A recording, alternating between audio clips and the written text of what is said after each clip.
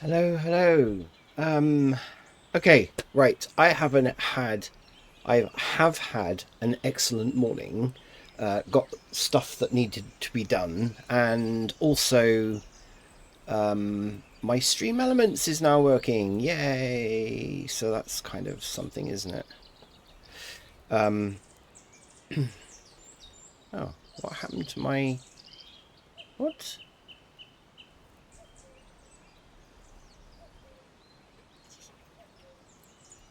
What happened there? It's my okay. Oh God, this is. Oh right, okay, okay. Sorry, I was Windows 11 was moving things around that shouldn't be moved around. But anyway, so let's get on. I want to complete this ship today if I possibly can. Anyway, I was saying I've had a an excellent morning, and so I'm rather hoping that the day is going to continue like that. I've had some personal stuff actually sorted out and all those other things, and then um yeah, anyway, so and I had major problems with Stream Element, so all of that is now sorted, and we're going to go back to normal. So we're doing a steampunk ship, and I've been working on this on my stream yesterday. Saturday was an amazing day. Streaming, I had two guys come in who gave me some amazing support on getting me over the phobia and issues that I had with unwrapping. So I set myself the challenge to really hit this kind of phobia head on and get my act together on it, because I can do pretty much anything else. Well, not anything else. I can do what I need to do in Blender. The problem being that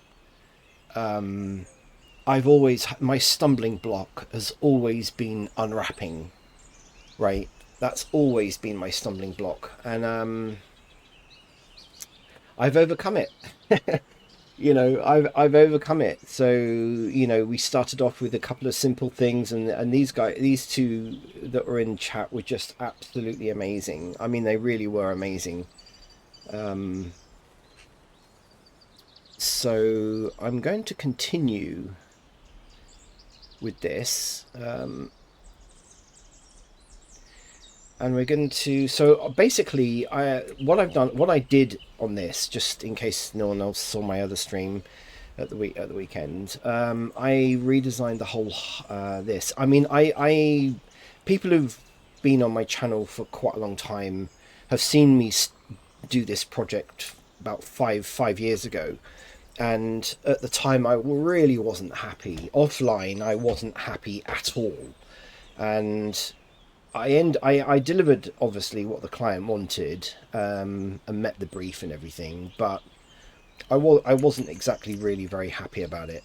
But anyway, I am happy about it now because I've now got all the UVs sorted, and the unwrapping, and I've got some amazing tools now and all of these other things. So Screencaster does not want to stay ticked. Why? Why doesn't it ever want to stay ticked? Um,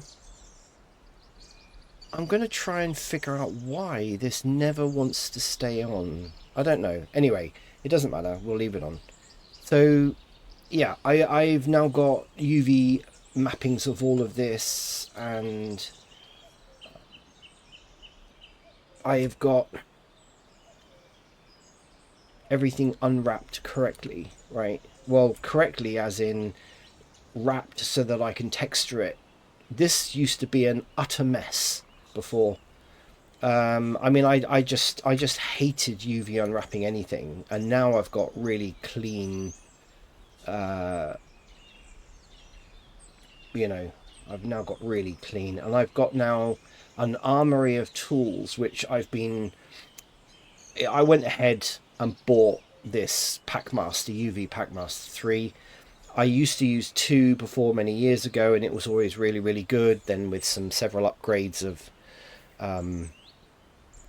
Blender, I lost the plugin, I lost the add-in, and now of course you can't get it anymore, which is a real shame. So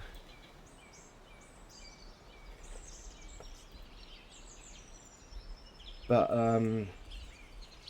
you know, this is now all straightened out, I'm pretty sure. Actually, if I go back to this, this UV square is actually quite amazing. I mean, it's just really, really good. It's really, really good. So I've now got, everything is now set up here. Wow. Thank you very much for the raid. Thank you. Wow. I'm hoping that this might get me to my affiliate. That would be really, really nice. Let me just put this in, and I've got all these commands now. Cool. I've got all these things because Stream Elements is now working. Yay! Hi. Hi to everyone raiding. Thank you very much. Really appreciate it. And if anyone was in here before and they don't know Pantheon 3D, he does some amazing stuff. I love watching him. You know, it's just, yeah, no problem. Thank you. But yeah, do go and follow Pantheon 3D. I watch his stream when I'm offline, and just so happened today I wanted to get this project done, and I streamed this yesterday and overcame a massive fear of mine about UV unwrapping stuff properly, right? I mean, if anyone does Blender, you know what it can be a bit of a nightmare. It can really be a bit of a nightmare. Why doesn't Blender use AO maps? Ah, it does, but not by default. It does, but not by default. If I don't know how to use no. Hi Gromu Grom. Thanks for coming to this channel. I you know, if you want to watch what I'm doing, then fine. Actually, I did a little video about AO mapping, and are you aware of Node Wrangler? Do you know about Node Wrangler? So by default, Node Wrangler doesn't... I'll show you, right? I'll show you something. Okay, so let's just say... I'll just pick an object, right? Let's say I'm going to go and shade this object. What tends to happen is... Right, that object is here. Why it's activated by default, because it's that good. Yeah, exactly. There's odd things like that about Blender which I don't really understand. There's some really good tools in the add-ons, but they're not enabled by default, and it does seem really weird. And every time there's an upgrade, you have to go and don't want that on there. You have to go in and enable it, which just doesn't make sense to me. I don't want to split the area. There we go. That's what I want to try and do. Oh, come on. Why is this being a pain? How do I dock this? Really? Hang on, bear with me 1 minute. It's being a pain. Right, so if we go back to the viewport. Right, so we've got this item here, right? I use Blender on Steam. It auto updates and holds my add-ons. Really? Okay.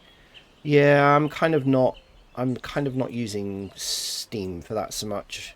But yeah, that's actually a really good idea, and it would be also really neat if Blender could have some way of, I mean, I go up and save my startup file on you know, my default startup file, and then I back up that file manually, right, on my computer, because I've lost those settings so many times. And you know, it's very, very key, especially every single time there's an update from like 2 to 3, 3 to 4. I lose everything generally. I don't know why it doesn't ever stay, but it'd be really useful to if they had like a cloud-based storage system that saved your profile and all your add-ons and your startup file. I mean, that would be brilliant. Anyway, I did a video about this the other day because I use a system called Substance Painter, and you bring all your AO maps better suited for real-time engines. Yeah, yeah, exactly. That's what I'm thinking. It would bring them in. Okay, so what generally, let me just show if anyone else doesn't know what Blender tends to do. If you press Control so you highlight your BSDF, right? You press Control on, you bring in the node wrangler. Let me go up to where I was doing a demo because I've got some.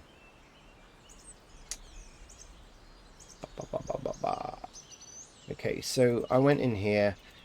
I'm just going to load this lot, right, including an AO map, right? I mean, this is over the top, but generally you wouldn't normally see all of this, but you probably wouldn't even need it. But it's got an AO map in there, so it brings in that. Look what happens, right? I do explain in my little tutorial video, but the AO map doesn't get connected. Right, so you have to go in and manually tweak this. And the other thing it doesn't do is the roughness. It doesn't do the roughness properly. Let me just get the video link up. If you're interested in going to it, then I kind of run through all this, but I do it at a much slower pace than most people are used to, because I explain that I'm kind of sick and tired of watching videos on YouTube and such like, and they go so fast, it's just unreal. And you're let me get a share this link. Right, okay, so here it is here.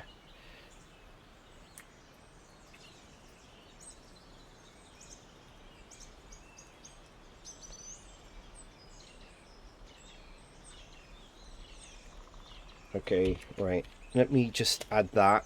If you're interested, have a look. It's not that particularly long. You can do it in a blend node. Yeah. Yeah, I mean, you know, there's a million and one ways of doing things in Blender. And you know, I try to go down the least resistance path, if you know what I mean. So I like to use tools that work. Hence, I've now got these UV mapping tools, which I was doing manually before. And you kind of have to make a decision on realistically, you know, if you just spent a little bit of money, you could get a tool that saves you a bucket load of time. And I'm not kidding. I went through this build yesterday in 4 hours. And I'm now almost up to the stage of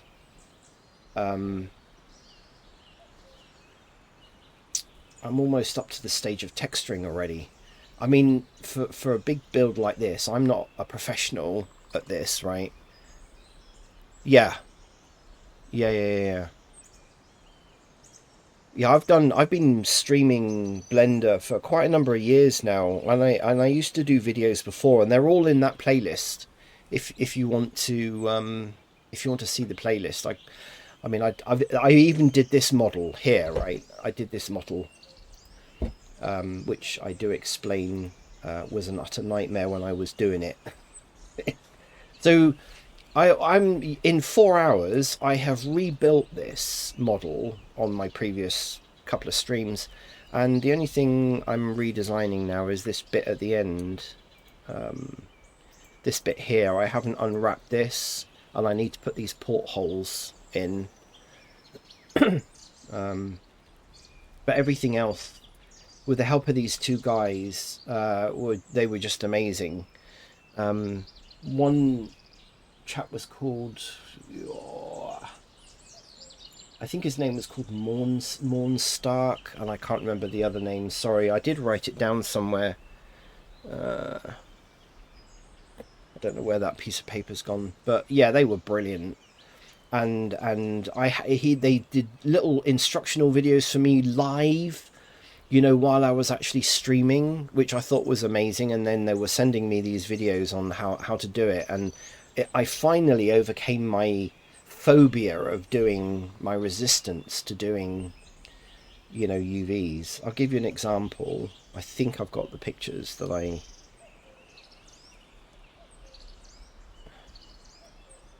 don't know whether I've still got them actually. I took some screenshots because one of the hardest things, not that, because I did this yesterday, right? I'll give you an example.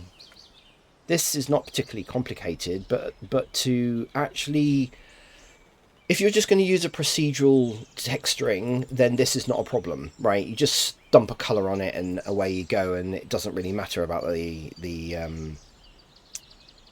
UVs so much, right? Because you're just going to cover it in a color or a generic texture of some sort and put it on. But if you want something to look really nice, like you want the wood to all go in one particular direction, for instance, and you want all of these uprights to, look smart, and maybe you want to have planks on this bottom bit, right? And you might want to put some scuff marks on there or some weathering or something like that on there, then you need good UVs, right? Unless, okay, so somebody's going to say, well, just go into texture paint and do it. I can't do that, right? I'm not that kind of an artist, I'm afraid.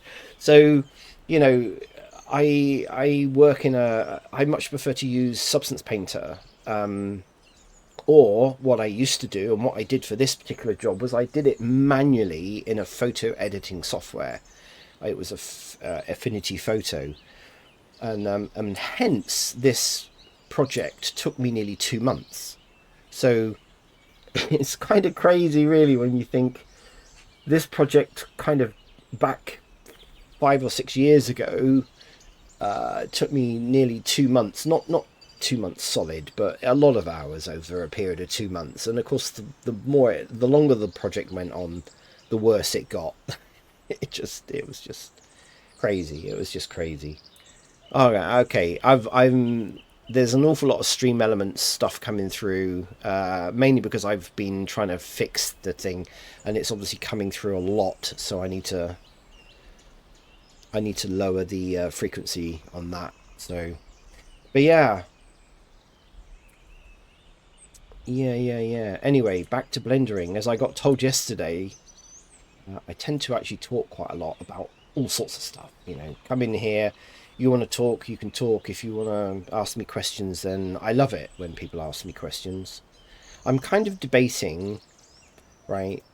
Let me load my ideas of steampunk. Where is it? I don't think I've got it loaded. Hang on. I need to put this down on my this irritates me as well sometimes, where you can't pin it.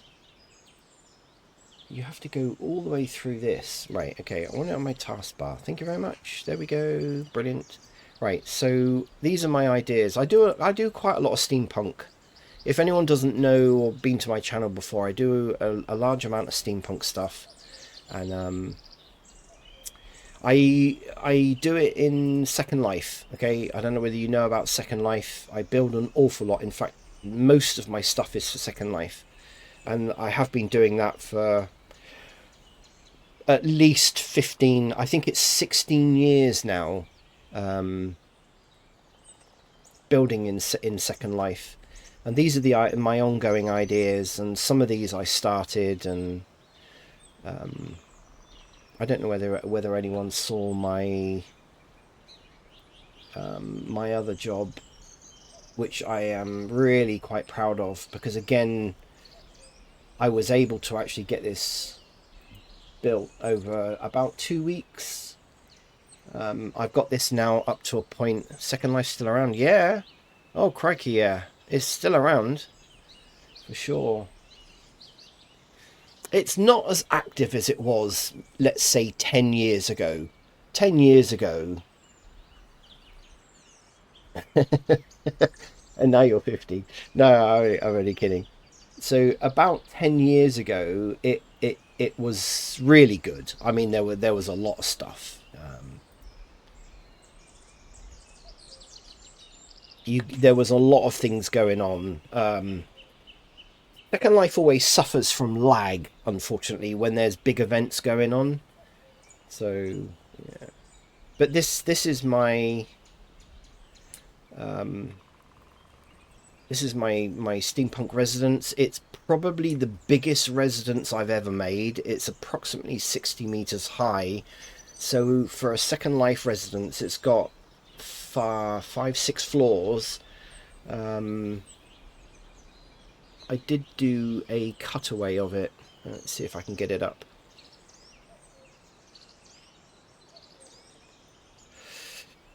So I've kind of done all my marketing shots because I'm going to be putting it onto. I mean, you can see this is my steampunk directory. Okay, so I did all these kind of shots, so you know it's probably better to actually show that really. And that's kind of a cutaway. I forgot to do one at about 45 degrees of this. But I've got people already interested in this in World because I've obviously I use Second Life Beta to test all my stuff and do all the kind of side programming, and yeah, this is probably the biggest and probably the most complicated house build I've ever done, residence. So over the last couple of weeks, I've been doing a lot of streams about this residence. But yeah, so yeah, that's basically it. This will go on a on a sim somewhere in world, and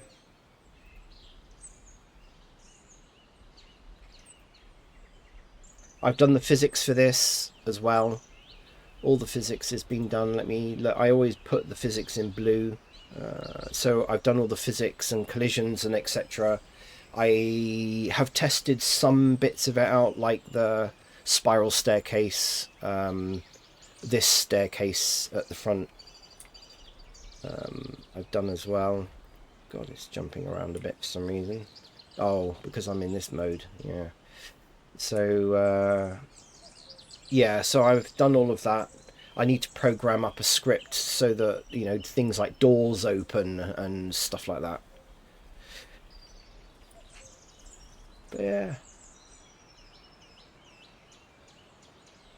I always say to people, with Second Life, I think it's a relatively old gaming engine. Okay, so it's not like Unity, 5.5 or whatever version it is now, and it will never really be that good because it's not it's a virtual world, right? It's a virtual world and it's a sim related thing, and it's a free form virtual world that you can do whatever you want in, right? Absolutely anything.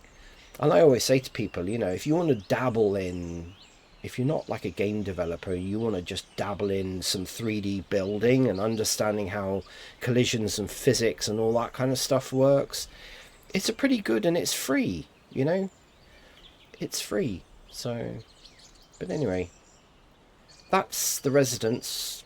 I may or may not get round to doing that today, because I want to kind of finish this off really. I've got, again, a few people who are interested in this already.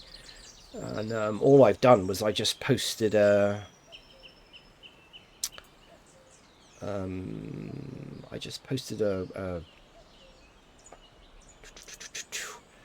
So this is what the ship looked like. We're talking 5 or 6 years ago. Free, you say? Yeah, Second Life is free. But like most things, you can pay for stuff if you really want to. But I know a streamer and a person, people that I actually follow have never paid a penny. Never paid a penny in 18 years. Yeah, it's free. They do premium. It's like anything really. It's like a lot of games. Most games are free to. I mean, it's not really. I wouldn't. It's not really a game. It's a platform. It's a virtual world platform. Um, but yeah, you go in, build stuff. You go to what they call a sandbox in world, and you can build to your heart's content. Save it, drop it back out again on the sandbox tomorrow, and continue to keep building. I see free until you pay. Yeah, but you don't have to pay. You don't have to pay anything. It's free. It's free to do what you want. Go in, create an account, have a wander around. I mean, there's some amazing sims. You can do role play. You've got a whole weapon structure inside if you're into that. You can build vehicles. You can go on to places where you can, I mean, it's amazing. It is amazing. There's sims that you can go to just, um, yeah, I know what you mean. Yeah. I do know what you mean. I always check stuff out when people say that stuff is free. Yeah, I always take that with a pinch of salt because obviously they want you to buy something. The free bit is the bit that hooks you in. But the thing with Second Life is it doesn't operate like that. It just doesn't operate like that at all. You create an account, you go in, you can pretty much do what you like. Let's just say you want to go and buy clothes, some clothes that some other designer has built, or like for instance, if I put this model into Second Life and I'm going to charge, the currency in world is lindens. You can earn lindens for free, right? There's things that you can do to earn lindens. So but yeah, you can do a lot for nothing, right? You can go in, there's sims that you can go in and listen to real live DJs.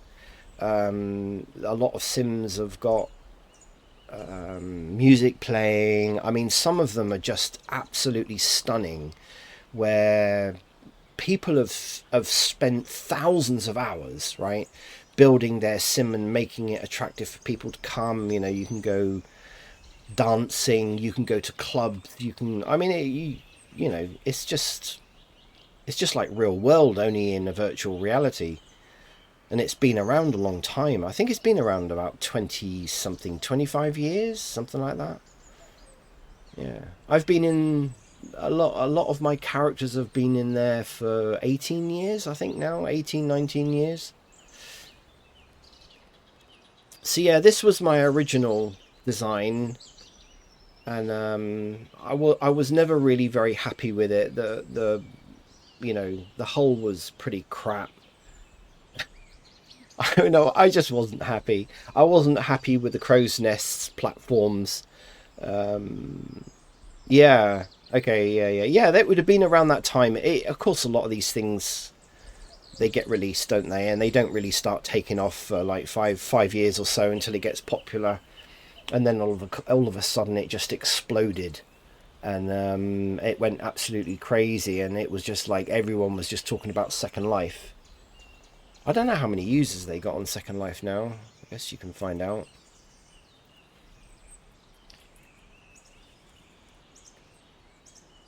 But consistently, they okay. There was some 64.7 million active users on Second Life. That's what they say. 64.7 million. And consistently every time I go into Second Life, there's almost a minimum of about 30 odd thousand people in there, and I've seen it go way high. And this is real time online people doing real stuff in it, so it's still very active. Anyway, getting back to this. So this was what was my original model, and you can see, look, can see I had a hell of a time trying to design this hull. First time I ever really built a ship this big. This ship was, I think, from end to end in world was something like 80 meters, right? So it was big. I like working on big builds, and yeah, the hull was awful, but you know I covered it up with texturing and smoothing out and all of those other things, and this is where it went. So this is in world. Everything that you see in here I built for a sim, and that was basically my commission, was to build really low poly a surround for a whole sim, which is 512 square meters. I think it's still 512, and that was the build. That was the commission, and this ship at this particular thing was just, and I built all this, the lighthouse, the pier, everything, and this was built 6 or 7 years ago. And they wanted me to put a ship in the harbour, and you know, I scripted sort of smoke coming out the chimney. I like big butts, and I cannot lie. Yeah, that's very good. So yeah, it's I love this project. I really loved this project. It was really really good. It got to be a bit of a pain at some point, but I really thoroughly enjoyed it, and I saw it all the way through to the end. And the person that owns two Sims that are together in Second Life are still using this, so they obviously still like it. And this is what this ship was used for. And yeah, you can see I just used generic. I just got so mad with the UVs that I kind of just masked everything, to be honest. And I was just, well, it just drove me up the wall. It really drove me up the wall. But yeah. Oh, there you go. Right. So this is what. Okay. This is where the two guys that helped me just the Saturday just gone with UVs. Right. I mean, I've got all these tools here and such like, but what matters is workflow, isn't it? When you have your workflow, you know, when I watch Pantheon working, he's got his workflow, and you can see he's really in flow with everything, right?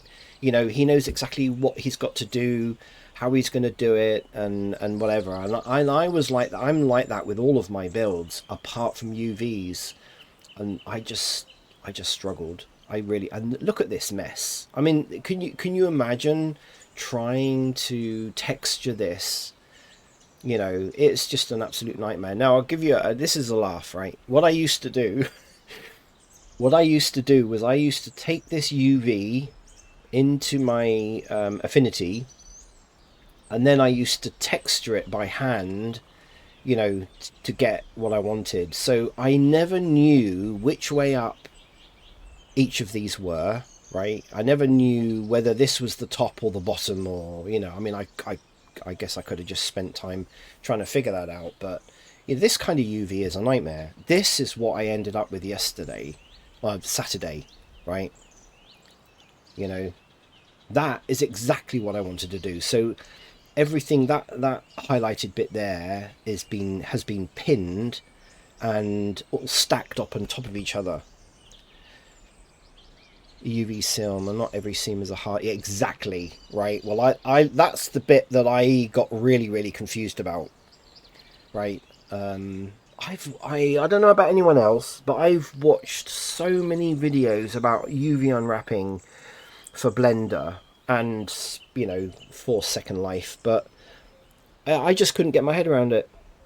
I just seriously had a stumbling block with UVs, and I think the more frustrated I got at it, the more it didn't want to sink into my head. And I made the decision Friday, early Saturday morning, and I just thought, you know, this was before these two guys helped me, and I just thought, right, I've got to master this, because this is hindering me. This is what's making my jobs last too long. And it was mind blowing. I'm not kidding. I'll show you what this guy did. Right, so he actually gave me, right, let me just close that 1 minute. So what he did with me while I was streaming, right, this is why I love streaming, and you have really helpful people in chat. This chat was doing he was replicating what I was doing online, and then he produced a video and posted it in chat, and it was just what. So let me just demonstrate this, right? So this is what he was producing, you know. Unbelievable, absolutely unbelievable.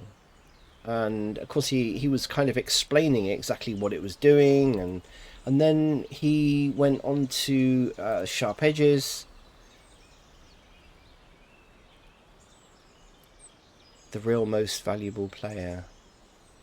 Yeah, absolutely. I mean, this is what I love. So he was showing me about the crow's nest bit, and once I'd got over my fear of doing UVs, and I wasn't unwrapping stuff properly. I wasn't unwrapping stuff properly at all, and that was my stumbling block. And then, of course, the other frustration was when the unwrapping was happening, I was getting sort of massive curves of things, because obviously this is a cylindrical object. They would always, and I couldn't really understand, and I again watched videos, but this guy, so I can't really remember his name. I gave him some shout outs yesterday, because it was just mind blowing. And he was a game developer. He said that he was a game developer and he gave it up, and he's like became an engineer. He didn't say what he was doing game development for, but yeah. So I couldn't understand, like, how do you get around all this curved bit, yeah? And then using these tools, it's just mind blowing. and for most of yesterday, I was on that other project, with the ship, and I completely wiped everything off. I redesigned the hull from scratch and put the deck and whatever in, and I was just unmapping, UV unwrapping,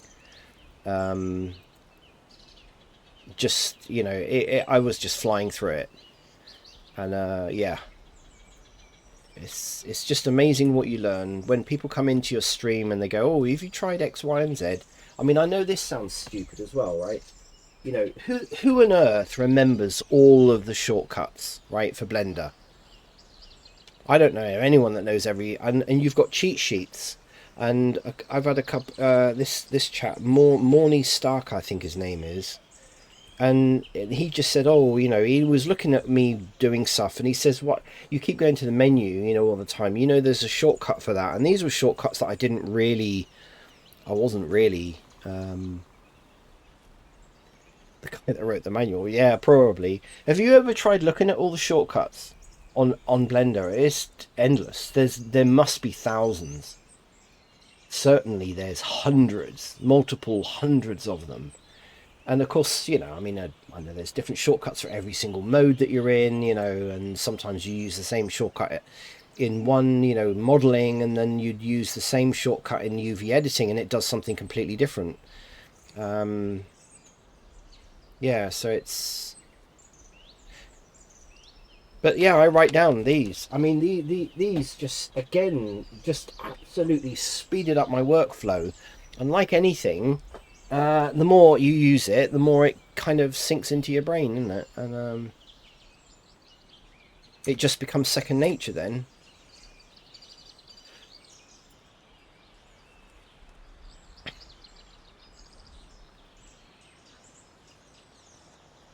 So we've got this. So where is the UV for that then? I've probably not unwrapped it. Okay, so I don't think I have, and I haven't finished this yet anyway. So if we go conformal, okay, that's fine. Normally I would use Smart UV Project, because back in the day that's That's the kind of UVs you would work. G to grab. Yeah. Yeah, G to grab.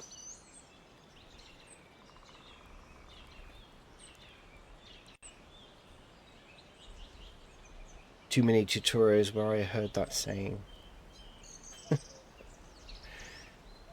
They even got the petrol if you want to make under 100,000 a year. What? 100,000 euro a month, and you can even rent to own it.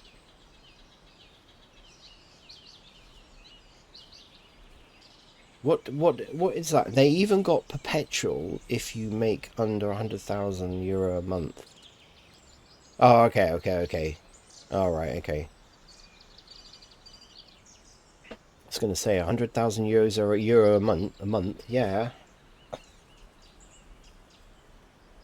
But this is just mind blowing what I learned over the weekend, and now I have no fear of UVs. In fact, I now know that I can make the UVs exactly how I want them, bring them into Substance Painter, and I could probably even export them out now into my Affinity Photo and do them manually a lot better than I was ever doing before. And then I use this program, UV Packmaster version 2, a long time ago. Lost it, and this used to help out a lot. Let me show you again the UV that I used, the texture UV that I used for this shit back in the day, and then you'll understand the frustration I had trying to texturize this damn thing. There, that's the whole ship. That is the whole ship texturing, and it was an utter nightmare. And of course, it didn't make any sense. It was just an utter nightmare. And so I then ended up just basically using sort of almost generic textures and such like. And, you can look at my horrible artwork. I mean, it's just awful. It's just awful. But hey, that's all part of the learning process, isn't it? We learn as we go along, and then we learn how to do things properly. And now I know how to do things properly.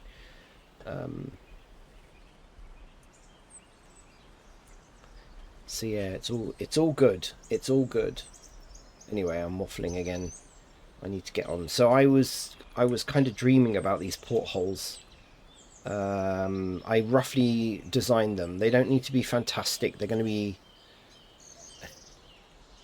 Yeah. I mean, who's better than anyone, really? I mean, if you do it full time, then yeah, you're going to know everything. But everyone's good in their own way. That's my attitude.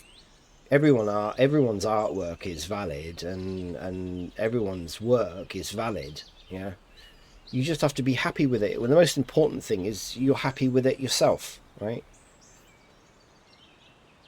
Yeah, I know. Well, that's where I was. Eminem. That's where I was. I was producing mess, right? I was producing utter mess that, I just couldn't. It was just driving me out the wall, especially with.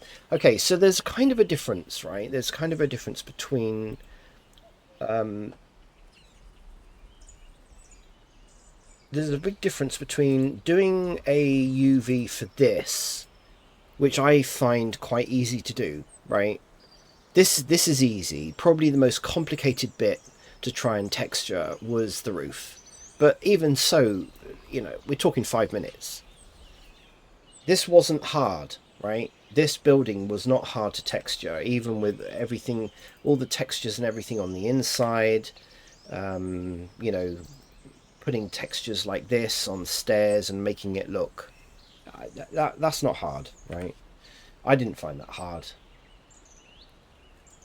But unwrapping textures for something along that where you've got bent pipes, you've got these are sails predominantly that are rolled up.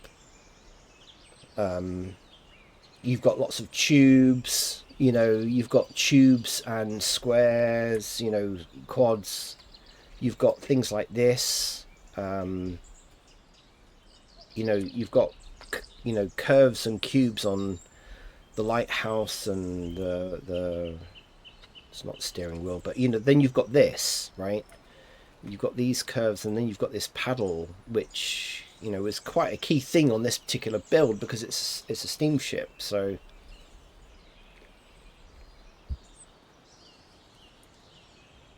portholes, I'm going to make these like a dirty brass because the color scheme of this, there's a sort of a general thing with steampunk, in as much as it's got to look kind of old style Victorian, but really worn out and reused, with an awful lot of edging, worn edges, grungy.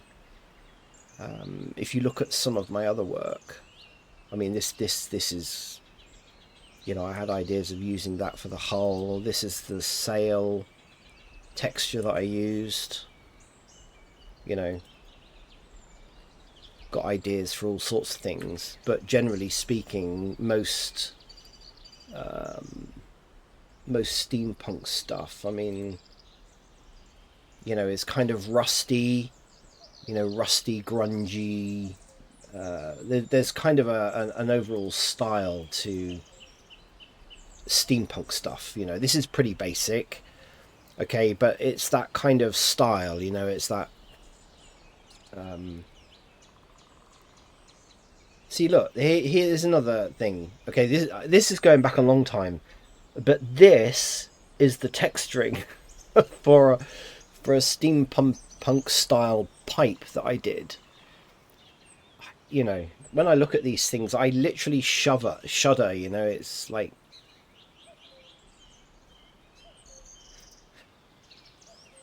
what else have I? What else? I mean, I've built so much stuff.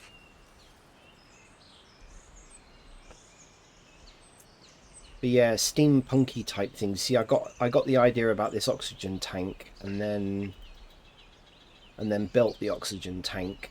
And this is a long time ago in Second Life, so it's very low poly. It was a role play thing, but you can see, look, the texturing was not done properly.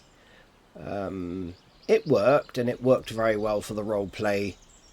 I scripted in, you press the button and the light came on and all that kind of thing. It would have been nice if the mask could actually go onto your face, but yeah.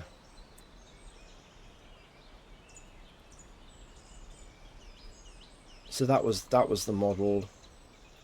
But there is an overall theme to steampunk, really, color-wise. So texturing, but you want to make it look good. You want. I love this artist. But you see, this is kind of a steampunk themed.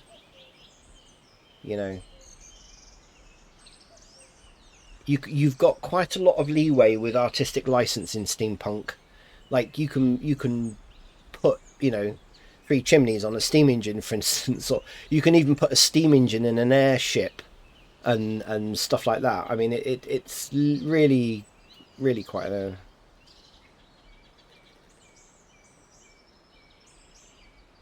face in the first place. Yeah.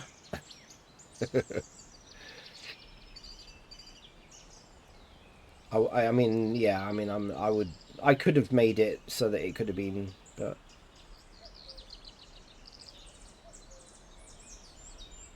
yeah, I've designed all sorts of weird stuff.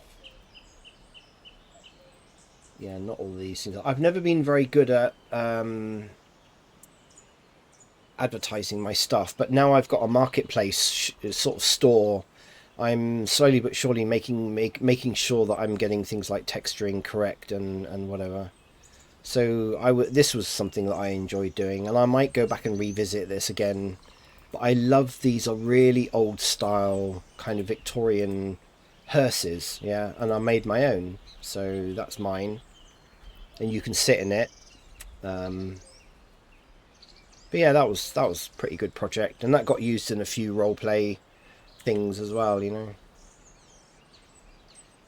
But Yeah, it's quite amazing. I mean, you look at these. I have actually seen these. I think we've got one where I live. There's a company that still use one of these hearses. It looks very much like that one. That one there. So anyway, low poly, but I want to make it look good, and I know I can do that with texturing. And now that I know UVs, right, I can make it a lot better. These portholes, I'm going to make them a dirty brass, and then they're going to be pretty simple, but people will actually, this is going to have physics to it, by the way, this ship, because it's got two floors. So obviously you've got the deck. People need to be able to go into the ship's, what do they call it? It's not called a cabin, is it? What is it called? And it's not called a steering wheel. I can't remember what they call that. And then obviously they will be able to go into this part of the ship. So they'll walk through here. Cockpit. Yeah, okay. Yeah, cockpit. I understand what that is. I was kind of debating. This is my human reference, the size, obviously in world. So that kind of gives you an idea about the size of the whole thing. So people will basically go in here. This will be kind of a lounge stroke, library stroke something area. And then people will be able to go down.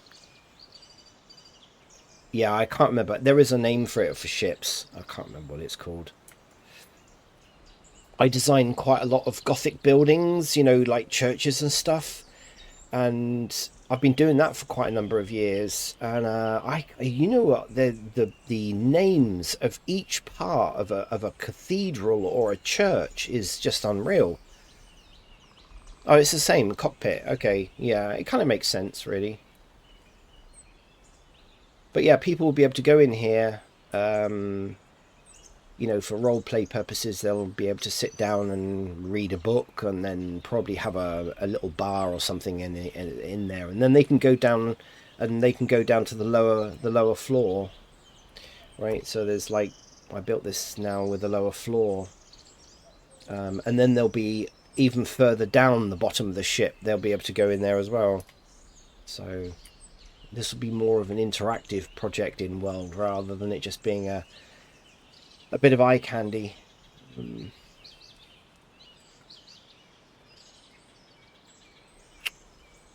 want to animate this as well, the steam paddles, things like that. But the portholes are going to go through the ship. People will be able to see. Yeah, I enjoy it though. I enjoy it. And as I said, I know I keep going on about it, but the thing that I've hated about any build is the UVs. I've always hated it because it just frustrated the life out of me. And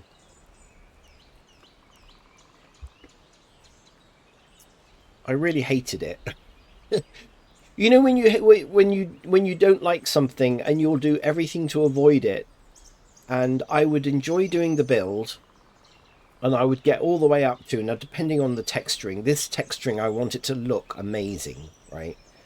And so I tackled this because I thought I've got to overcome this hurdle.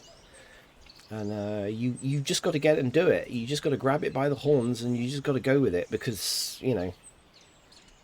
But yeah, in the first build I wanted to put portholes down the side, but I got so angry with the whole thing. I just wanted the project ended, and it's been bugging me ever since. So these are going to be kind of brass, dirty brass, and then all I want are rivets around the outside. Yeah, yeah. I do now. I do as of the weekend. It's a game now. It's how can I produce amazing UVs that I can use, and now I've got a process to do it. And if those two guys hadn't come into my chat over the weekend, and I would still be I would still be reluctantly, going through the whole process with UVs. And that's what I love about streaming. You know, it's just amazing. I love it when people come in and they just, you know, give constructive criticism. They look at the way you're doing things and suggest different ways of doing something, and that I always, yeah, oh, absolutely, absolutely. And they kept saying to me, oh well, it's only this, you know, it's only a little thing, and I said, yeah, but to you it's only a little thing. To me, it's a great big thing, right? You know, it was a big hurdle that I overcome, and now I look at stuff and I go, yeah, I can unwrap that. Yeah, I can unwrap that properly, and now I know how to put seams on stuff, what to use hard edging for, or sharp edging. Is it's called sharp edging or hard edging? Again, I never really understood. You know, I never really understood that. I never really understood where to put seams properly. Yeah, when you understand them exactly, and that's what I try saying to them. You know, so yeah, you know this now I now look at objects and I think, yeah, I know how to unwrap that. I know where to put the seams. I know how to get my unwrapping exactly how I want it, and then I know that I can do the texturing correctly, like any math teacher. Yeah, again, I made that reference. I made that reference to a teacher, right? Or when you go to lectures or something, you know, you can go to a lecture for something and you really like the subject, but the person delivering the lecture or the training is not very good at presenting. You know, it's the same. It's the same thing. So now, you know, went through all of this. What mode am I in? Okay. So now I went through all of this. Boom, produced. You know, produced actually UVs that I can work with. Brilliant, absolutely brilliant. Anyway, what on earth is that on there? Oh, that's probably a texture left over from the previous me. Yeah, okay.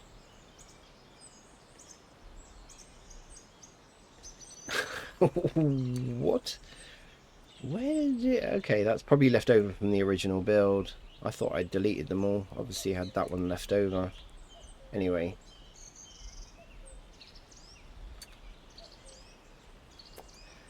What can I do with this?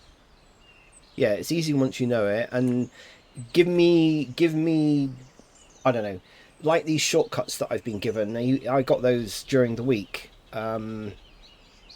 from another, you know, someone else coming in. And now I think he comes into my stream, or he or she, you don't know, do you?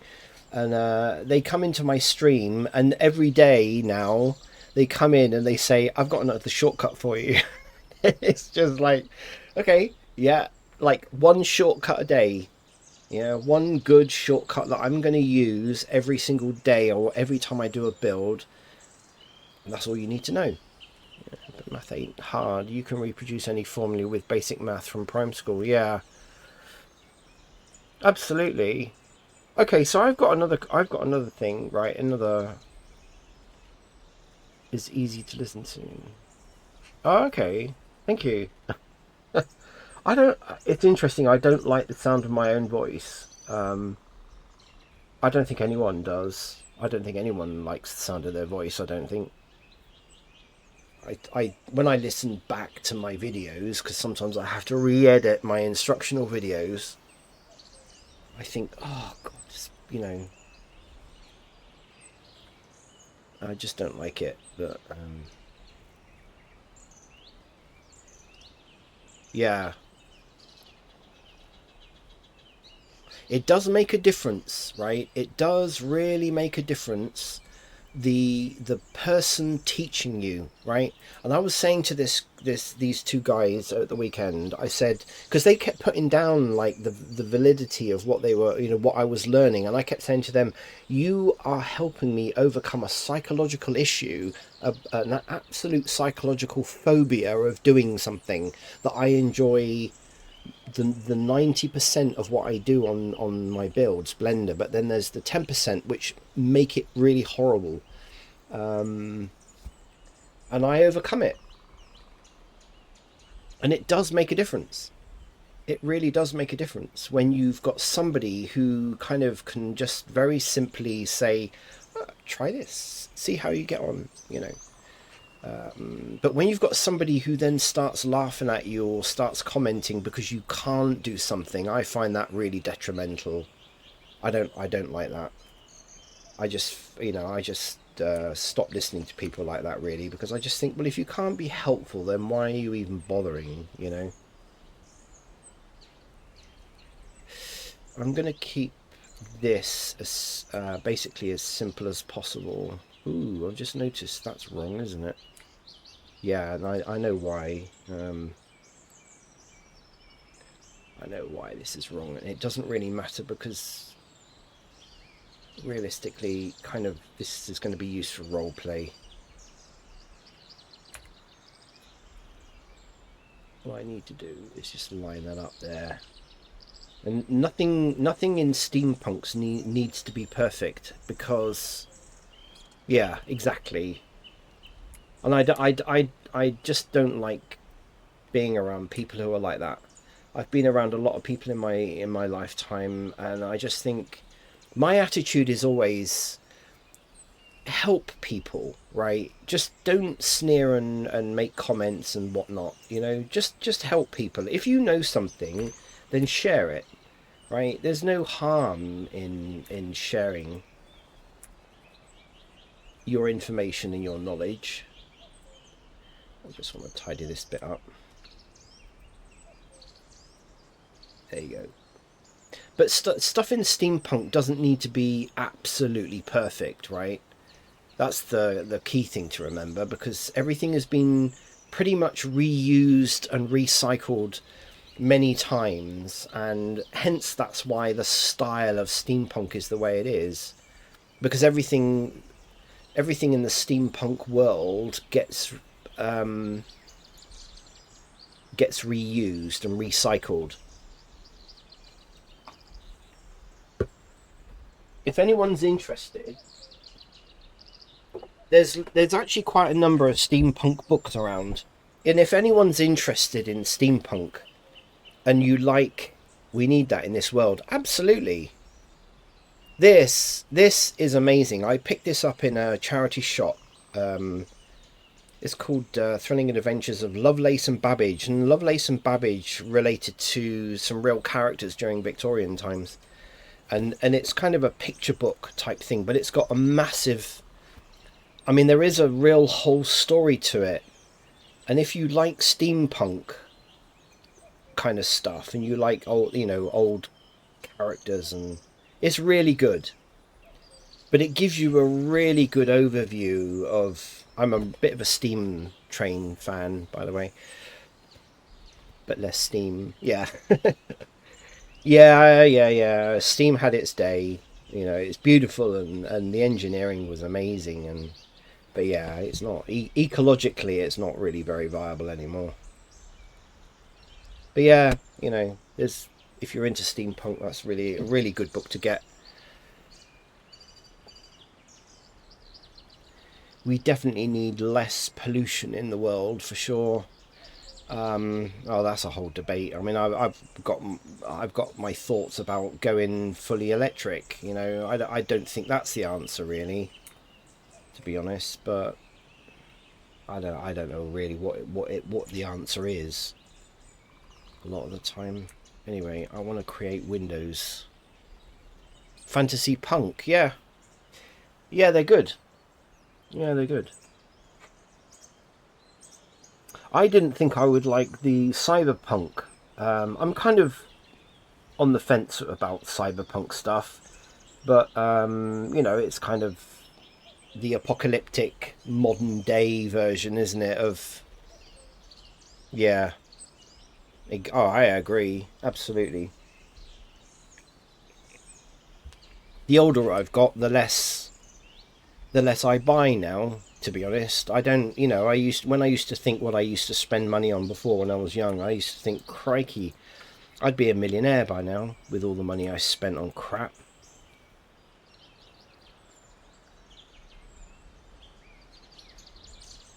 Yeah, yeah. There's all these different genres. They've all got their place. You know, they've all got their place. Now, I'm thinking with the windows, I always separate my windows, but I don't think I really need to do that anymore. And again, this is what learning about the UVs, you know, for especially builds like this, I've always separated the windows out. And now I'm thinking I don't need to do that anymore because, hiya, welcome back. No audio. Oh, okay. Yeah, the stream stats are fine. Yeah. Yeah, thanks very much for popping in, and thanks very much for chatting. Yeah, good, thank you. And do come back again. Do come back again. Thanks for stopping by. We have more free time. Oh, you're going to get me talking now. Gromo? Gromo Grom? Gromu Grom? Yeah, you're going to get me... Emin, thanks very much for popping by. Thank you. See you again.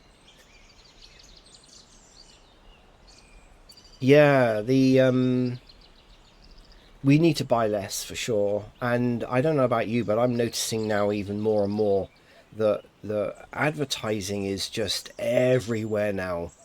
And it's brainwashing people to think that they need this gadget or this version of something, or you know, it just becomes crazy.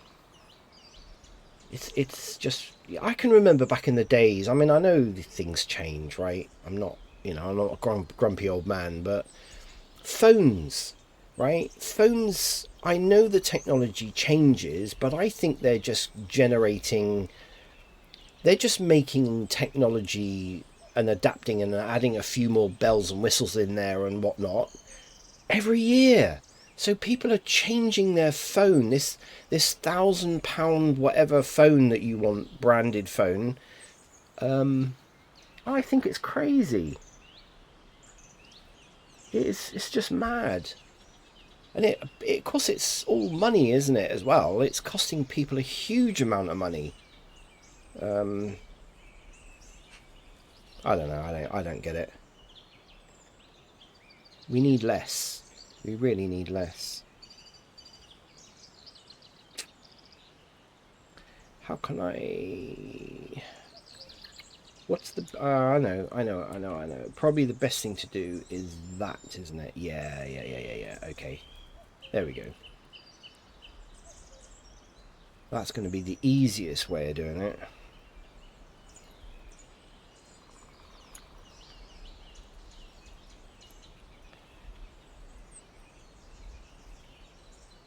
Okay, yeah, that's going to be the easiest way of doing it. Kill the ads, save the world, gain free time. Yeah, exactly. And do you know what? Right, I find it difficult to try and work and talk at the same time, but I'm going to try and do it because I need to overcome this stuff. I just find you get more and more people saying, "Oh, I haven't got time. I haven't got time," and yet they seem to spend time on things, in my opinion, that I think, well, do you really need to spend so much time doing that? Yeah, you know, and people. I mean, I've got friends that say, "Oh, I've got no time. I've got no time," and yet they'll spend, you know, 20 hours a week or something playing games. And I just think, well, you say you haven't got time, but you can spend that length of time, you know, that amount of time playing games. And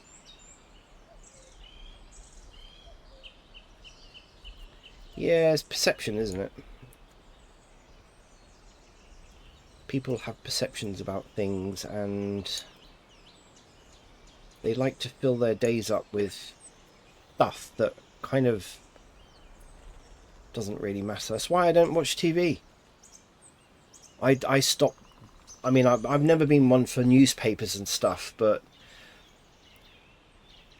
they could need it to de-stress. Yeah, yeah.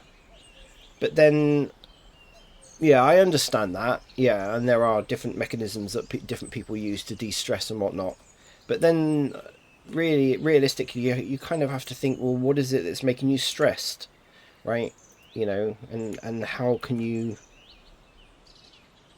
change that situation to become less stressful? You know, it's subjective, isn't it?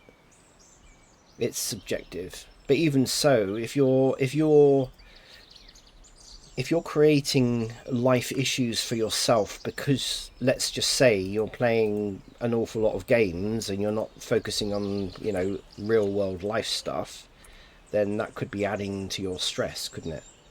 You know, it's subjective.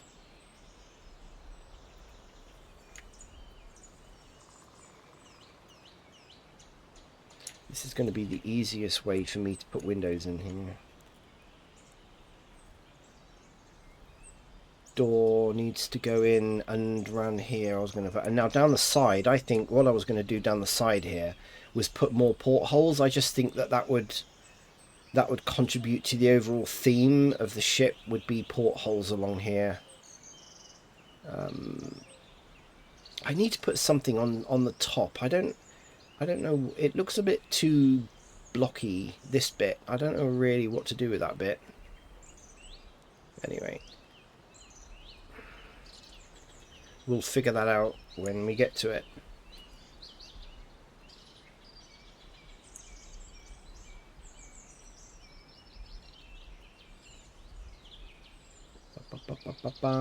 Okay.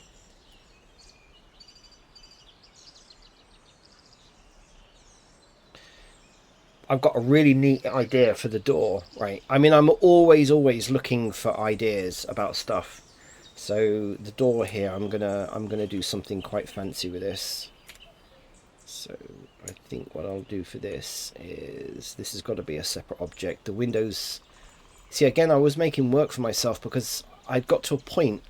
Bad habits with trying to cope with UVs was that I used to make windows separate from all of my builds, and then, you know, again end up with a mess of a UV to try and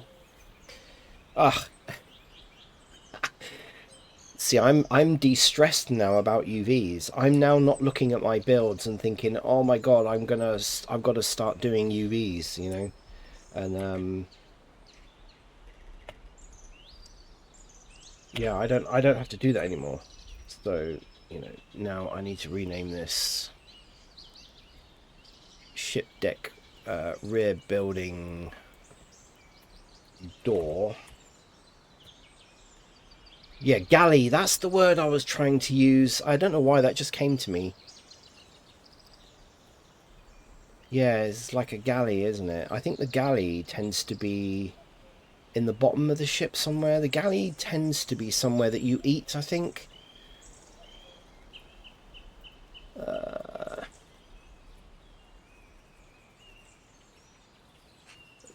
remember now. I think it's just a generic term. It's a type of ship optimized for populated propulsion by... Oh, no. Okay.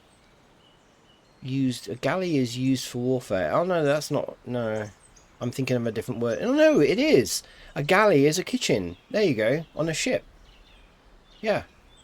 It's a kitchen. There we go. That is correct. This is not going to be a kitchen. This is going to be kind of a lounge stroke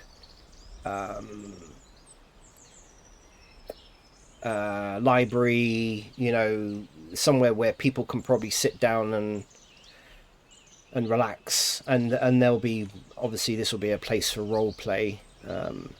Lurk a bit. Yeah, okay, no problem at all. Thank you very much for lurking. Much appreciated. Everything is appreciated by me. This makes the whole experience. So thanks for lurking. I will get on and do this. I need to isolate that. Right. I don't work the fastest, to be honest with you. When I'm offline, I can work actually a lot faster. But when I'm talking, and this was quite an interesting thing, right? For anyone that's still listening, it was quite interesting because I thought, and I used to do this before. I used to have a camera facing my face, right? Now I just use the keyboard, and I noticed this with a lot of streamers now, is that they just do a keyboard cam. A lot of people that I follow do, and I noticed when I played back my videos that I looked miserable. I really looked. To me, I looked miserable, and I wasn't miserable. It was because I was actually focusing on what I was doing, and I tend to concentrate a lot, and it just didn't. Obviously, it just didn't come across as being. Um, it didn't come across very well. So yeah, I thought probably not a good idea. I lost quite a lot of people. Stopped watching my stream. Well, not necessarily stopped watching my stream, but they stopped watching my YouTube videos as soon as I put the camera onto my face. And I don't know, it's just me. Ooh, okay, I don't know why that's happening. Right, I don't want to make this the same, so I want this kind of this about that. This door's going to have physics. This part of the building is going to have collisions and physics. The door will obviously be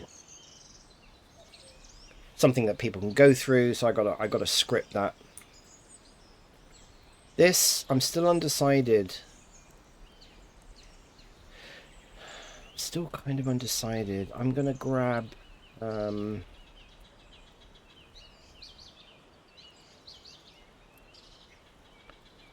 want to. So this is going to be.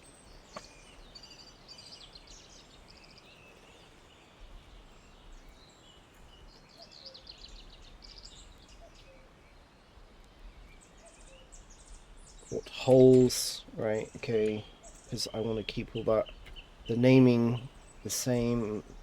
Ooh, why didn't that?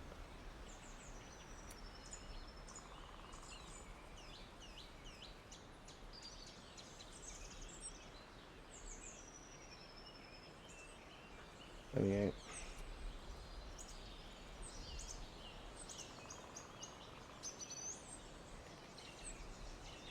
Yeah, I reckon 2 portholes there would be fine. Oh no, what am I doing? Didn't do that right, did I?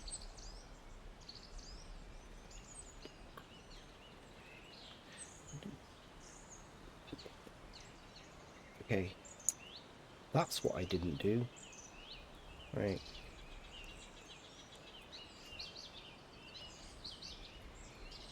By selection, thank you very much.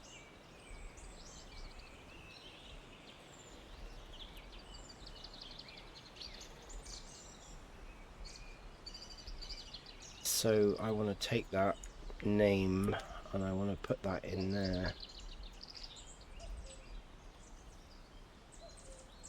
Naming, I've learned over the years that naming stuff as you go along really does help to get everything organized, especially if you go back to a build, right?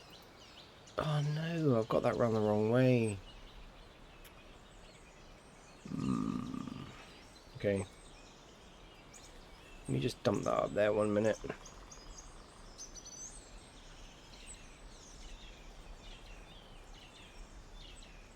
Come on. Hole. Portholes. I need to separate these. Right, there we go. Okay, so that's what those are. That's good. Okay.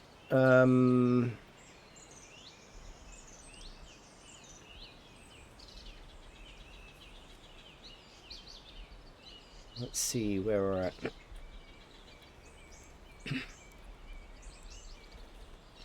Yeah, I reckon I wanted to put them actually. Of course, I haven't textured this yet. It's difficult to try and. If I wanted to try and get them.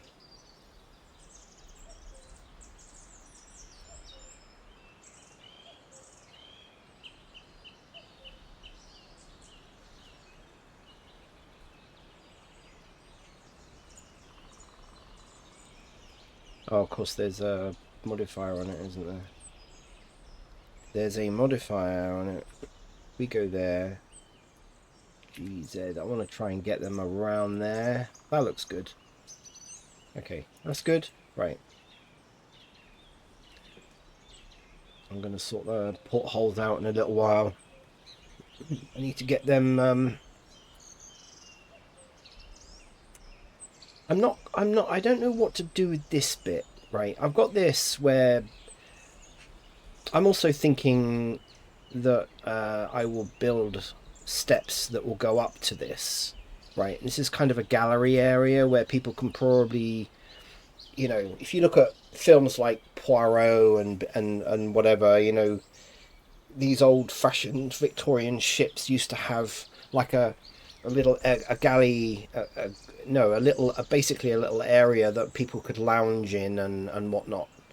And that's where I'm thinking to do with this, but I don't know yet. I don't know. But this looks to me a little bit weird.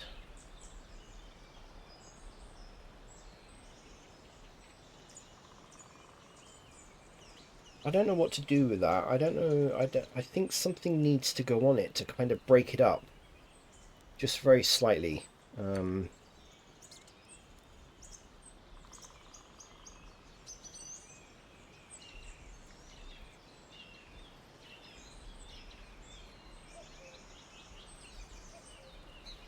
yeah. Do you know what? I think we're nearly there. We're really... Well, everything has been unwrapped. The hull hasn't been unwrapped. Actually, why don't I do the hull? Cool. Um, I actually need to take a comfort break 1 minute. Hang on, bear with me.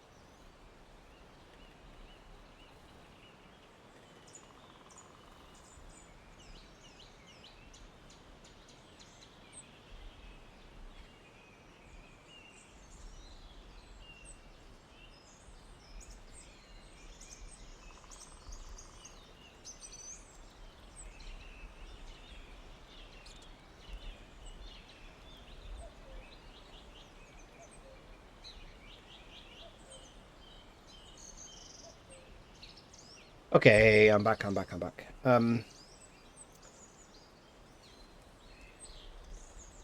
Right. I'm really happy with. I'm really happy with the way this is.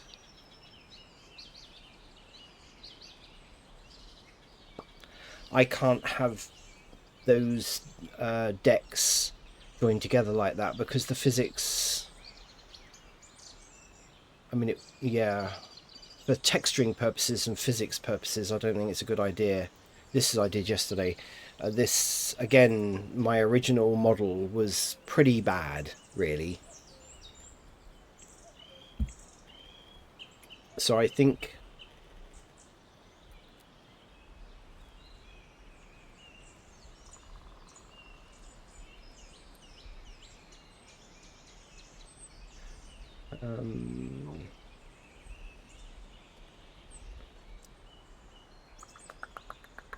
Now the reason why that is like that, I didn't make it like that. I used grid fill to fill up this because I got the original mesh from the side of the hull, and yeah, and so I mean, you know, it works. It looks okay. Okay, it's going to be good for shading, good for texturing, etc. It's not going to be too bad. Oh, no. Don't want that. I wanted to do that. Right, there we go. So if we look here, I'm going to separate these. Right, I've got that. Right, P deck and lower level. So I'm going to separate these out. And one's going to be the upper level, and the other one will be the lower level. Right, so deck and lower level. So I'm just going to call that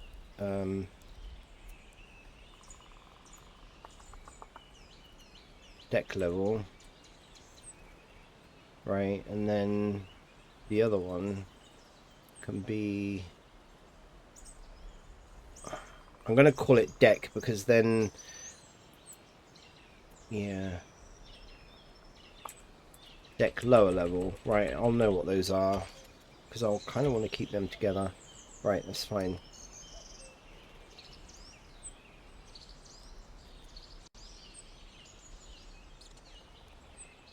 Let's UV unwrap. Right, so with my newfound confidence, I am going to unwrap this. Right, okay, so let's just see whether everything that I learned over the weekend from these two guys, I call them guys, they could, two people, right, okay, let's be politically correct. So this has got sharp edges. I'm guessing that Blender already put that in because I didn't put them in. Oh no, this was an area that I needed to actually sort out, was this bit. And the modifier has been applied to this. This bit, yeah, so this bit I need to focus on and get it. If we look at it that way. Oh, crikey. Okay, so... Oh, okay, that's interesting. So if I go... We should be able to bring that down. Ooh. Right, okay. I think because of the shape of it, right, the solidify modifier, obviously my geometry I got correct, whereas you could see my original geometry for the first hull that I made was just absolutely atrocious. I mean, it was embarrassing to say the least.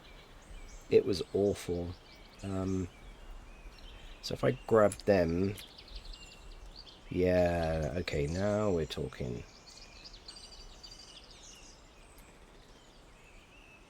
Okay, so have we got any more like that? Oh, okay. Yeah, okay. Yeah, I can see now why that's done that all the way along. Okay, so I need to really sort that out because that's going to cause a problem.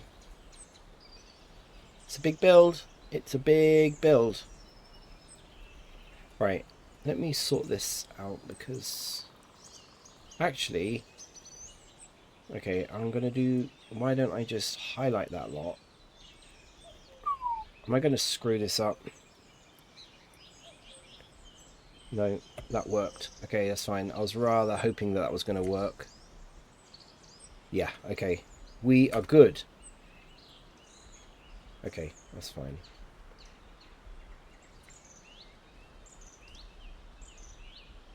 Yeah, it's looking good. I'm kind of wondering... I sometimes wonder whether that hull... Oh no, okay, no, that looks good. I'm just going to literally line that up a little bit.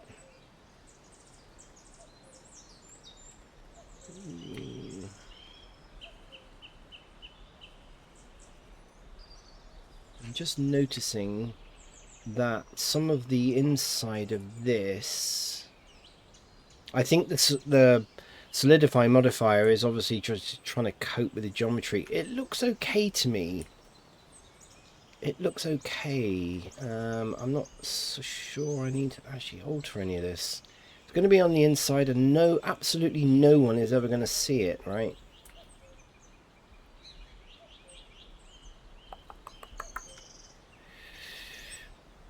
I'm going to leave it. I'm going to leave it. I'm not going to mess around with it because it looks fine. Shading is fine.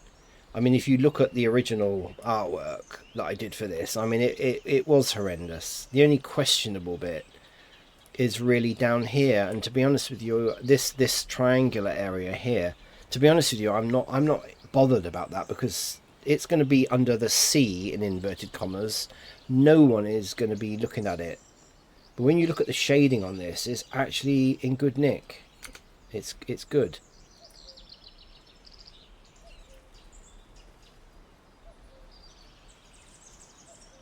Yeah.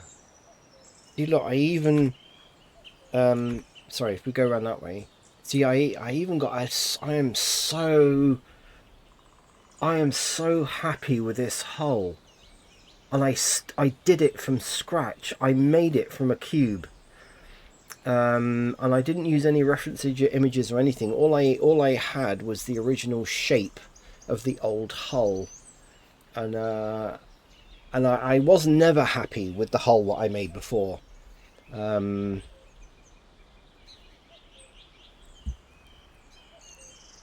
Super happy with how this turned out. Again, I was able to do it really, really quickly, you know. So what I'm hoping for is that now, I'm going to. Okay, look at that. See, that is amazing. What I'm rather hoping is that, and the top. This is all I really need. Oh, and the rear, yeah. So I need that to have a seam. That needs to be on a seam.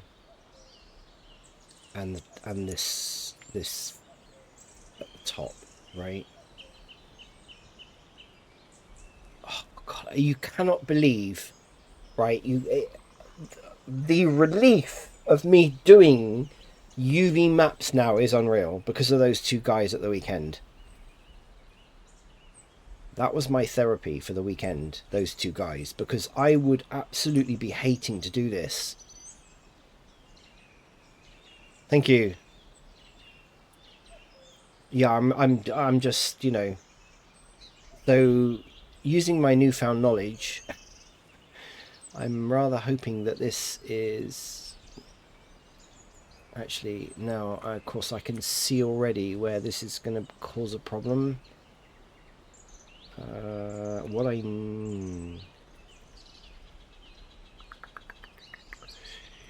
because now I can think these guys taught me that, you know, I now need to think ahead, right? I now need to think ahead about how I'm going to do the texturing.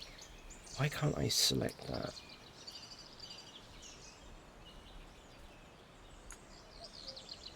Okay, there we go. Right, so that needs to be separated. That needs to be separated, right?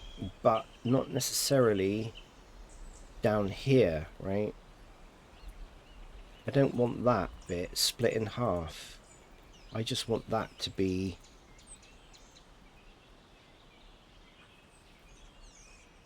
But I do want the top of that to be split. Let me just center on there a minute. Yeah, I don't know whether you heard, I actually built this from a cube yesterday. I would say in about an hour. This took me from scratch, from a cube. I did this hull. And I haven't done a hull since I built this original model. And I need the seam there. But I don't need a seam all the way down. I don't want this split. I want it to be whole. So I'm hoping, let's see what we get. Right, let's see what we get. Right, I'm confident. See, I'm still hesitating because I'm expecting the UV to be crap. But I don't think it will because I now know how to cope with it. Right, let's just do it. Right, let's just do it. Okay, so I've got all those highlighted. Okay, I've got all those highlighted. I now need to mark them as seams. Right, so there's my seams.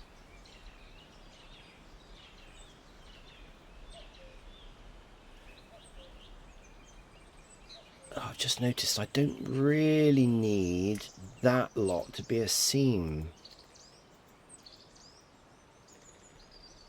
No one's going to see that, right? Okay, let me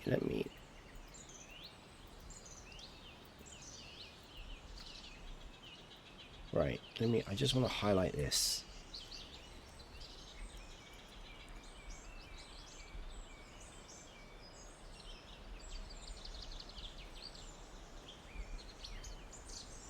I don't want that to be a seam.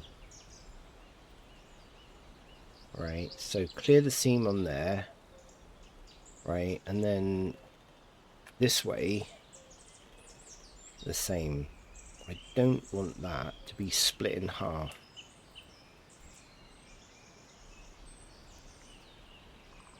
Clear the seam on there. Right. Yeah, no problem. No problem at all. I'm just grateful that you even want to follow me, to be honest with you. Right, okay, so so if I look at this was the game I was playing yesterday, right? Almost with this, and I think whoever said that earlier is absolutely right. You have to think about it like a puzzle. Okay, and that's what wasn't, I was thinking about it as a problem. So UV unwrapping for me was a big problem, not just a little one. It was a serious annoying problem that I was allowing myself to be upset about, and it wasn't good. So I'm expecting the top part of this to be split, yeah, into two pieces. Then we've got the bottom and the inside of the bottom. Then we've got the sides. And then the separate pieces will be the rear, the stern, and the inside of the hull, right? The stern. Okay. Boom! I love it! Oh my god, I love it. The relief is just unreal. Oh, if only those guys were around all those years ago, I wouldn't. Look at this.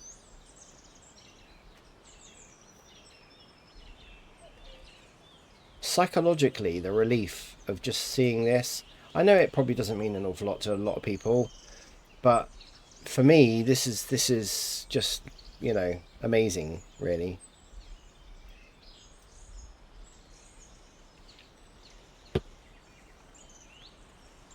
I now know that I can. In fact, do you know what? I'm not even going to use any tools. The only tools I'm going to use is this one, which is absolutely amazing. UV Square.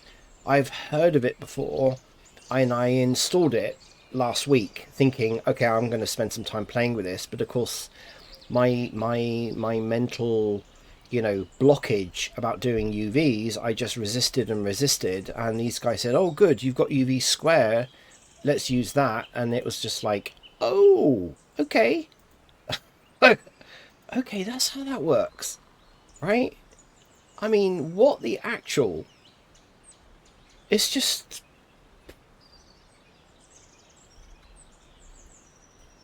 Yeah. So to be honest with you, I'm not even going to use Unpacker for this because this is so straightforward. Don't need to. Right? I can work with this and I'm going to get I think, in my opinion, amazing textures on this. This is perfect.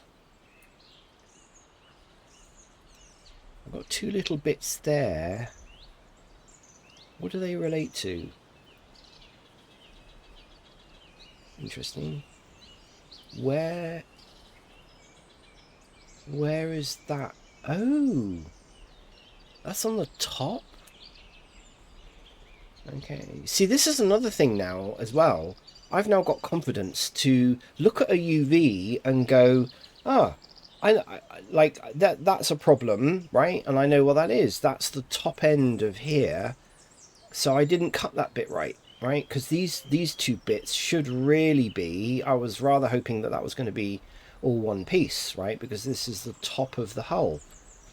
Okay. So now I know where the problem is. What I need to do now, I can immediately, and this is what just makes this. Ah, right, okay, I know why, because I've got a cut there, and I've got a cut there, right? In fact, I don't even need those. I don't need either of these. I don't need anything there. Clear the seam, right? Boom. You know, of course that's upset these, right? Because I've just altered the UVs, but again, it's not a problem, right? Go back to this mode, highlight that whole island, go back to island mode. Oh, what are you doing?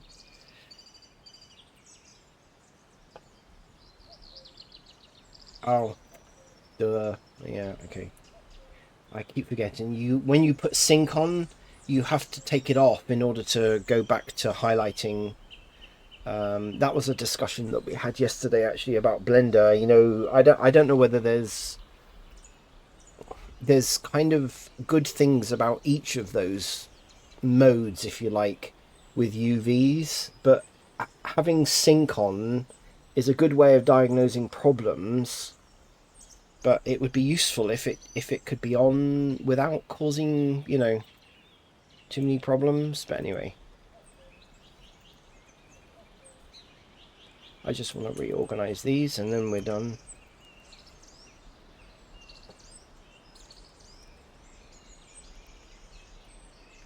Rotate 180. Right.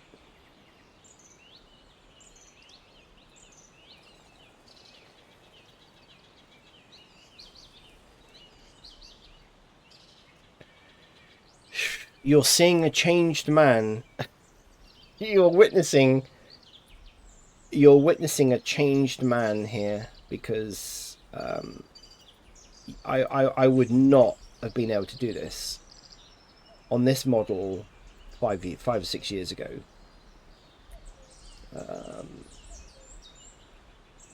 And now I know that I can create really good textures on this.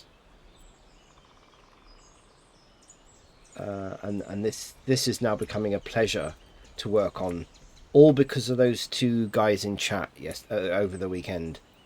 I'm not kidding. Everyone needs to have people like that come into their chat. Okay. Cool. UV looks brilliant. Don't need to do anything else. Possibly just rotate that round. Kind of like working in... Yeah, because I upset the... But yeah, that's now, in my opinion, I now know. What did they tell you? Stop doing Blender and go and get a real job. No. They gave me a whole load of tips. Okay, so in a nutshell, I have had I would say a phobia, right, of doing UVs. I hate doing UVs on anything. Square buildings, rectangular buildings, not a problem. But on a build like this, hated it. Absolutely. And I mean real hated it, right? And doing something like this, I don't know whether were you here over the weekend or possibly last week. I was saying about me doing this build, and I revisited a build I did 5 to 6 years ago, and I made the hull yesterday in about an hour, and yet I'm really happy with the geometry of the hull, whereas the hull that I had before, let me show you. The hull I had before was just it was a joke really, and I struggled. Right, so if we look at the geometry, that's the geometry of the hull I had before.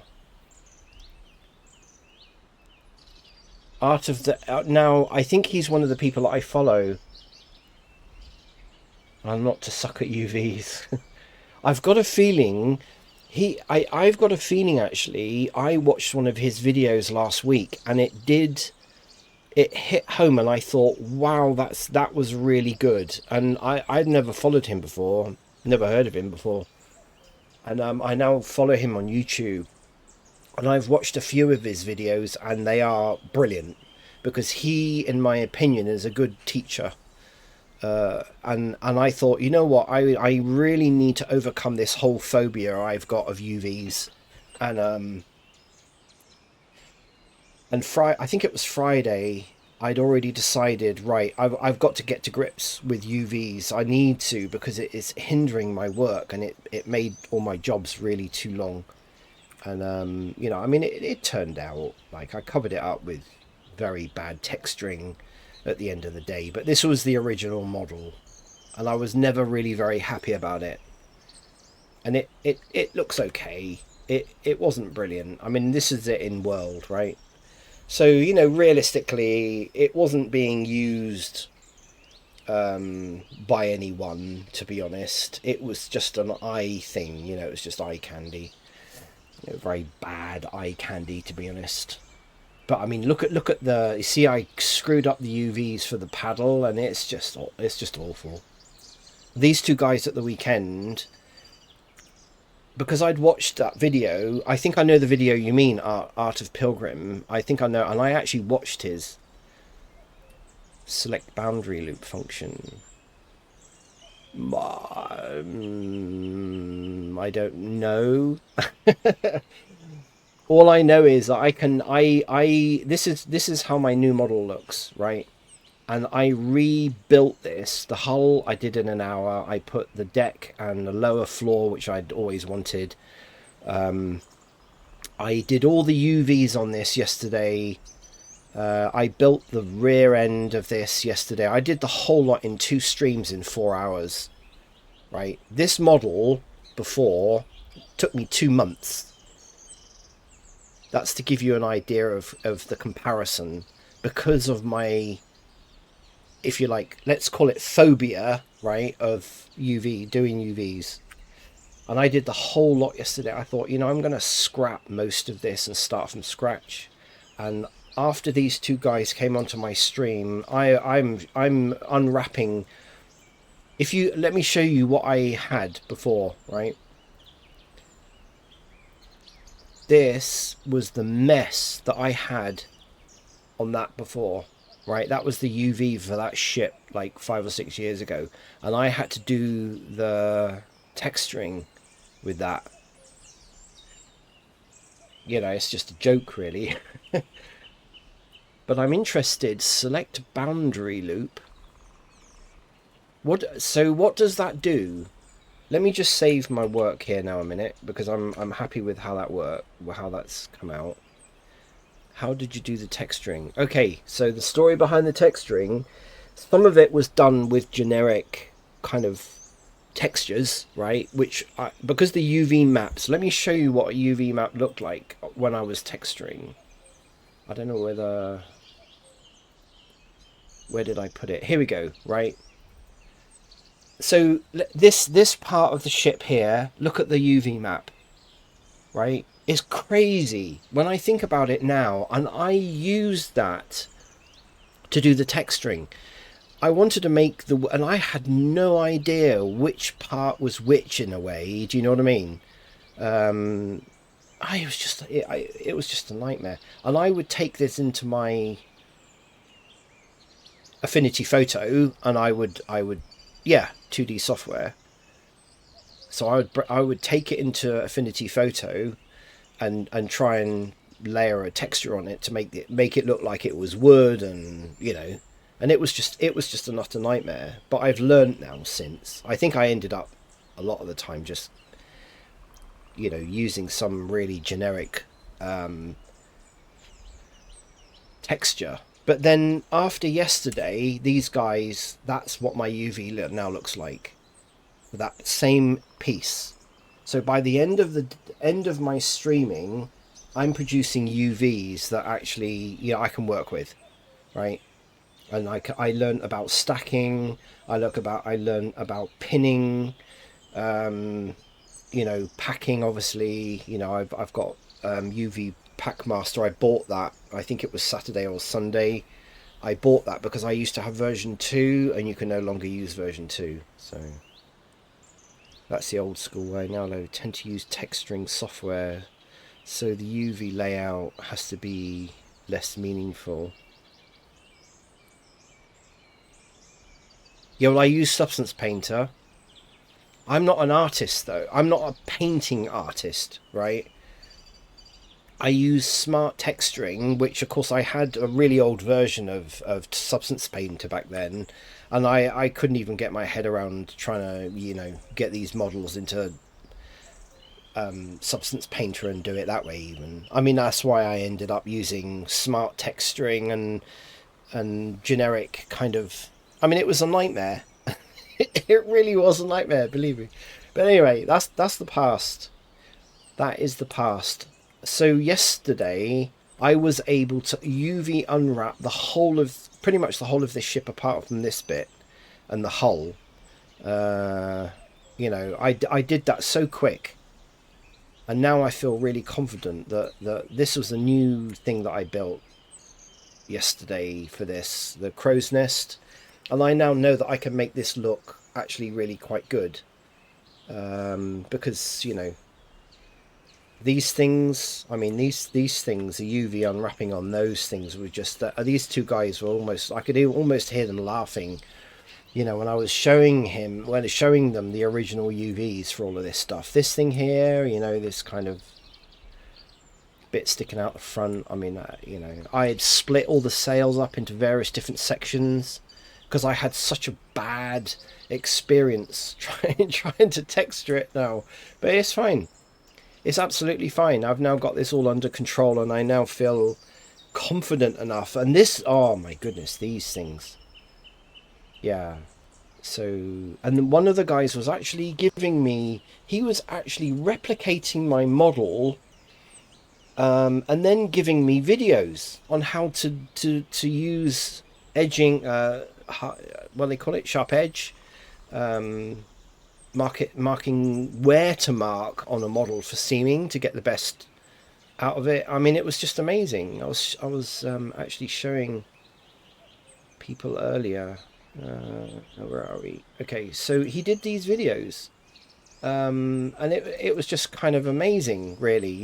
He sort of took part of my model because I was really having problems, and he was showing me how to unwrap it. Yeah, oh, absolutely. I love it. I love it. Lots of passionate pros, yeah. And the guy that did these videos used to be a game developer full time, and see, he showed me this one as well. This is the crow's nest, and yeah, just absolutely amazing, really, really amazing. And he was doing this while I was streaming. That was the other crazy thing. So obviously there were other people in my stream who were going, oh wow, this is amazing, this is amazing. So I'm not the only person. I'm not the only person that struggles with UVs to get my head around it, but I kind of got my head around it now. I'm confident that I now know how to unwrap this in a way that gives me a UV that I can work with.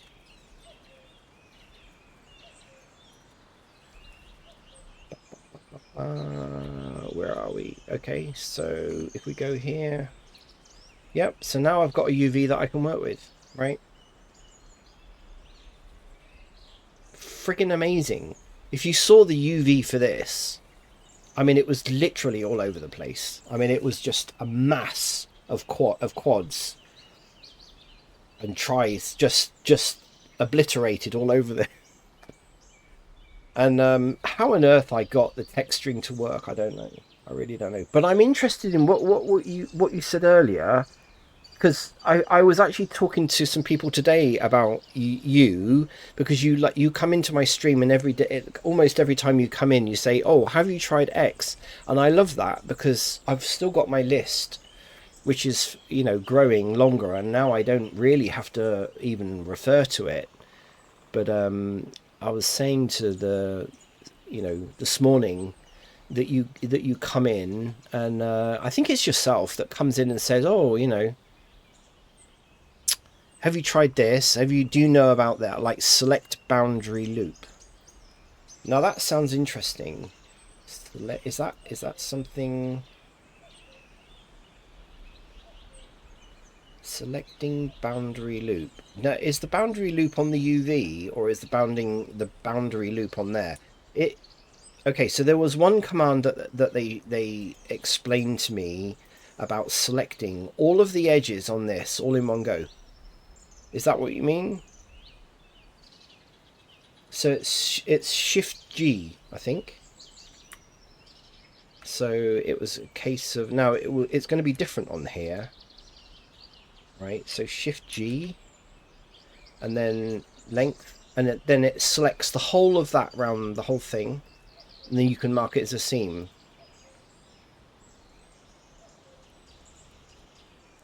And then there was Control Alt Shift. I think I used Control Alt Shift on this edge. Hang on, let me just expand that. Okay. So Control Alt Shift selects everything on the same plane, I think. So, it selected everything which I don't necessarily need, but it has actually selected air, and it, so normally I would go around and highlight every single edge on here manually. Boom, boom, boom, boom, boom. Those two commands alone just completely transformed selecting edges that needed seams for something like this, right? And of course this then, this then produced the UV that looks like this.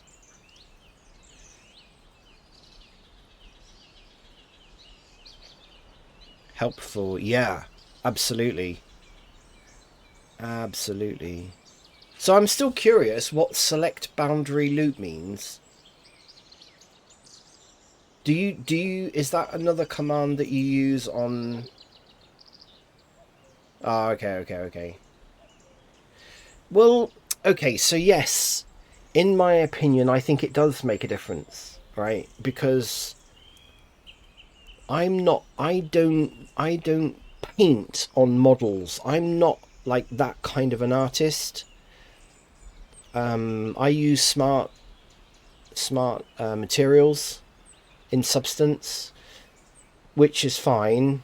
But they're like I was saying earlier, right? I want to. The only time I am probably, and again, I've got to get over my phobia of doing paintwork. These are portholes, right? So these are going to be kind of a gungy brass, right, with glass portals on there, and I want to paint. I'm going to use Substance Painter for this to paint big rivet around the outside, right, as a texture, because I don't want to add more geometry to this. And so I'm going to use it for that in there. Could deal with basically any UV. Yeah. If you've already designed your UVs in Blender and then export it out to, this is what I've been doing for years now. You export it out, you bring it into Substance, you create your text. It's using the UVs that you've got. I would agree, Substance Painter doesn't care about your UVs, but if you want to change something on your UVs at some point, I prefer to have them done properly in the first place. You know, it just looks it just looks better. And especially if you go back to a model, and I do tend to go back to models after several years, and if you've got to start redoing UVs again because somebody likes your shit but they want you to change something on it, you know, you've got to go back over, and it's just an awful lot more work if you've got to go back over another model that you did years ago. So I like now, I'm confident enough now that I can get really good UVs that make sense, and you know, I can go in and change the shade, color, add more to something if I need to, you know. But substance, you don't have to. So okay, it was quite interesting because I had this conversation with Pantheon 3D, and he said, "Oh, I don't bother with it. You know, I don't need to bother with that." Well, that's fine, right? Because if you're never going back over, you know, you don't have to bother with your UVs a lot of the time. If you know, if you don't need to be, if you're not never having to go back to a model later on, then it doesn't really matter, does it? You know, if you're just going to use a generic, uh, what do they call it? Um, my mind's gone blank now because I keep switching in between the terminologies of Blender and Substance Painter. So in procedural texturing, right? Or if you're now Pantheon 3D actually does an awful lot of, he uses texture paint, right? I've never used texture paint. I hate it. It's awful. It's really, I find it really really difficult. I find it much easier to use either Affinity Paint or Substance Painter, to be honest. If I'm gonna shade anything, or if I want to add something, I will do it in either of those two programs. Trying to do that in Blender, in my opinion, is too much hard work. But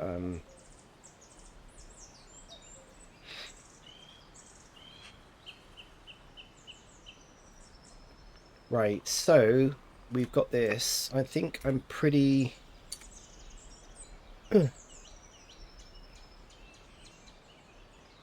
We've done everything that I think I need to do with this. I don't think I need, because anything else that's going to go in here will be a separate model. I still don't like this.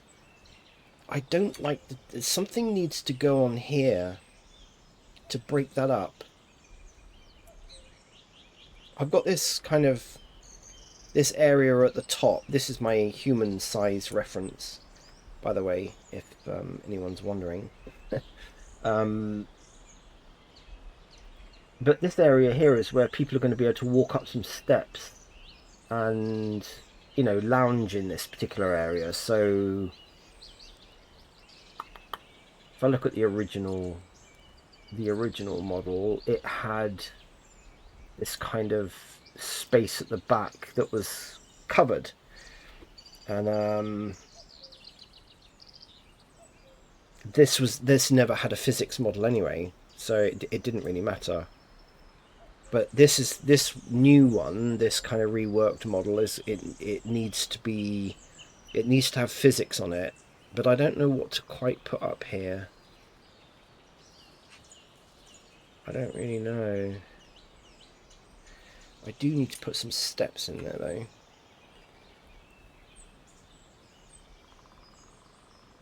No one's going to be able to get to it from inside this particular building, this part. This part is going to have access to the lower decks, and this part is going to be like a lounge stroke bar stroke. There's going to be like a little mini library in there, and then there'll be some steps that will basically go down to the next level, and then steps going down to the actual lower level.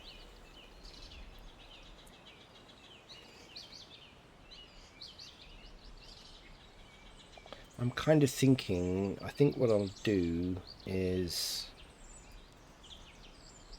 I don't really know whether that's on the top or not. Anyway, I think what I'm going to do is I'm going to create some steps there. Again, you know, I've built so many steps now. My original steps were awful.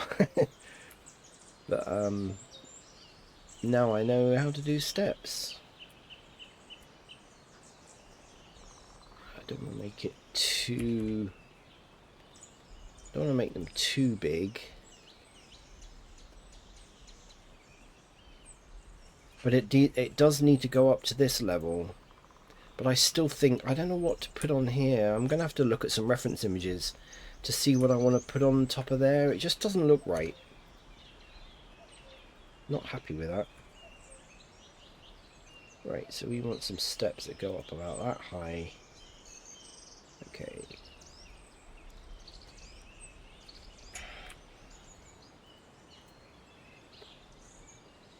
Ship steps tend to be actually quite steep. I lived on a sailing ship, massive sailing. I guess they call it a scoop. I don't know. There's some funny names, isn't there, for different types of ships, I think. No, a sloop. It wasn't a scoop, it was a sloop.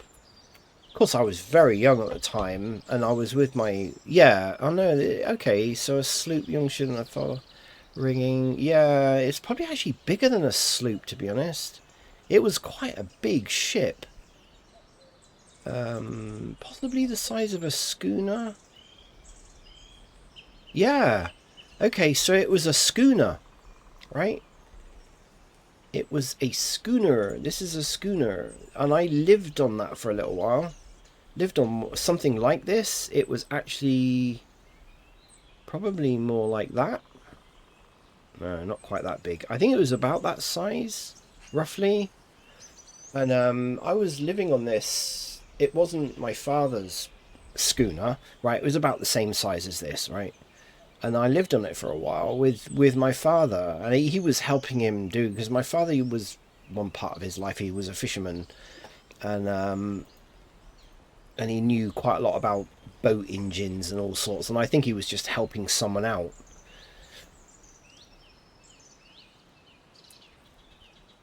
And yeah, it was good when you're young, you know. It was really good when you're young to go into something like that. Okay.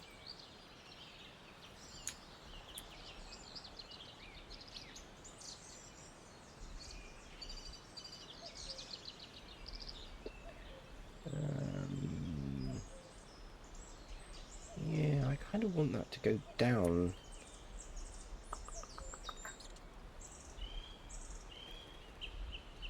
Is it because it's not wide enough? Anyway, let's put some stairs in here. I can always move them a little bit. Yeah, that's kind of about right, isn't it? I want the step to go up there, and then I want this.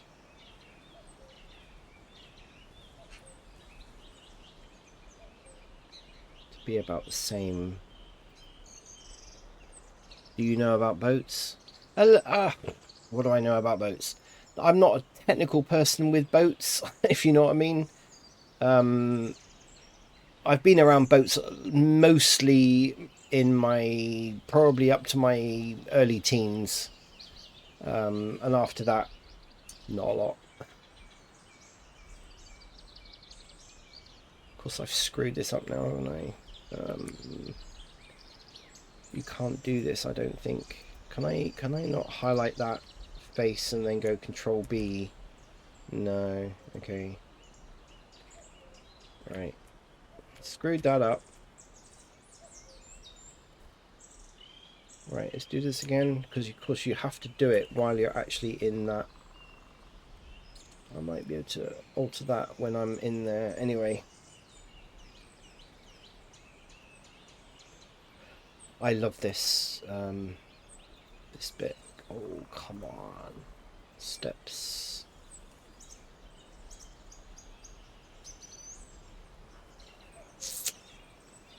Let's stick in possibly... that's way too many. Way too many. That's too big. So that's how many? 19? Probably need... that many. 32 steps, 32.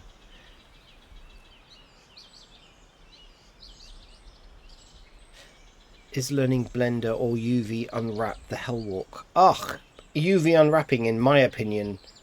Blender was relatively easy to learn, but UV unwrapping. But it's quite interesting what core activities was saying. For some people, it doesn't really matter, right? It depends on what you're building. I think it's very subjective to what you're building. If you're building, if it doesn't matter to you when you're what you're building, that you want to get things particularly accurate. If you're not using standard texturing, for instance, and what I mean by that is trim. I think they call them trim sheets. Your UV wrapping has to be good in order to use trim sheets. Otherwise, it's a mess, right? But if you're just going in and blendering, and then you're just going to use a flat texture, or you're going to use a program to create a texture for you, or if you're going to use texture painting, for instance, in Blender, you're happy about doing that, then it's not particularly a problem, because you can paint. Your UV map doesn't really matter because you're painting on your model, right? That's the big difference. But I don't do that, right? I can do that in Substance Painter, but I can't do it in Blender. Or I can create a UV map, bring it into Affinity Photo, and edit it in there. Yeah, I'm more than comfortable doing it that way. Yeah, I think it all depends. I think it really just does depend on what it is you're modeling at the end of the day.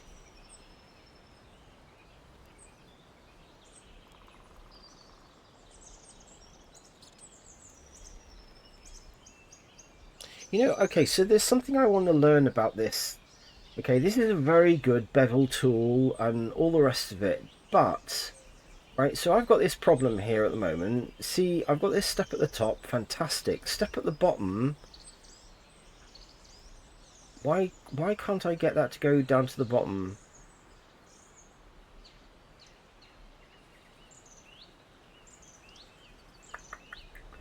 There's something. See, if I click out of here, then I've lost this. I've lost this, so I don't really. The width. Oh, okay. Depth. There you go. Answered my own question. Okay, there you go. There's something else I've learned. Percentage? No. Absolute. Okay. So I need depth. Right, so now I've got... Right, so now if I take... Is this where the depth... Oh, that's not changing anything. Oh no, that's the width. So if I take two... No, okay, if I lower the segment, so I was on 32, I'm just going to play around a minute. Right.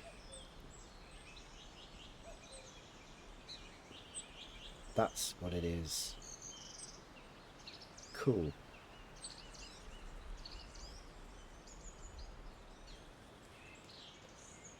So I'm just wondering now, compared to my human, those steps are actually quite big.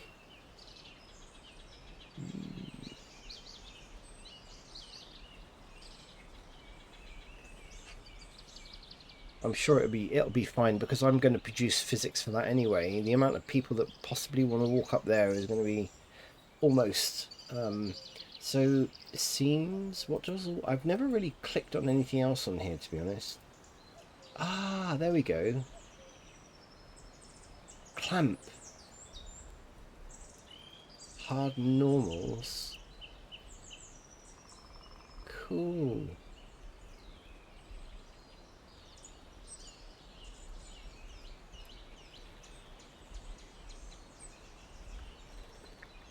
So if I go back to 32 steps with that new setting, Okay, okay, I got it, I got it, I got it. Right, that now makes sense. Okay, so we've still got this bit at the top here. Do I have to have 30, an odd number, I wonder? Yeah, okay. You do need an odd number to make steps, because I want a step at the top, and then I want it to, and that probably for the size of my character, which is here, is going to be more aesthetic, right? It's going to make more sense to have steps like that rather than too big. Otherwise it's going to look weird. See, trying to keep everything proportional, which is what I didn't do before. I got so angry with this model years ago. All I wanted to do was to get the project over and done with, and it's kind of a shame, really. Samples, straight edges. No, okay. I don't want to mess around with that now. That's perfectly how I want it.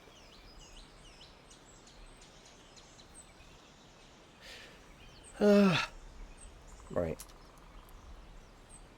What I need to do now is get rid of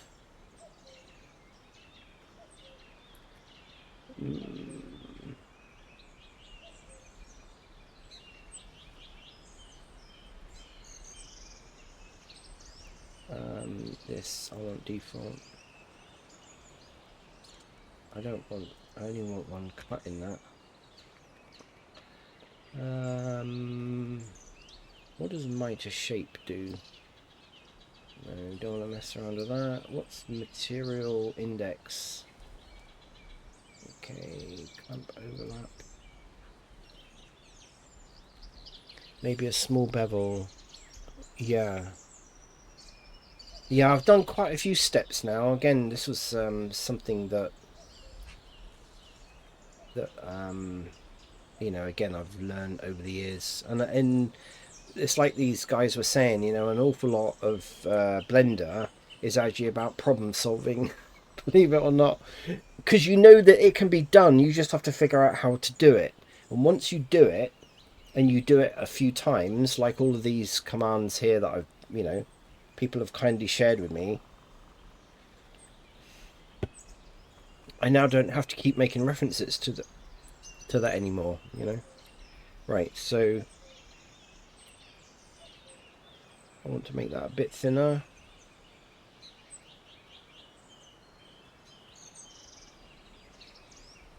A bit thinner. There we go. Cool. We now have some rather nice steps. Simple, straightforward steps.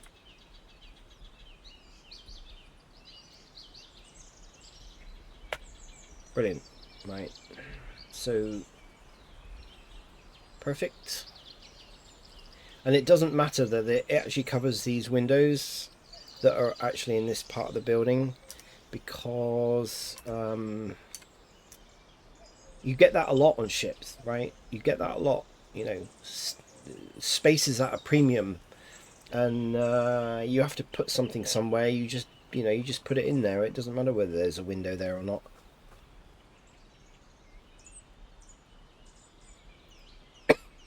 Okay, so I need to rear building. I need to copy that name.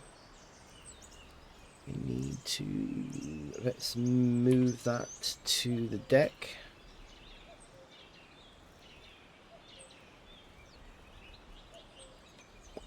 I'm going to call this steps. One habit that I've always got into over the years, ever since, really, not every single time, it depends on the build, but when you're using a build that's as complicated as this, you kind of need to know, and I like doing collections. This was something I learned from someone else years and years ago. I think it was even in version 2 point something of Blender, and doing collections is actually really good, especially on a build like this, so that you can do something like right hand click and then just go select all the objects that are on my deck. Right, that is really, really useful. could go down in even into sub collections, but that needs to move really to hulls.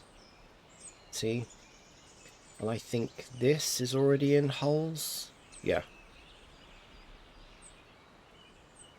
Now I got a question, and I've seen a video before, but I think it's too complicated for what I want to do.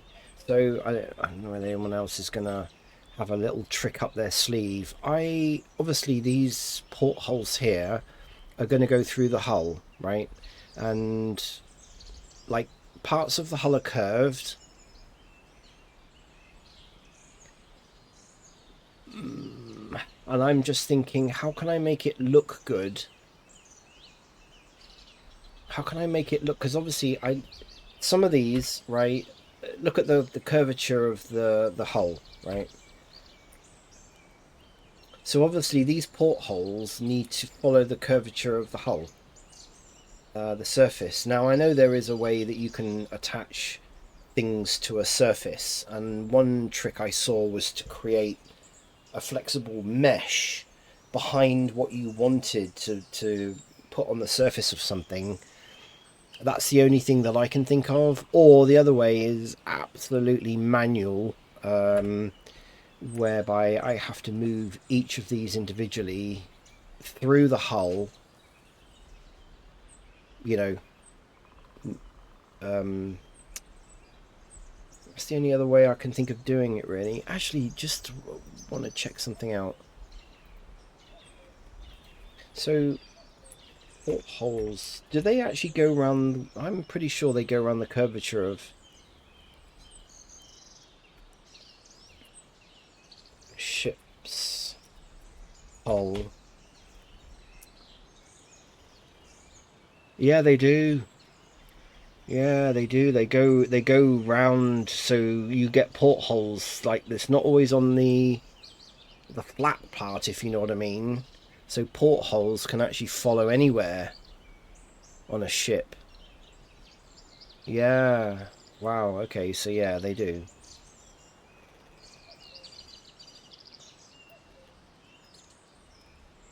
Hmm.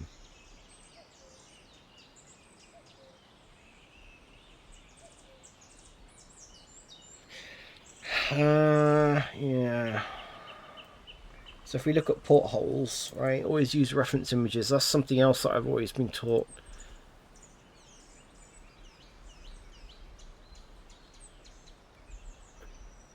Okay. So, I mean, portholes. I mean, there's a lot of portholes. It all depends. So, the type of portholes I'm going to be using and texturing is something along this line. This is very very simple, and I made the geometry really simple so that I can actually just texture this, the look, right, onto it. It cuts down the amount of mesh, like this. This is kind of steampunk style, right? It's kind of rusty. They're going to be brass, but yeah, so something along these lines. Very very simple.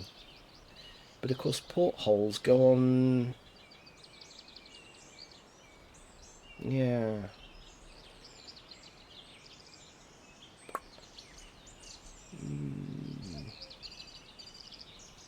Portholes for modern ships.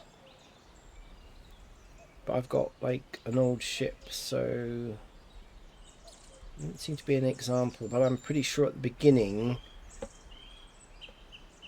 Yeah, see, look, right? So this is what I'm saying. The portholes, they basically follow the hull of the ship. So I think I'm going to have to do it manually. There will be a way of doing it, right? There will be a way of doing it.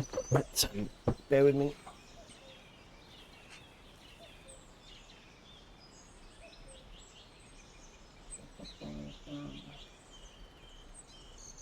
Ba-ba-ba-da-ba-da.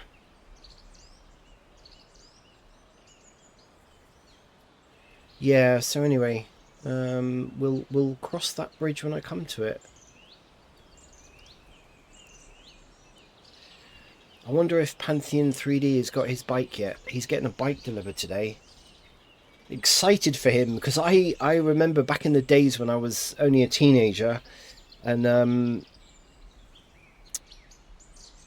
yeah, I mean I when I got I first of all somebody gave me right a I'll show you what it looks like. I mean I was quite young. I think I was 15, right? When I was 15, right? Um, I got given one of these because the guy that owned it had issues, right? He had issues with it. Oh, I love. Oh, there it is. There is the one that I got. Yeah, I think actually it was a slightly different color.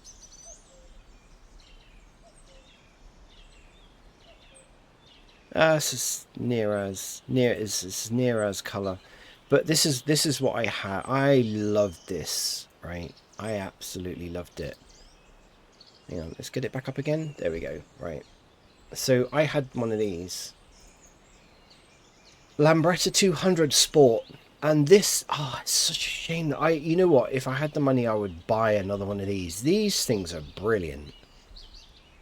Absolutely brilliant. Yeah, Lambretta GP200, and the guy that gave it to me, he had made there was problems with the gears, and there was problem. Yeah, it was amazing. I mean, when you're 15 years old on a 200cc scooter, and this was in the days when my parents had moved to Ireland, and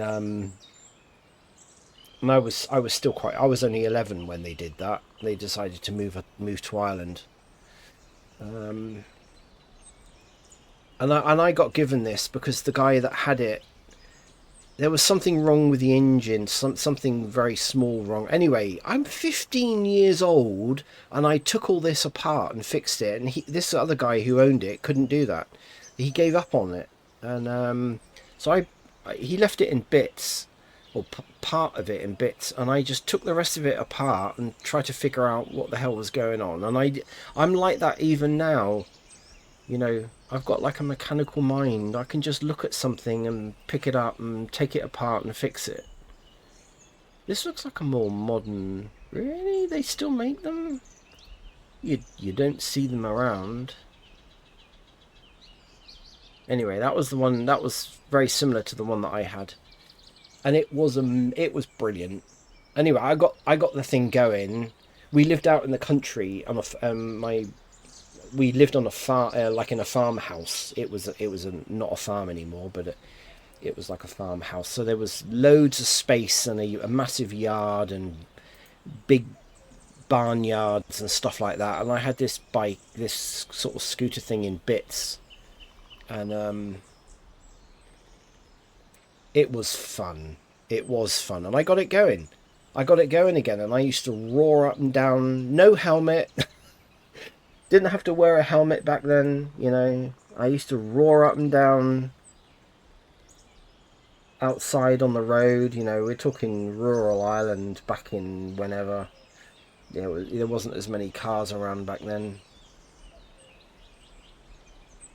You couldn't do it now. So hang on a minute. Do they still? Yeah, this is it. This is the one. But I used to love the sound of the Lambretta. There was a very distinct sound to it. My God, it was powerful. That's just a model, isn't it? But it was brilliant. It was brilliant fun. God, that's bringing back memories. I would love to get one now. Do they still make them?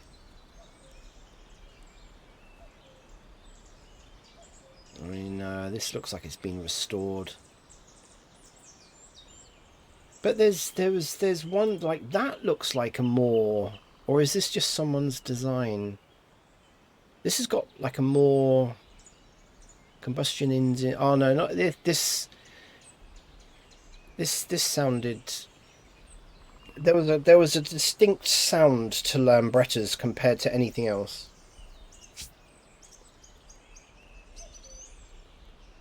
I mean, 200 cc's not that big, and it was kind of covered with the casing, whereas the modern bikes now, you know, that you get these little kids riding around on these bikes with the engine is open, isn't it? And then they play around with the exhausts and make it sound a lot louder than it really should be. And that I would agree. Yeah, it's terrible. It's not very good at all. But it looks to me like this looks like a contemporary shape. It's 3,500. You're kidding? They're still making them?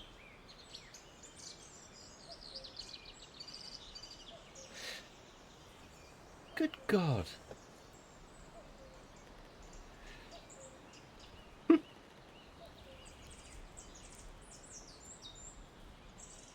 I haven't got the inclination to buy an old one and redo it anymore.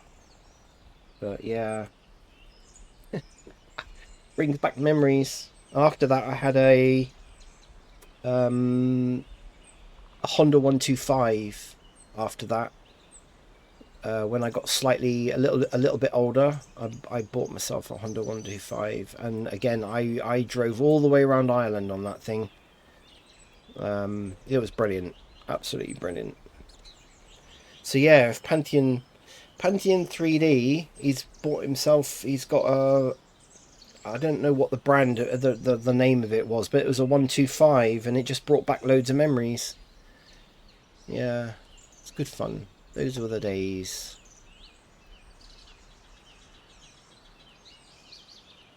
Those were the days. Anyway, where are we up to now?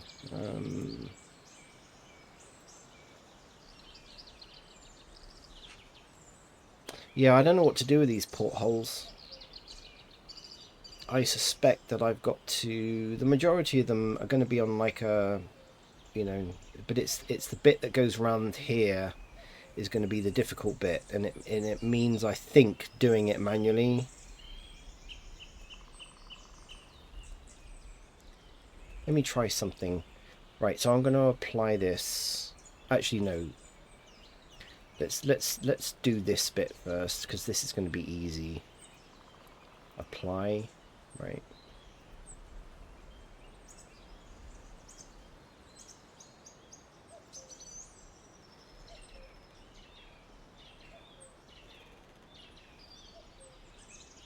I'm going to need to separate these somehow.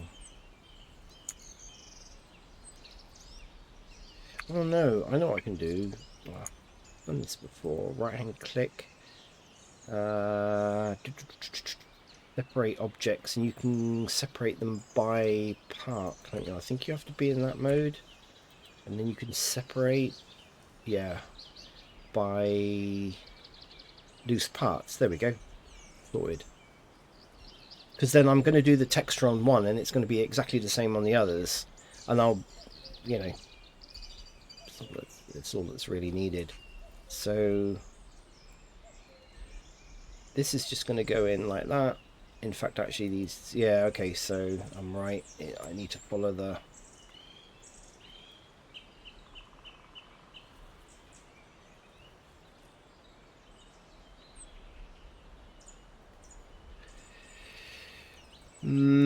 Okay.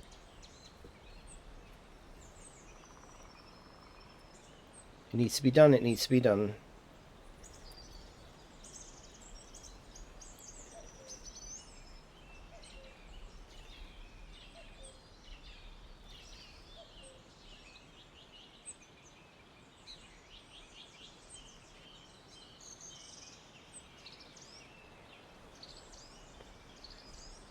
So ideally, actually, let's see what it looks like inside.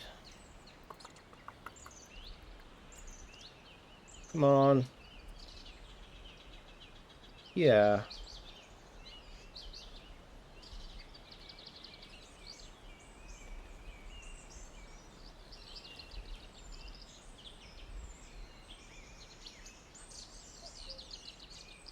Yeah, I've got a feeling I'm gonna have to...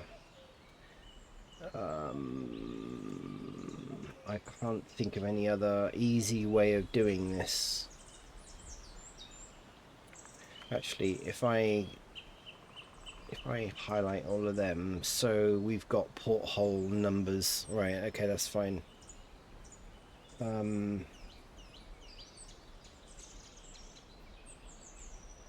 Actually, do you know what? I'm gonna shift them into.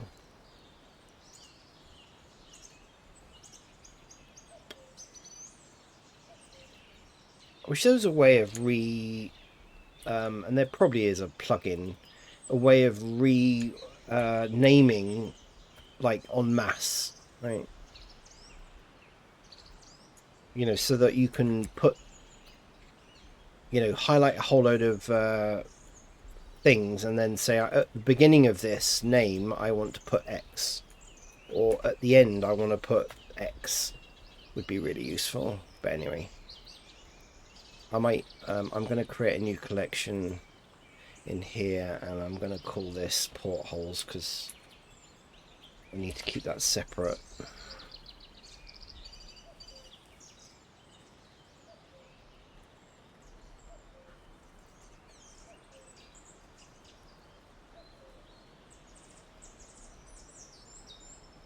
Okay, right, then it means that I can just so I suspect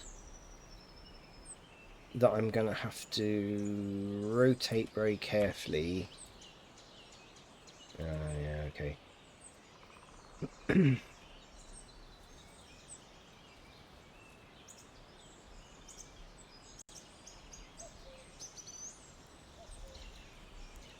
I'm gonna have to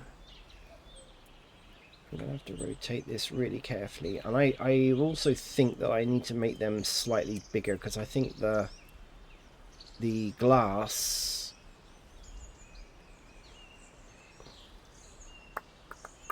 Ooh, let me think about this 1 minute.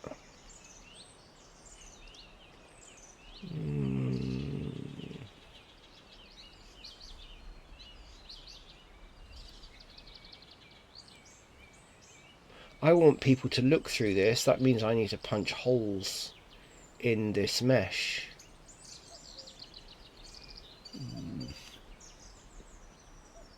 What's 18 about your stream? Swearing?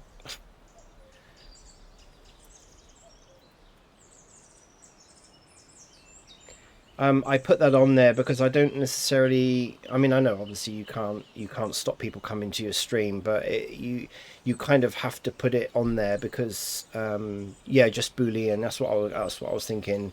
I'll just do that for this. But yeah, because I want this is going to be there's going to be physics involved with this, so people are actually going to go onto this ship, and the portholes adds a nice thing. But yeah, I just put 18 on because I've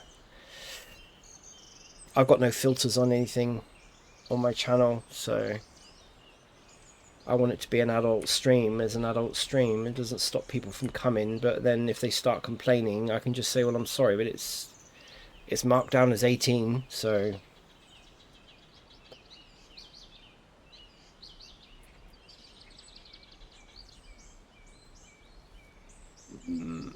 okay. How can I make them slightly bigger? I could probably do it there.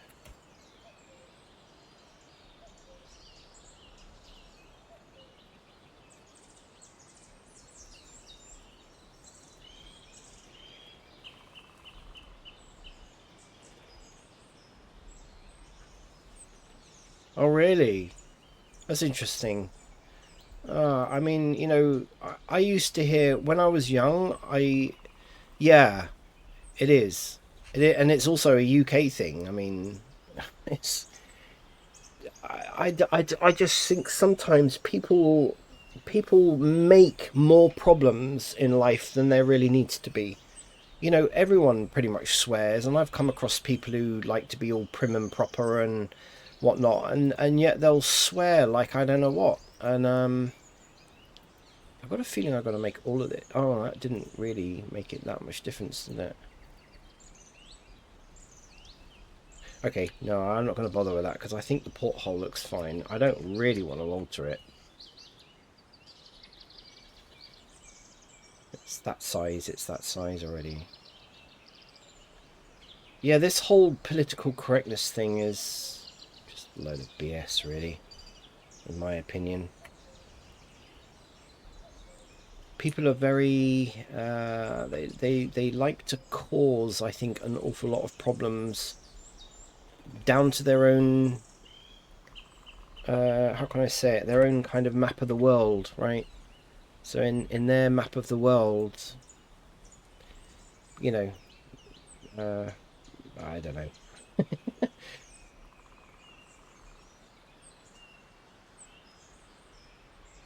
It never bothered me. I'm not a person that swears an awful lot anyway. Generally, obviously, if something goes wrong, then I think swearing has got its place, right? But if you shield kids from things like swearing, I think it's right. To be honest with you, I think it's wrong. I don't think that's a good thing.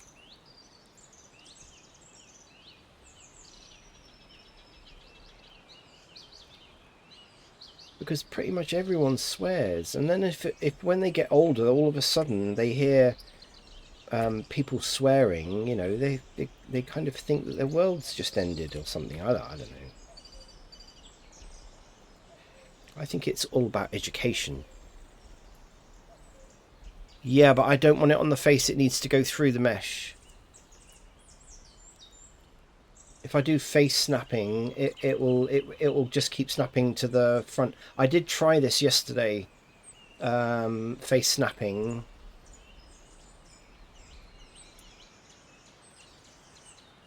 I think that's fine. I might do face snapping for the hull, but for this bit, that's absolutely fine.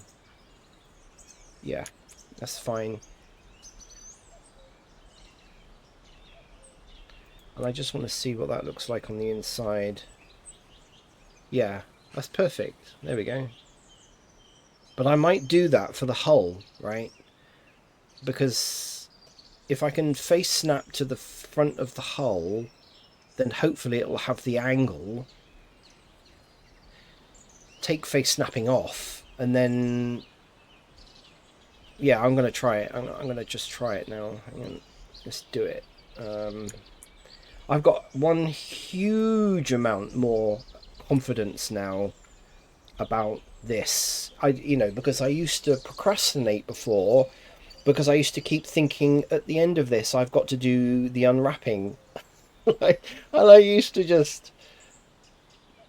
I know it probably sounds so stupid, Probably people go, oh, what, but I mean, we've all got our limitations, haven't we? And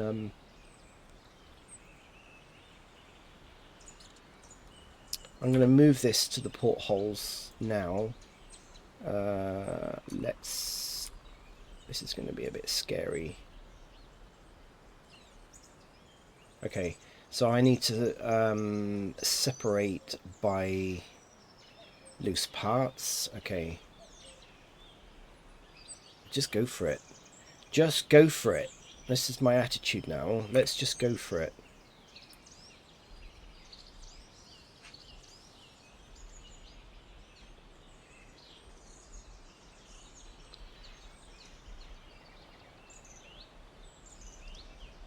Does face snapping... Okay, so I'm exploring something here now, because I have you... Oh, dear. I thought they were separated. What?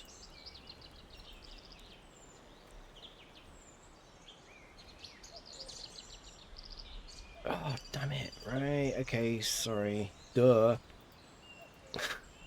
Right. No, I've done that wrong, haven't I? I'm making more hard work for myself. Right, what I need to do is... this is... Damn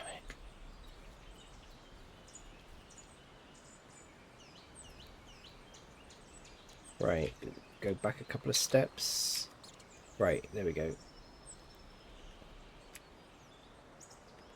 Right, that's all one thing. I need to apply this first. Did you watch a lot of Grant Abbott? Oh, I've watched, I think, most of his videos. I've been following him for years. I did some of his tutorials, and I think, yeah. In fact, I promote him, and I am not an affiliate to him at all, but I just think he's running a course at the moment, and I've followed him for years, his YouTube. Now he is a teacher. I don't know, you probably already know that, but he is a teacher, or at least he trained as a teacher, and he teaches in a education establishment somewhere, so he knows how to get things across to people, right? And he knows how to explain things to people. I had this conversation this morning. I need to apply this first. Right, now I can go separate.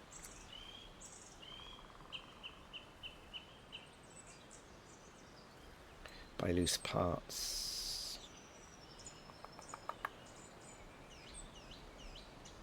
What?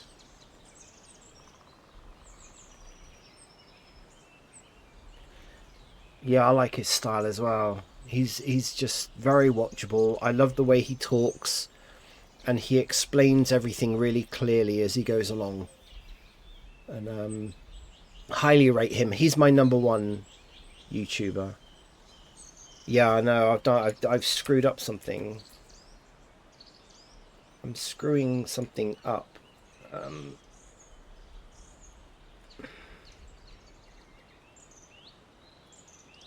Right. So what is it I'm screwing up? I've got the mirror modifier on.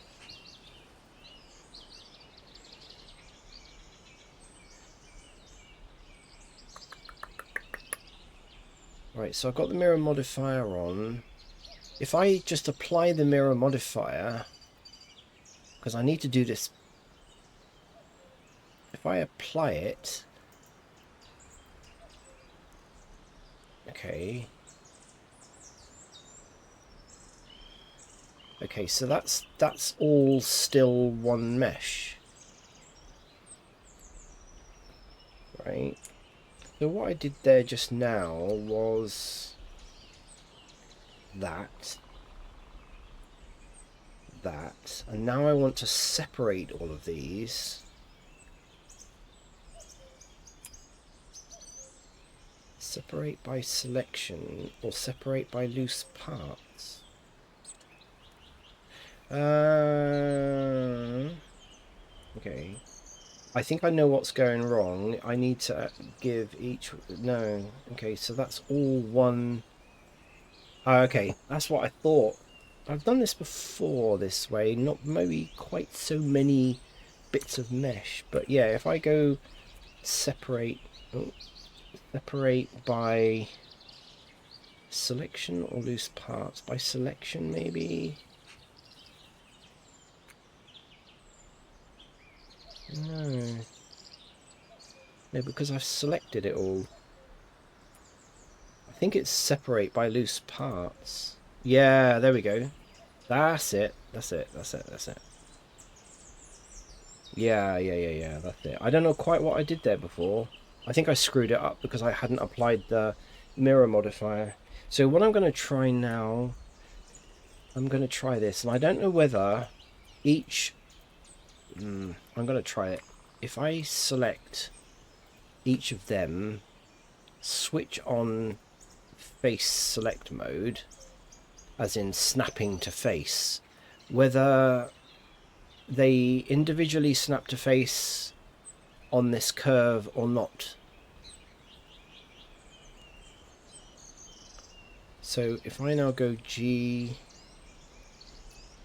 I suspect that this is going to screw up somehow. Yeah, I thought as much. It is working, but it's not working individually. So I have to do it individually. Yeah.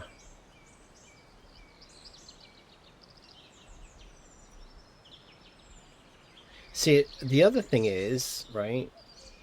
One, that's not working, because I don't know where it thinks it's going, right? So it's hit the face, but of course the problem is it's not...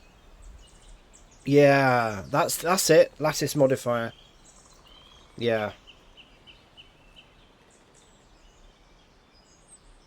then snap lattice to face. Yeah, and I got a feeling that's that other chap that you mentioned earlier, wasn't it? I think it was a video of his that I watched as well.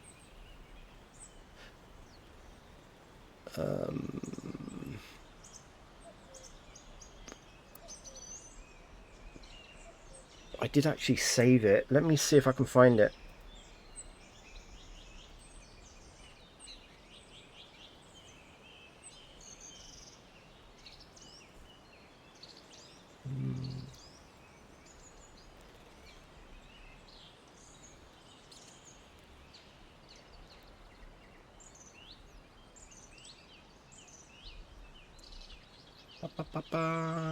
Okay.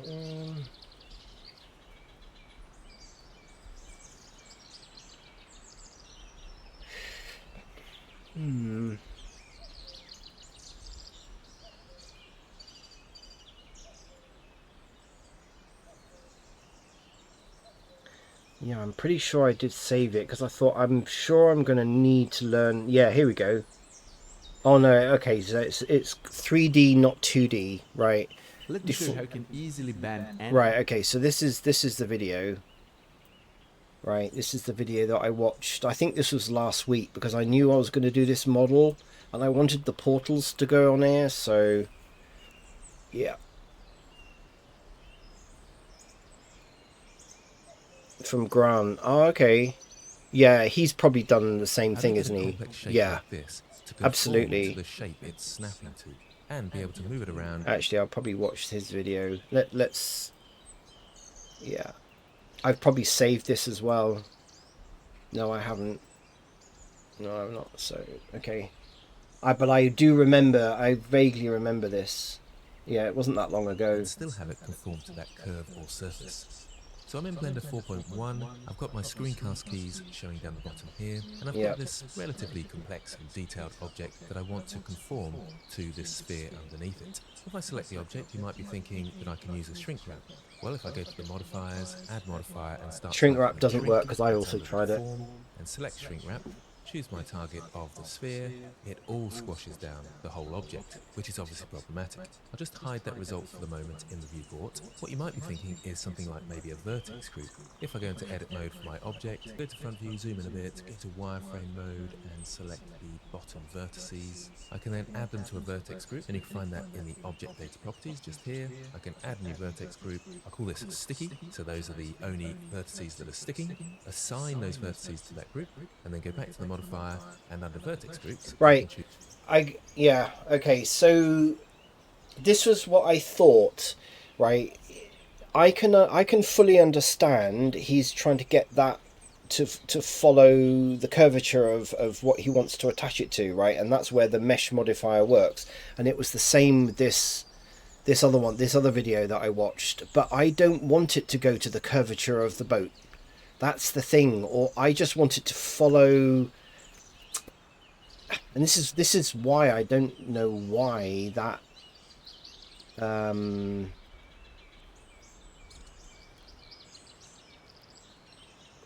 I think I've just got to bite the bullet, and I think I've just got to do this manually. Do you know what I mean? So if I select all of these portholes, select all the portholes, right?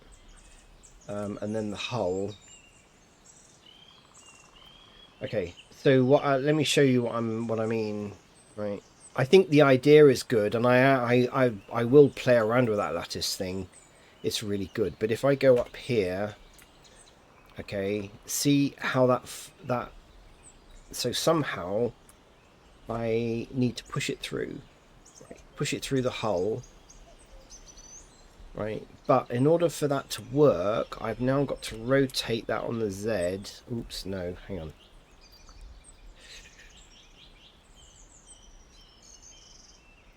Select all those objects and then set the origin to the geometry, right?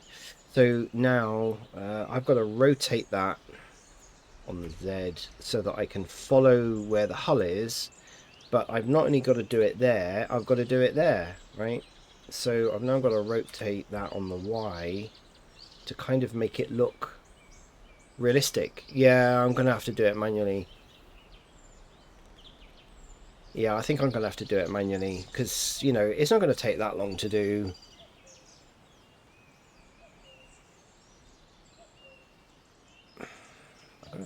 Yeah, I've got a feeling I'm going to need to make these slightly bigger, you know, thicker so that they go through the hole. Because I had this problem before. Ooh, what are you doing? Right.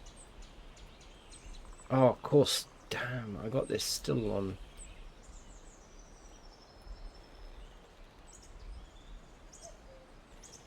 Yeah, see, it needs to go like that.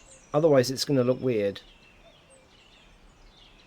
And realistically, I think I've got to also change the thickness of this.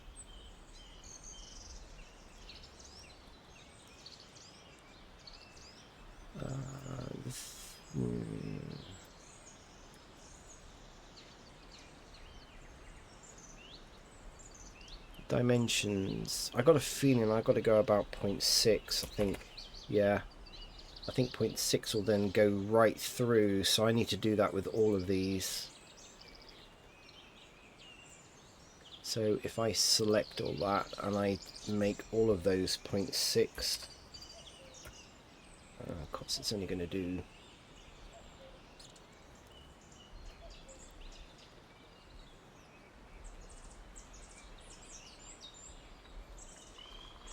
that one object data to all of them. Why doesn't it want to copy that to all of them?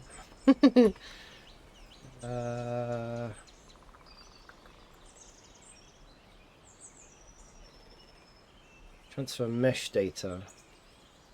Okay, how come I can't resize all of them?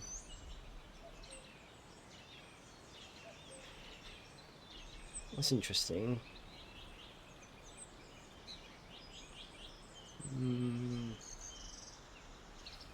Right, so if I take all of those, I've altered this one.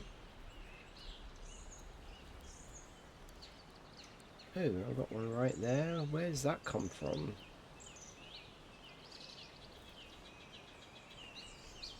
I don't know. It's interesting. Delete that.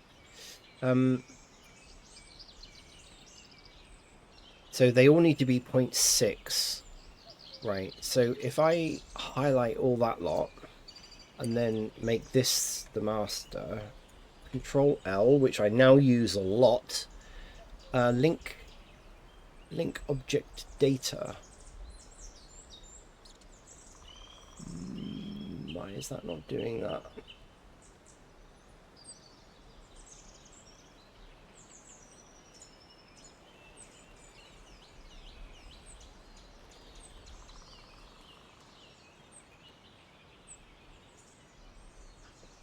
So Control L, copy modifiers, copy grease pencil, copy UV maps, transfer mesh data. Maybe you can't do that with all. I thought actually link object data transferred all that. Okay, what if can I... Oh, no, they're not.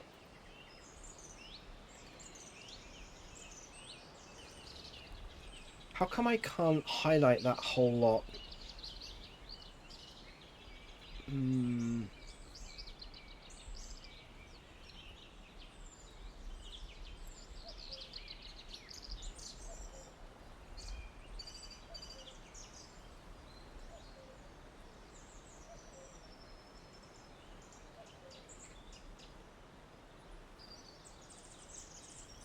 Okay, so I'm going to highlight that. That is my... Right, so I want to...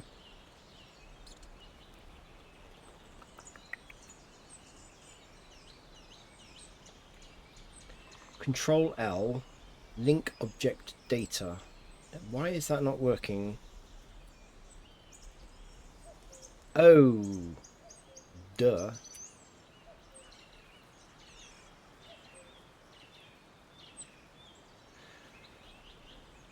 Is that what's causing the problem?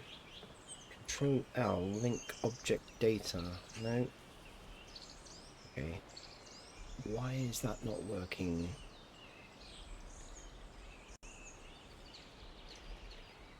Normally that works. Duplicate objects, duplicate linked. No. Right, so if I go object,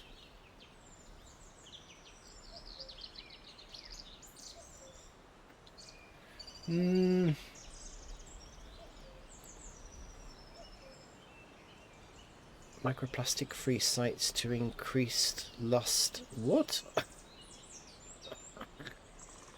AI song? What? Right. I tell you what, right, I had this big discussion, I think it was last week on a stream about AI, and how, I mean, obviously 3D artists are not really that worried about AI 3D because it's not really up to scratch yet, but I think eventually it will do. But I've noticed I use a website quite a lot. Pinterest, right? So I use Pinterest and have been for years. I've used Pinterest as a reference site for, getting reference images and such like. And Pinterest now is absolutely flooded, not only with porn, right? AI generated porn, because of course everything revolves around porn. It doesn't matter. Like Facebook came out, right? Brilliant, yeah. Keep in contact with your family and friends and all the rest of it. And then, sure enough, a year or two later, it gets absolutely flooded out by people using it for porn, right? Because porn makes money, but it kind of spoils everything. Now Pinterest is absolutely bombarded with AI generated imaging, including porn. And you can't kind of get away with it. That's why I'm always really careful about sharing stuff from Pinterest now, because you could search portholes, right? And it seems like AI thinks that a porthole is related to sex, and you have to be really careful. You kind of have to be careful. It's irritating. God, do I have to go through every single one of these? Why can't I copy? Why can't I copy the?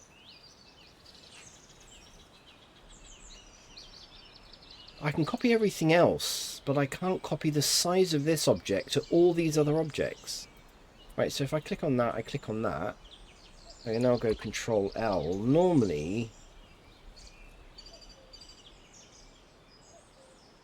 that's interesting.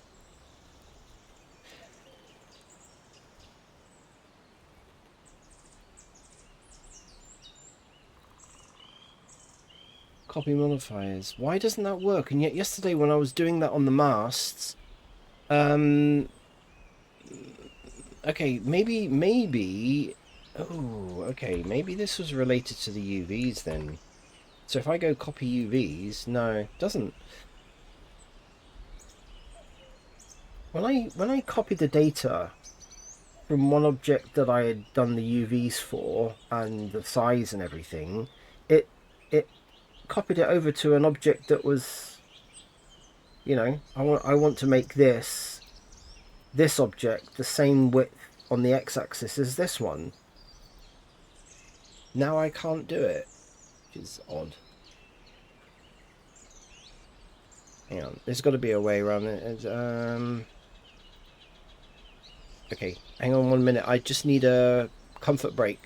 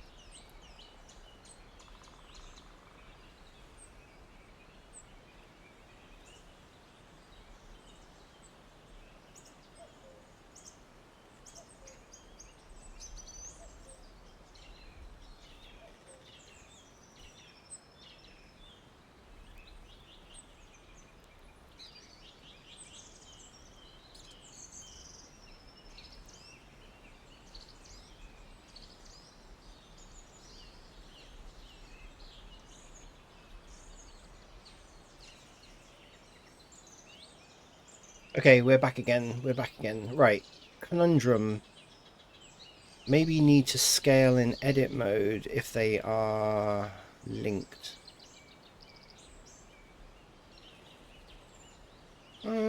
Yeah, I don't know whether... Okay, I could try that.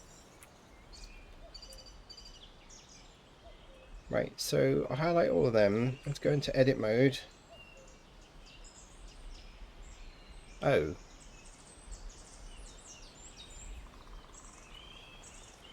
Hmm? Oh, that's probably why it's not working.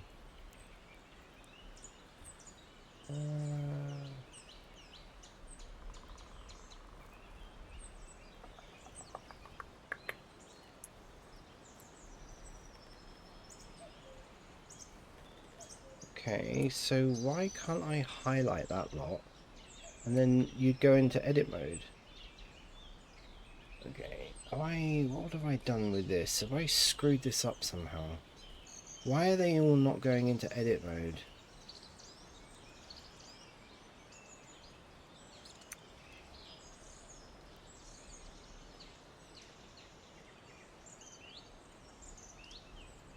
Hmm?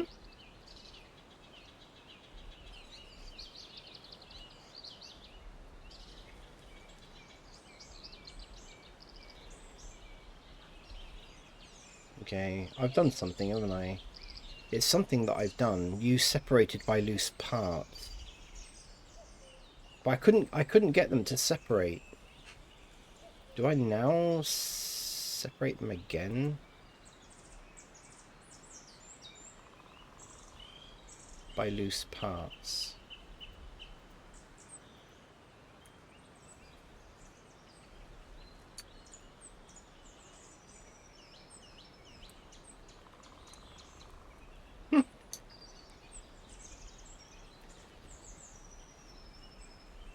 Um...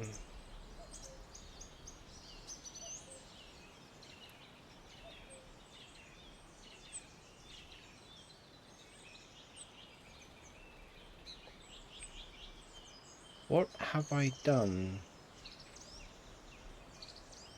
Wheelhouse? What do you mean wheelhouse?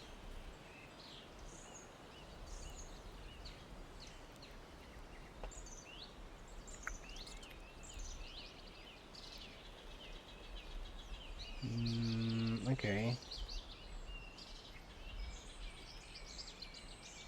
Okay. I don't really understand why that's not working.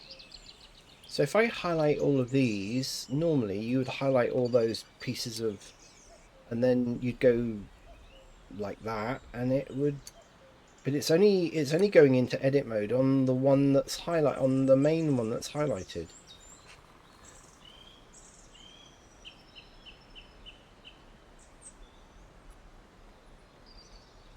If I do that, that's not doing anything. If I do that, that's not doing anything. If I highlight all of these, right, so hang on, if I highlight all of these but unhighlight them, in theory, I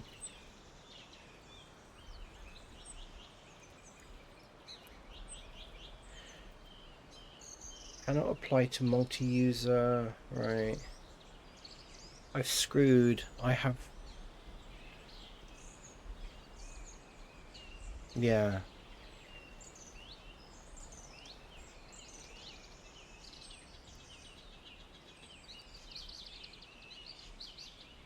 I think I've screwed this up, haven't I? Somehow I've done something. Join, convert to set origins. They've all got individual origins.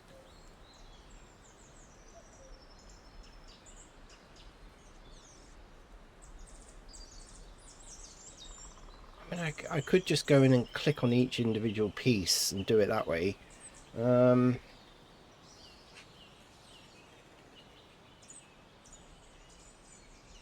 know what I've quite done there.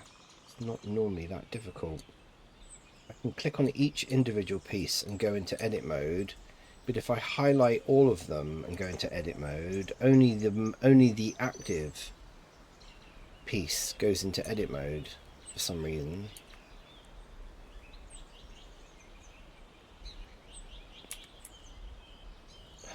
Oh, they are linked.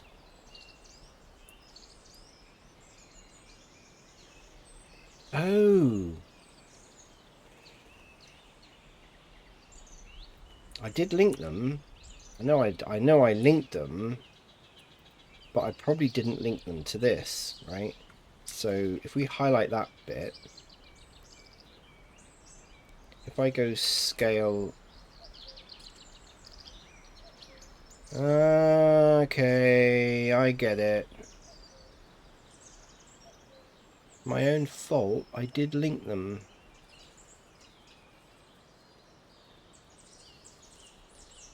Okay.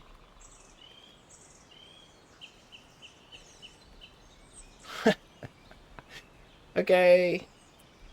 Yeah.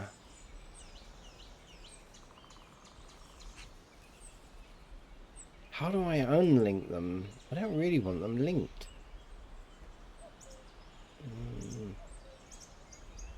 So if I go into this mode, how can I unlink, separate?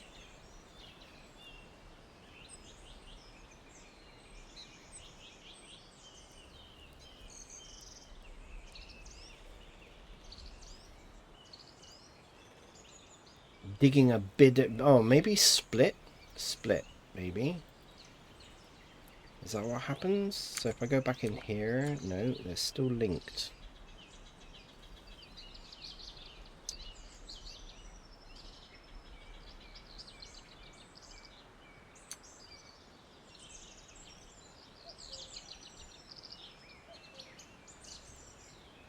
Split, that's not doing anything.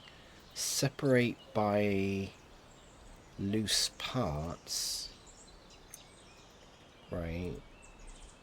But so if I select two, right, okay, so they're not separated, they're linked. Anyway, I don't care, they're all the same, they're all the right size. I'm not going to spend too much time doing it.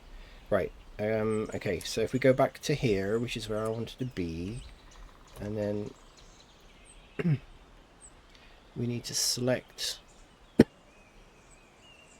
all the portholes, and we need to select the hull, and then I need to... Okay, I'm sorry anyone watching this, but this is going to be pretty boring because I don't know any fast way of doing this.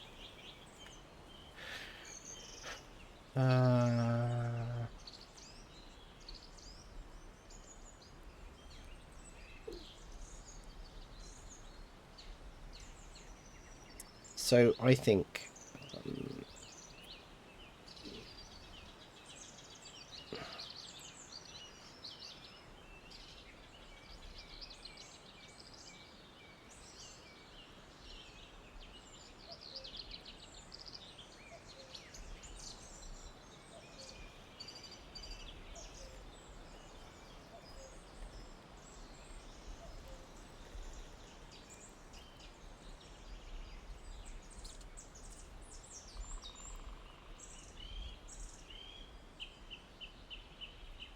Right.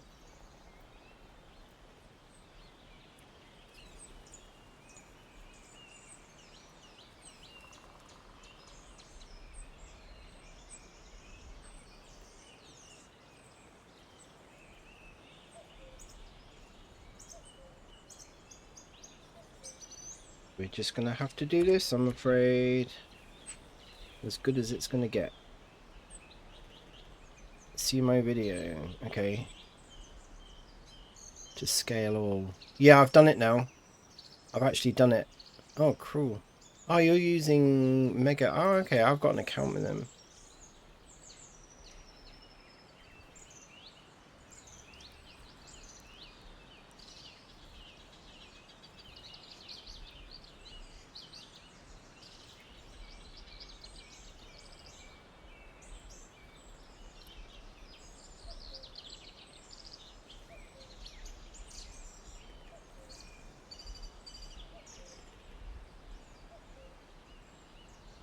Yeah. Okay. Yeah, I realise now that's what I did, because I linked them. Yeah, okay. That again, a really good thing that I've learned today. Thank you very much for sharing that. That's brilliant. That is brilliant. Thank you.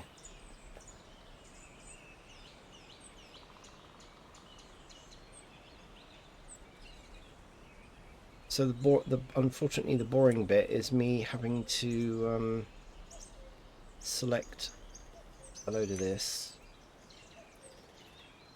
I'm just trying to at least get them. I'm not going to spend all the time. I'm going to have to go through and do this individually because I don't know of any other way of doing it.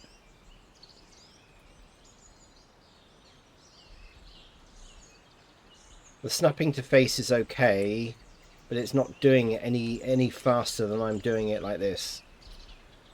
Really.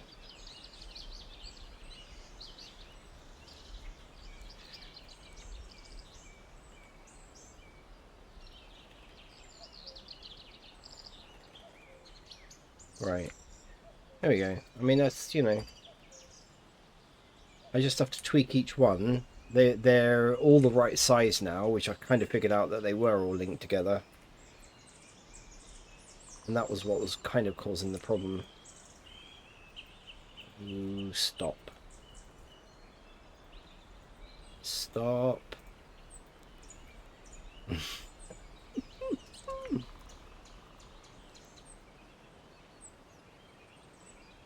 Okay. Yeah, I'm gonna just dump them in and get them as close as possible, and then I can just literally tweak where they are and then turn them around. And it doesn't need to be so accurate, right? It doesn't need to be so accurate because it's steampunk. There we go. That's fine.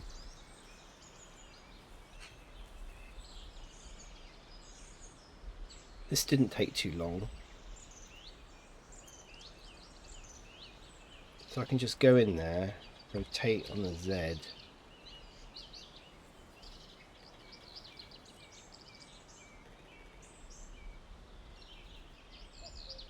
And then rotate on the Y and just do that. That's kind of, doesn't actually take that long. I thought it was actually going to take a little bit longer, but it doesn't. So as long as I can just try and get that there, perfect. Okay, it's not actually going to take as long as I thought.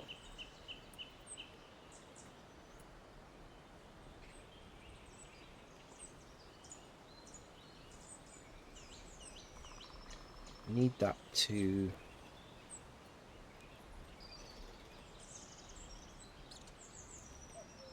All I need to do is to make sure that the glass is not that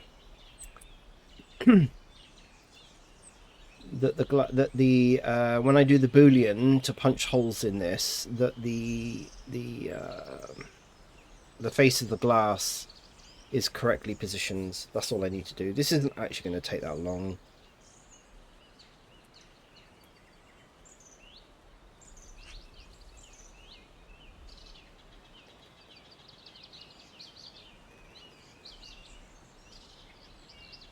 As long as it's going through the hull like that, perfect, right? It's not going to take that long.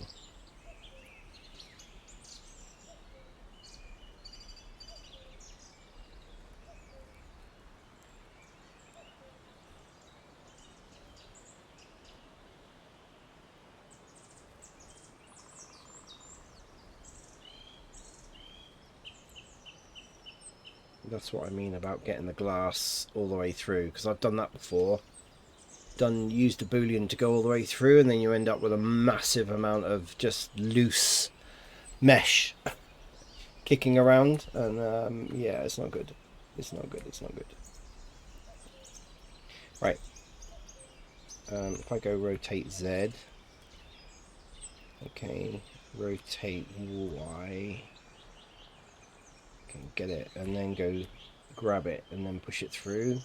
It'll probably look okay. Yeah, I mean, again, it's like do it a few times, you get it done really quickly.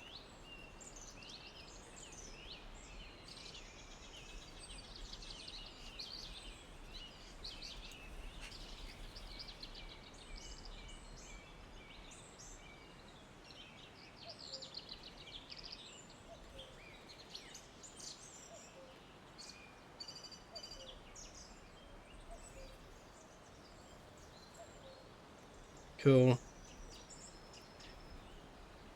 Yeah, no problem at all. You lurk away. Thank you very much for lurking. Thank you. Everything helps at the moment. I'm trying to get to affiliate if I can. You know, I mean, but yeah. So lurking absolutely helps. Thank you. Enjoy what you're doing. This is rather boring anyway, to be honest. This is boring. Um,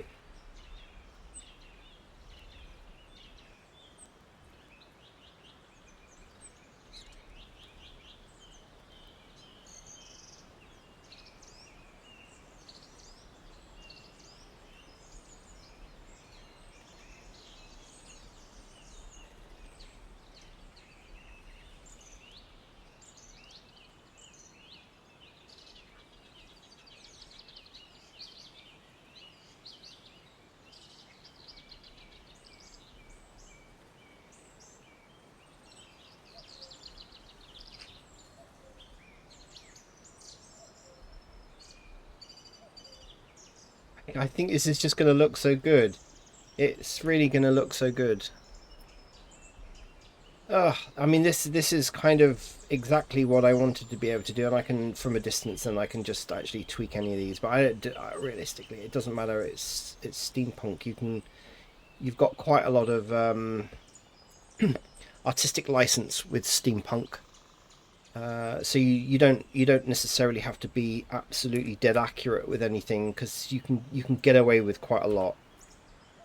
Yeah, so we're on a more flat surface part of of the hull now. This bit should speed up very quickly.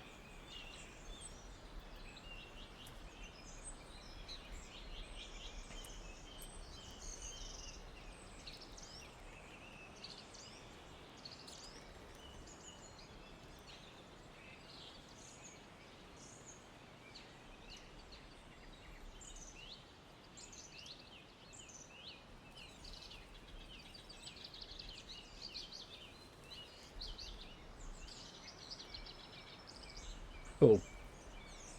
Cool, cool, cool.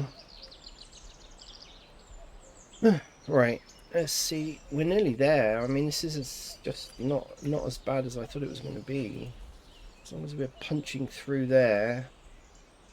Rotate Y. I think this will just go through and it'll probably look too far. This will probably look okay. Yeah, it'll be good.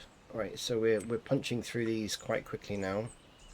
So it's just literally on the front part of the hull, really, because that's got the most curve, and I think the stern of the ship will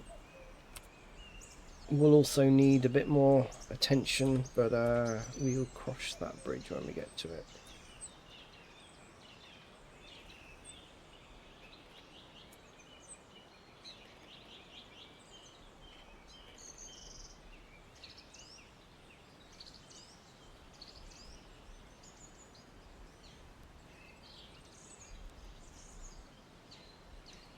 There we go. Probably go in a little bit more.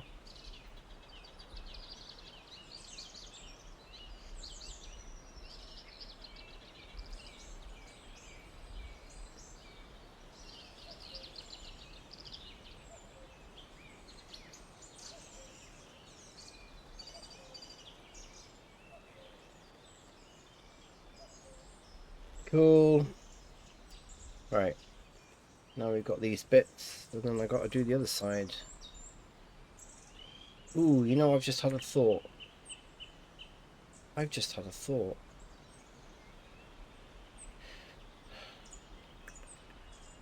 Of course, I'm doing all these individually. I'm thinking that I have to do them all individually the other side. All I need to do is highlight all of these and mirror it.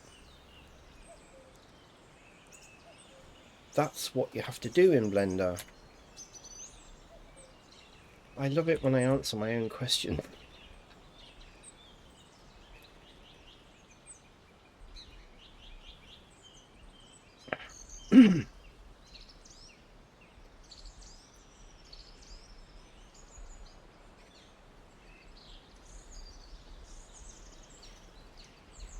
Okay.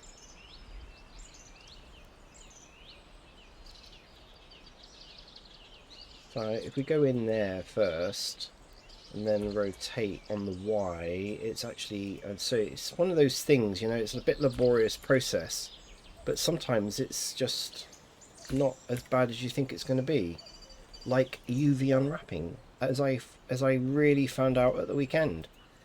You know, I know I keep going on about it, but I overcame a real kind of almost phobia level that I had with UVs, and now I love them.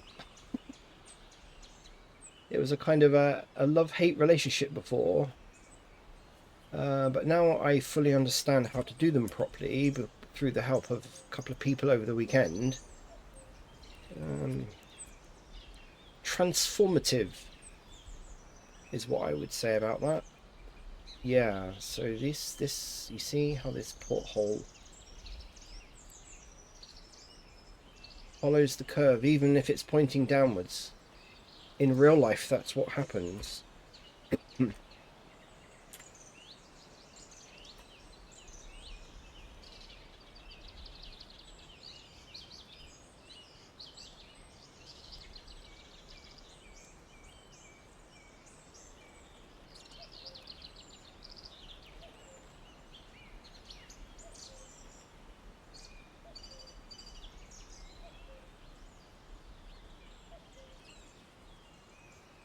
Okay. Cool. Right. This one.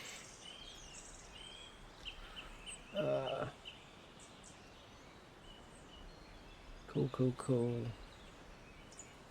Rotate on the Y. GX. Whack that in there.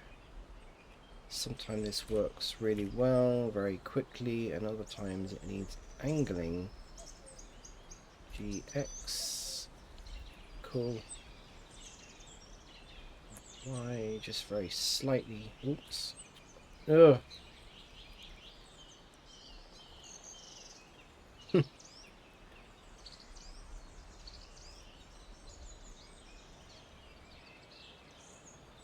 No, I'm pressing the wrong thing. What am I doing? Oh, okay. I'm getting overconfident. That's what the problem is. Right. Rotate Z. Okay.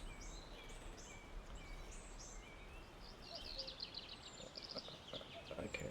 That's good.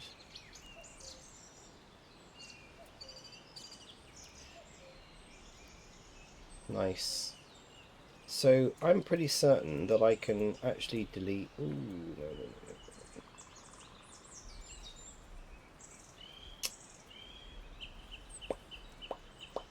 Okay, so we highlight all of these, right? They're not.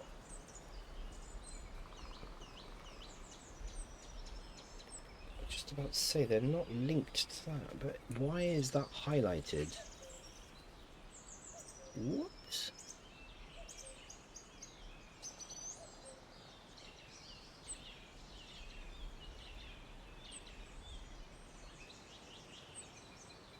Thank you. I think it's because I'm working on such a big model. The accuracy of clicking on something is not always. Yeah, you have to be actually very specific about what you're clicking on.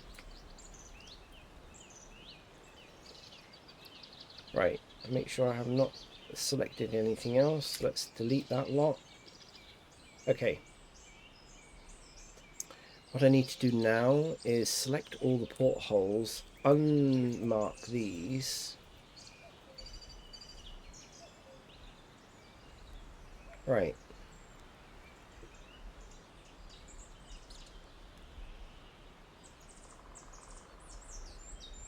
Of course I need to join these again, don't I? To do a mirror modifier. I don't think it will do them individually because it'll only do the one. Okay, let's just try this out.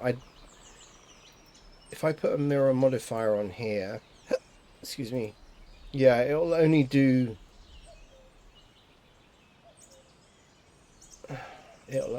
nothing actually.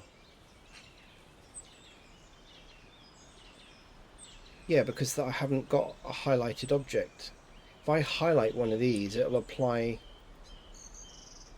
No. What am I doing? It's on porthole 002.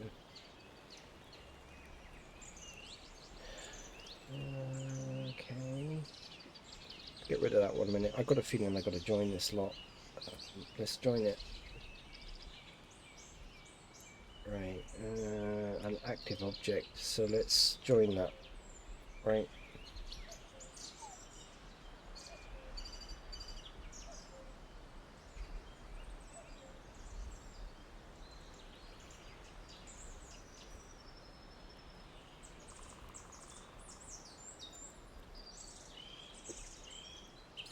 Um...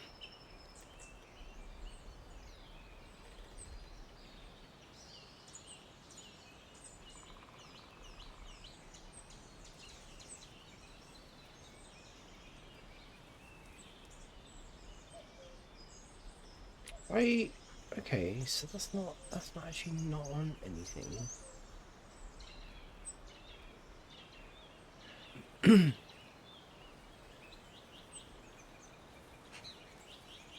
Let me select these a minute. Let me join them, right? I want to join them. Ooh, what is going on?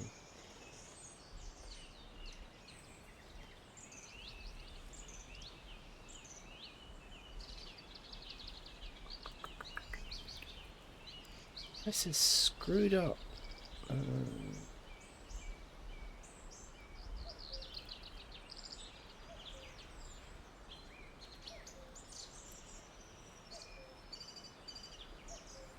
Hmm?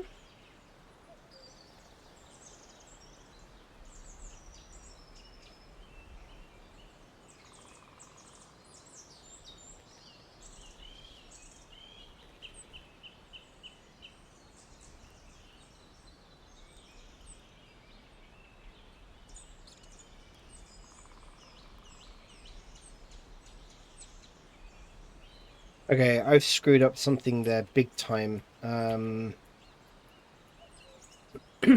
Right.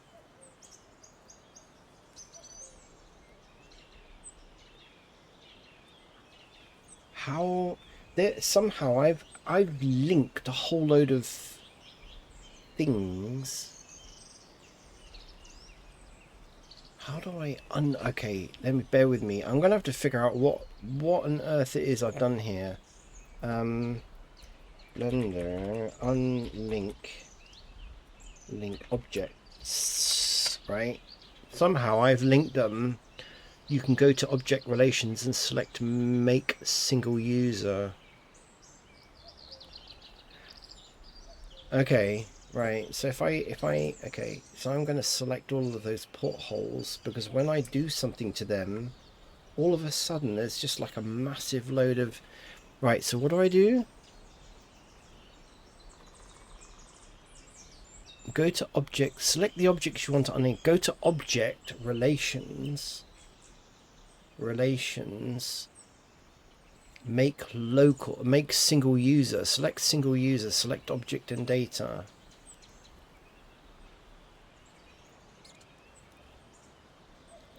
Wow, is it that easy? Okay, I've learned something else today, which is cool. So without screwing anything up, if I add a mirror modifier,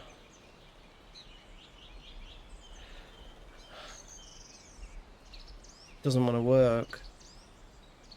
Changes made to one object and will not affect the others.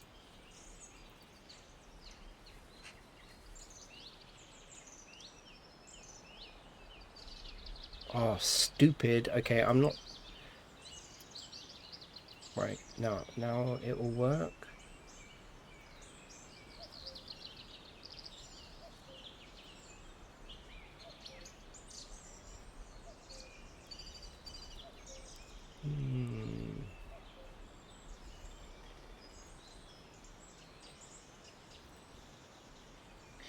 I want to mirror this object, basically.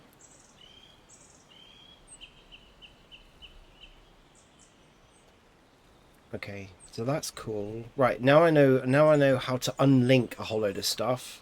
Okay, I love problem solving. Okay, so we're gonna highlight all of this. Please stop doing that. Right. Okay. These are now all separated, so I shouldn't really get a problem.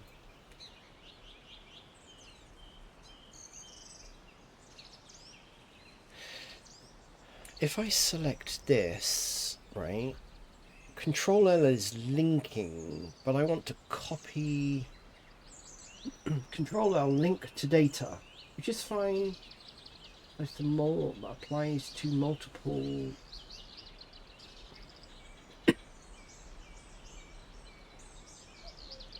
Right, okay.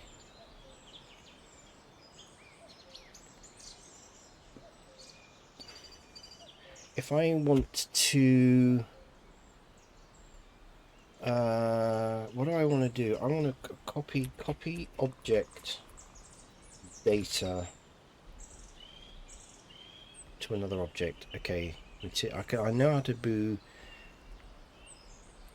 copy object data. I want to copy object data.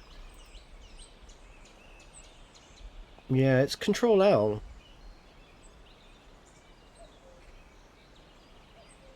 Linked duplicates. Doing that will give the outcome as if you used the Alt D linked duplicates. Thing is, I don't really want to. Okay, let's just try it. So I want this to have the same. Right. So we go Control L. Ooh. Right. We go Control L. Copy link object data. Copy transfer mesh data. Mesh data layout link. Right. Okay. So this worked on other things. So no. See, it's gone doolally. Right. Obviously can't do this.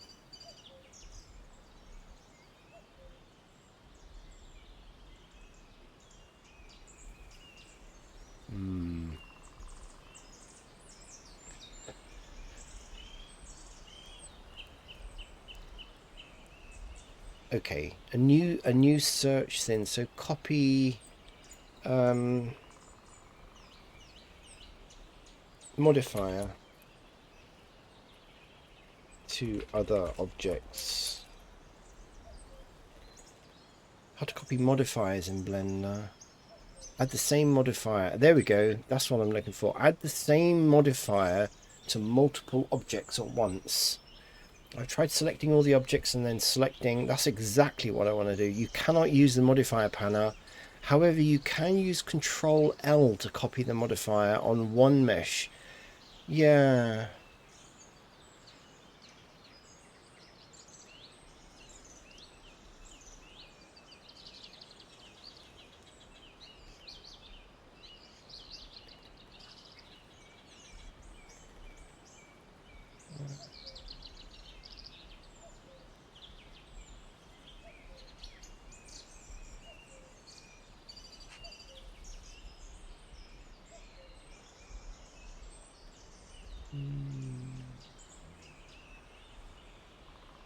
Okay, right. So I want to select all the objects, unselect these.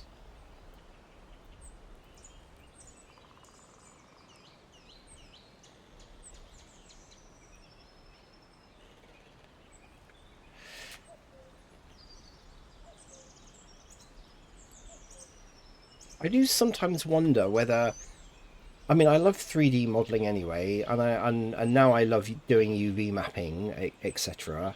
But I do wonder whether I like it because I'm always problem solving, and in my career, I problem solve, you know, and this is basically what I do.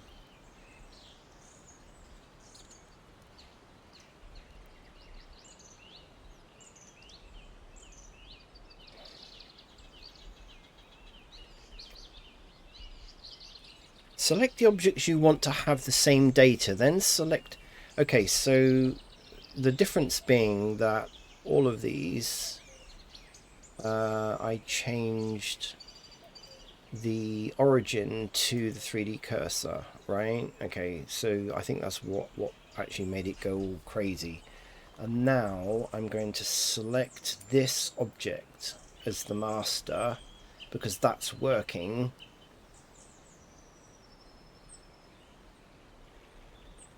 Okay, all of those other things are good. So now I should be able to go Control L, link object data. No, that doesn't work.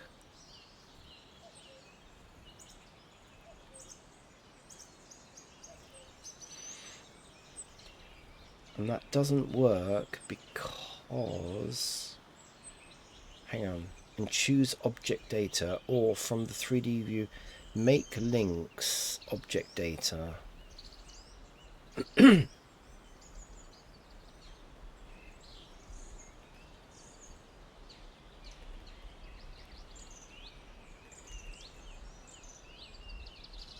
It hasn't copied the modifier over, that's why. Maybe you can't do that with modifiers then.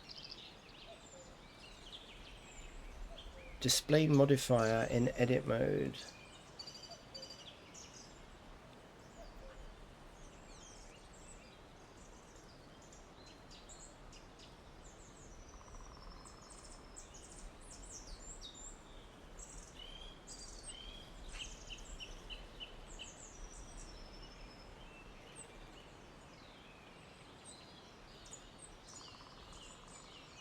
Okay, I'm good. I'm glad actually that's gone back to making all of those individual. Right, so that's all in the center. Right. So if I now go Control L, no, you can't do that in edit mode.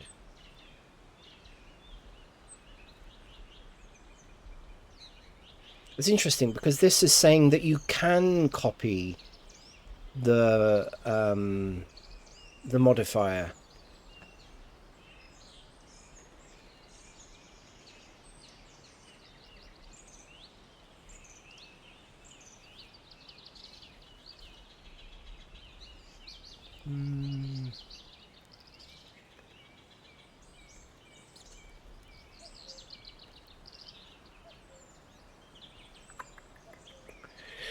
Select all the objects you want to have the same data, then select object with the data you want to be copied, which is now the active. That's exactly what I've done. So now press Control and then choose object data, or from the 3D view header object data. Doing that will give the same outcome as if you'd used...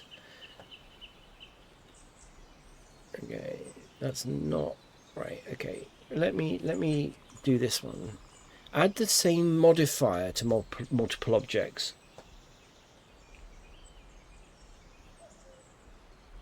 It only applies to the active object, and that's the problem. However, you can use Control L to copy the modifier on one mesh to all the other selected meshes. You select the objects to apply the modifier to, then the one that has the modifier. Right.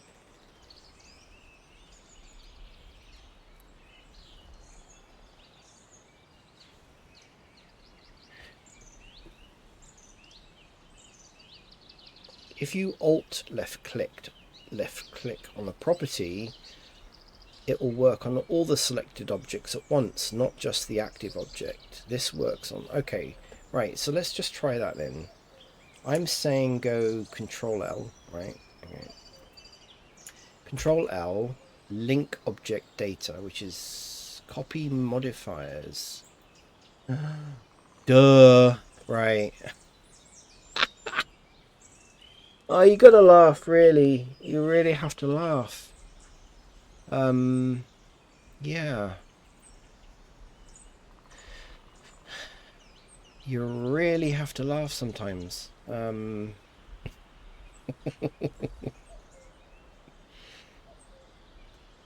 know, it's quite funny, isn't it? Sometimes the things are right under your nose and you don't notice it. You know?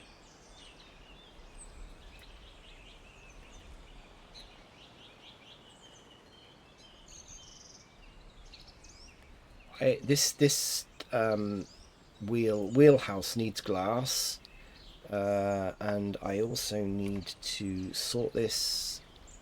It's not too bad. It's not too bad. To be honest, I think it just needs to be flat. It doesn't. Oh my god, I've got a bevel on it. That's way overkill.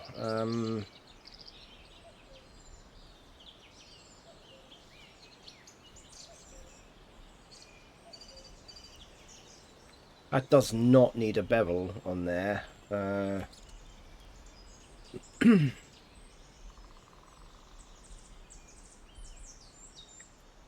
Does not need a bevel. Right, okay, so I'll tell you what I'm going to do is I'm going to select that, and then we're going to merge.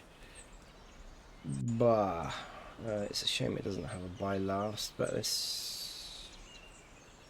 That center. Nope. Merge by distance. Nope.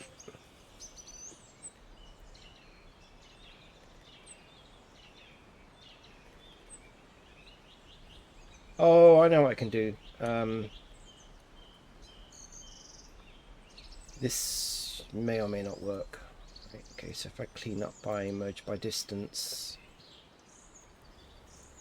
if I be very... Ah, there we go. There we go. Perfect. That is perfect. I distorted it a little bit, but hey, it's steampunk. In fact, actually, I like the distortion on that.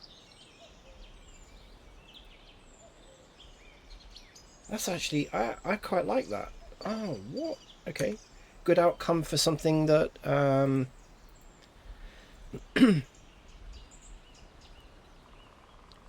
here we go, right? Here's a good example. We do not need all of these edges to be marked as sharp, right? I'm going to UV unwrap this.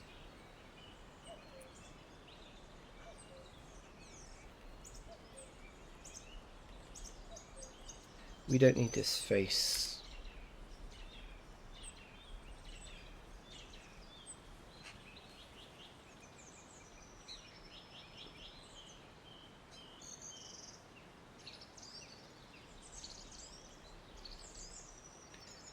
We're going to mark that, and let's just do one of those, right? Mark seam. This is how confident I am now of doing UVs. It's just, you know, yeah, it's just amazing. Ah, okay, so these are actually two parts, aren't they? These are two parts.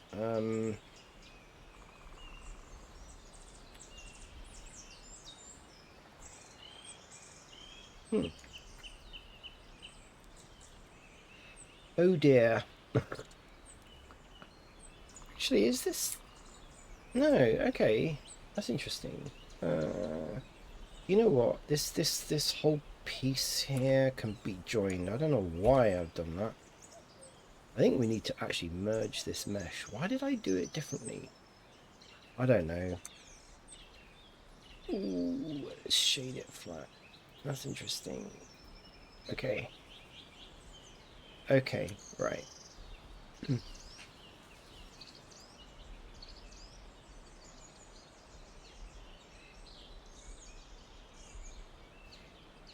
Yeah. Okay, now we're talking. That's fine.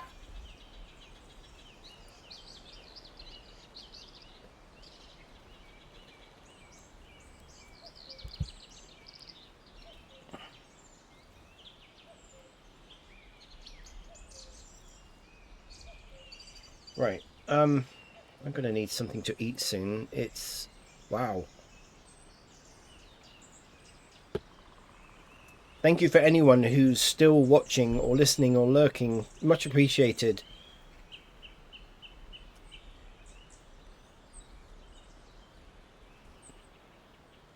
Okay, going by what I learned yesterday. Right.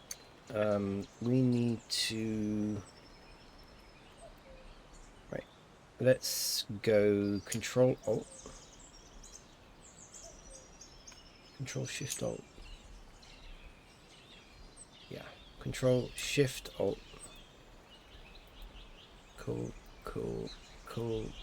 Okay, it's not going all the way around, but at least now, and it doesn't surprise me because my thingy is right. So I need to separate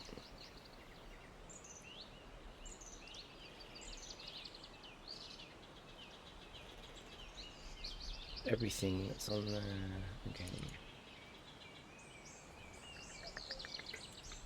Yeah, I've got a feeling this. Okay, no, it's not good. It's possible that my mesh is. Let's select all those. Right. This is just such a time saver. I'm gonna mark those as seams. Now is it Control? If I go like that all the way around, does it select all of them? It does. Oh, this shortcut! I love shortcuts. I just love these shortcuts that these guys gave me. Unreal. Absolutely unreal.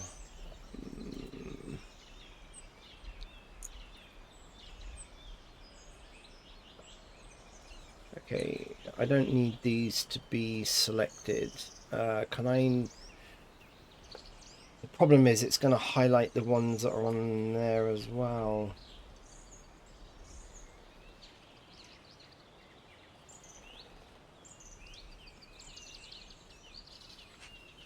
Shift G. See, if amount of faces around an edge. Problem being that it's actually going to select. What if I say length? Yeah, see, I thought as much. Right. Of course, it's selected where I already want seams to be. I just want to select all the way. I'll just do it manually. I'm talking about it, and I could have done it by now. We don't need these marked as seams. I guess in a way, this is always a bit of a problem, isn't it? I mean, it can only make an assumption. It's kind of a best guess at what you're actually asking it to do, and it will do most things that you're asking it to do, and there'll be other times where it's getting confused, right?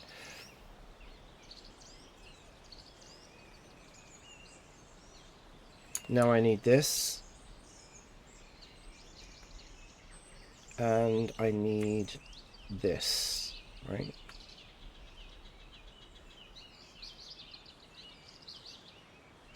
Mark seam. Cool. The only other bit left now is the wheel, right? So we've done the spokes, we've done the upright.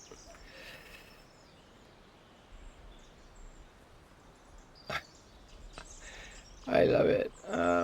Okay, so the wheel, I think, is going to be relatively straightforward.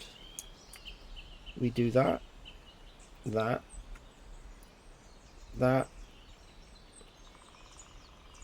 and that, and then I'm going to highlight.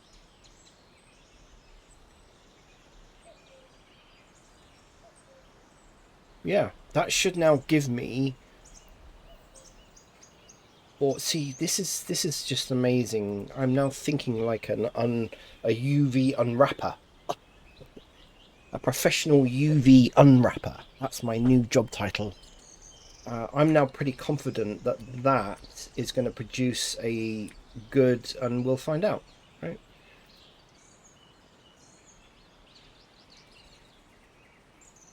That's not what we want to be looking at. We want to be looking at this. So, what have I screwed up? So this was the thing with unwrapping, right? I now know that something's screwed up here, and I can see that there's a few things that I've missed, right?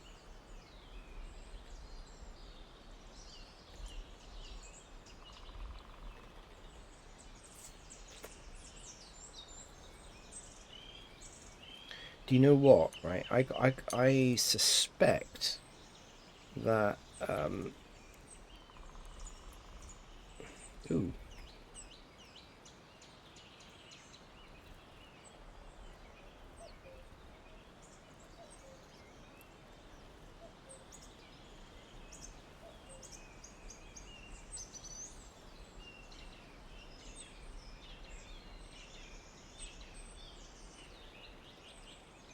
if I isolate that out, oh, I can't.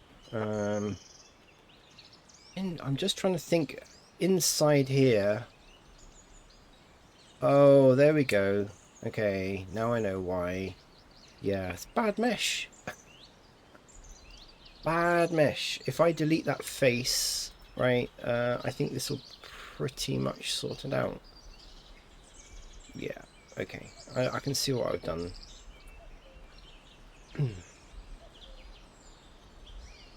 I've missed something here.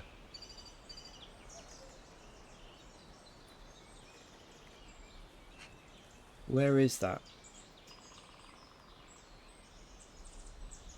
Show me this point, please. Show me these two faces. Where are they?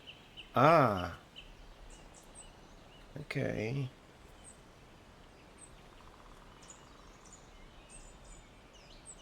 So there's something.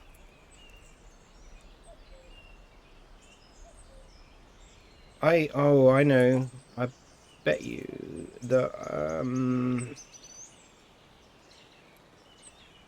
I bet there is. Oh, why are you moving? I'm not. Gee, I don't want to move. I want to grab. Oh. Why is it selecting the whole thing?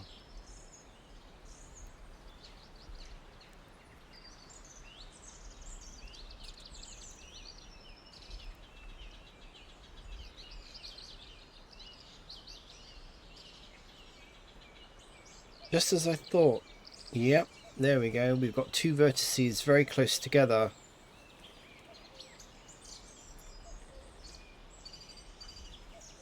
Yeah.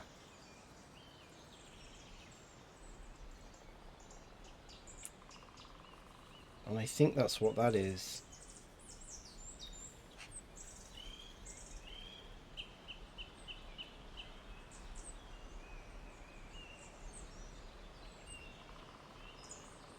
Yeah, it is. Yeah, I can see them. I can see them. Interesting. Okay.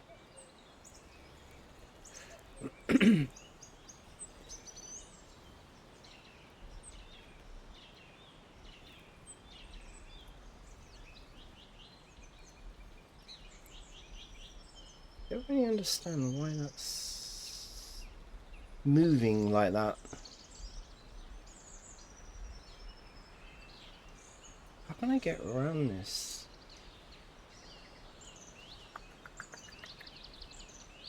Take sync off a minute. Right, so if I select a different one, I can see two vertices there. It looks like oh. Why is that? Oh.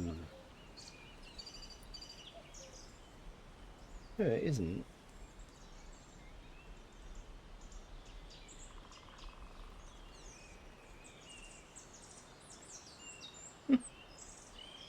How strange. Everything else is unwrapped perfectly okay, but for some unknown reason that vertex is locking the whole thing together. Right, I'm gonna actually force it to go conformal. Yeah, there's something right down there that's causing a problem.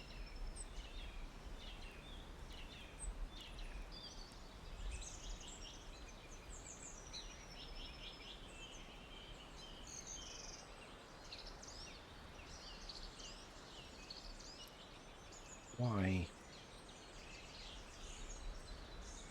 Have I got a seam somewhere else that's causing the problem? Nope. If I take that off and that off, clear seam, right?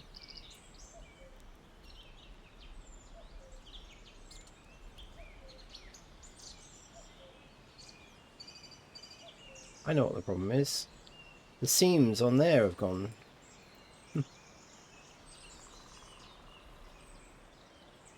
That's what the problem is.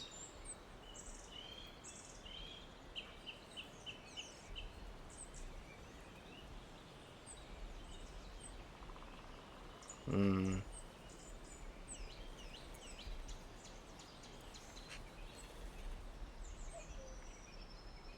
No, you see, it's okay. I mean that would work, but okay. Let me just do this manually. I think it's bad mesh, right? This is the reality is I've made bad mesh and I'm causing myself a headache. But hey, I don't have to worry about this anymore because I know how to solve it. So it's my own fault, and I've only got myself to blame.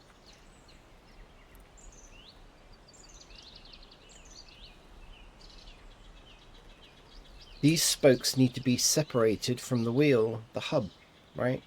That's basically the problem we've got.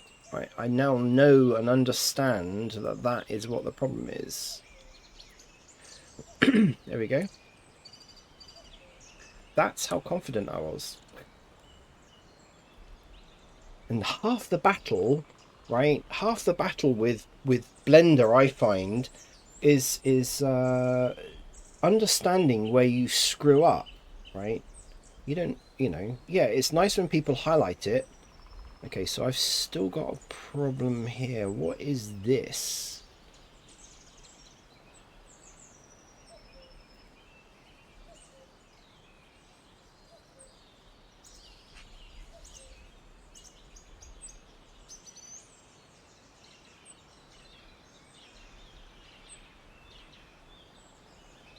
Yeah, okay, right. Yeah, I know that's now squished up, isn't it? Yeah, okay. So now, because I took the seam off here, I was trying to diagnose what the problem was. So if I... There's nothing else in there, is there? No. So now, if I mark that seam... There we go. Boom. Right. I would not have been able to do this if those two people in my chat had not taught me how to do this properly.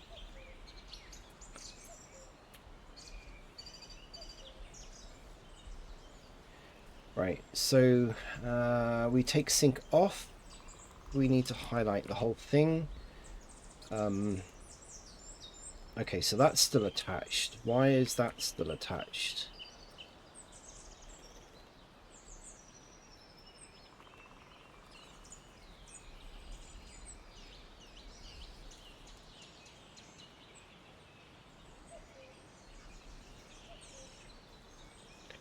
What am I missing here now then? So there's something else still not.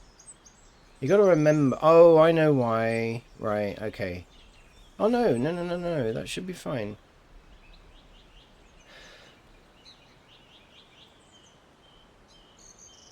I've missed something. It's my own fault. To be honest, it'd have probably been easier to just remake this like I did the hull. But this is helping me to understand the UVs better. I created the mistake. I created the bad mesh. I need to correct it. That's my attitude with that bit. So this is the outside of here, and this is the sides.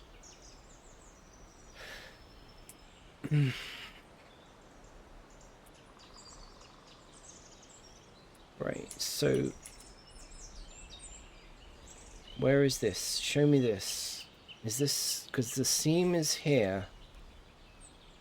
Oh no, okay, the seam is working on that. So what is this bit then? Is this the inside? No, it's not the inside. What is this? Oh, It's this, isn't it? So we're talking about the inside of this. Something I've screwed up on here.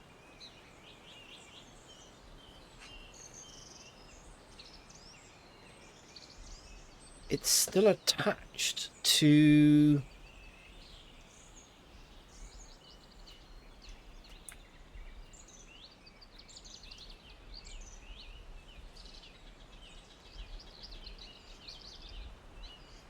Do I need to highlight... Do I need to make that a seam as well? Oh, there we go. Right.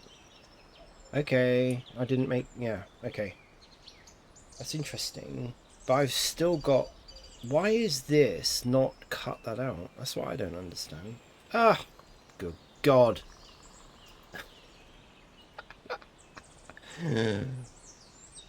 I probably don't need to actually make that a seam. You only need one clear.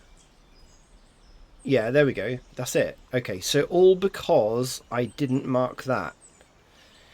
Wow. Okay. Wow, just wow. Right, now we're good. We're good. We've now got, yeah, and I'm not afraid of UVs anymore. Turn off sync. We need to highlight everything. We select islands, please. Thank you. And we go to here and we go snap. Snap.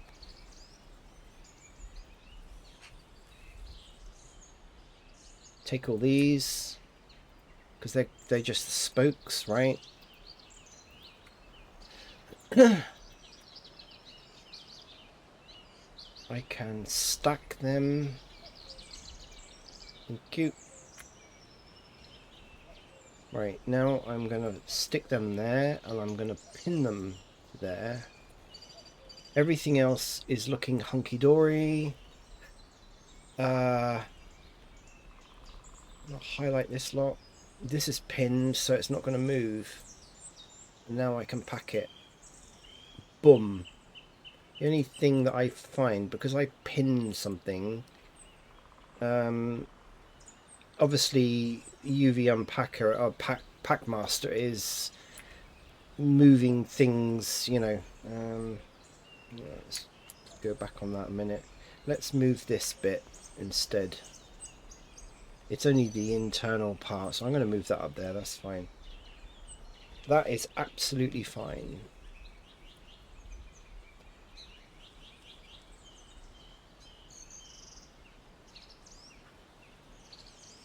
Let's just unpin that a minute.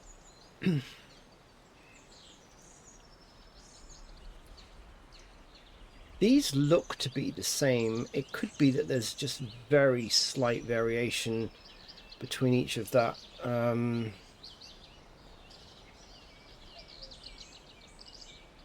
What can I do with this? Scale the islands? No. Flip them? No. Straighten them?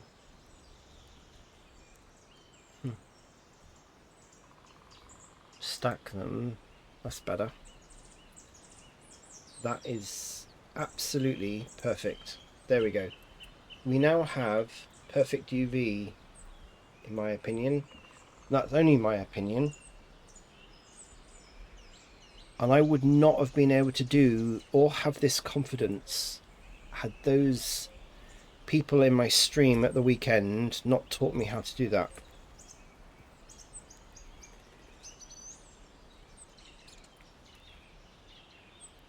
Cool.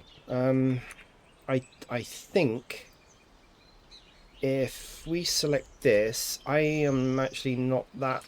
I think I did this UV already, didn't I?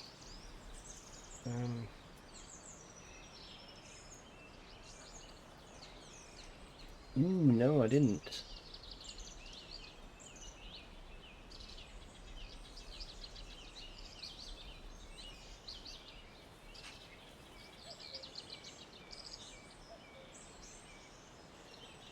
And that isn't a problem because I now know I now know how to do UVs.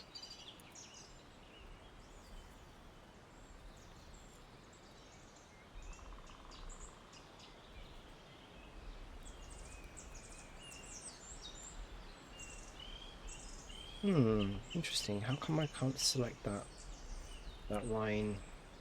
It won't go all the way around. Interesting. Okay.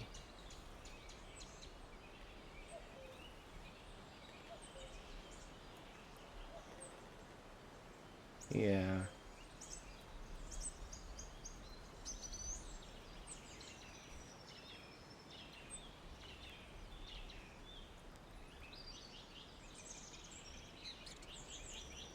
I've often wondered actually, okay, while I'm messing around with this, if I select all of that, can I not just go to line mode? No, because of course of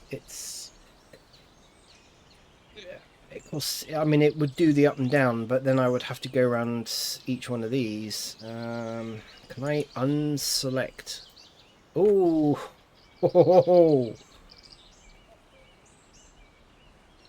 wow.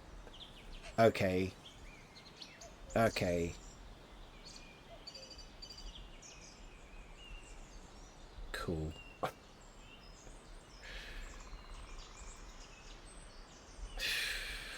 Unreal, absolutely unreal.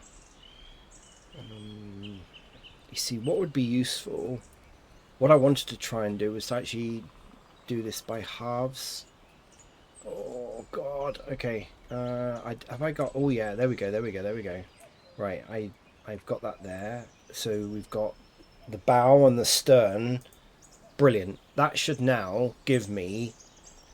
Right. I'm going to predict this. That should now give me two. The surface. Right. The bottom and the top surface, and then it should split the sides. The sides don't matter, but normally I when mesh goes into mesh, I normally delete the faces, but I'm just pushing myself, and there we go. So actually very predict. I can now almost predict the what the UVs are going to look like now.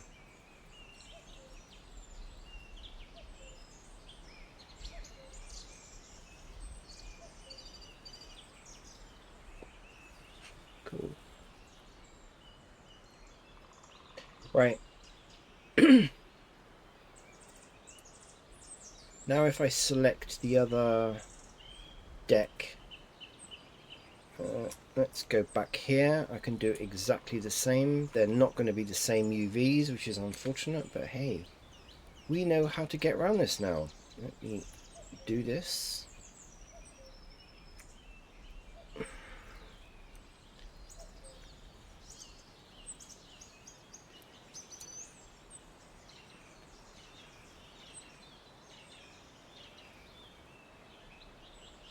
Ooh, why is it selected that?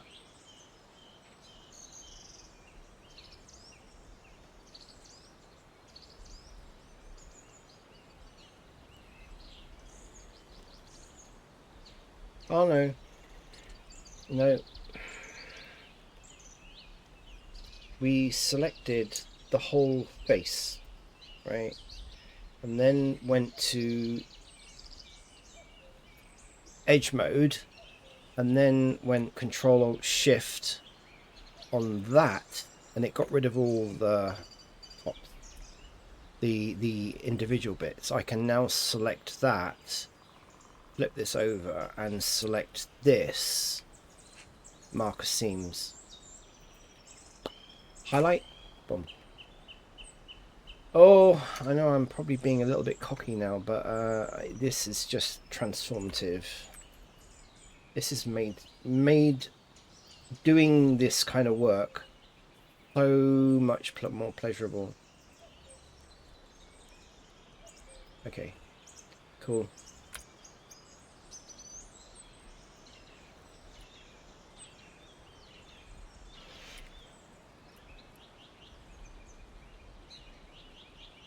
Right.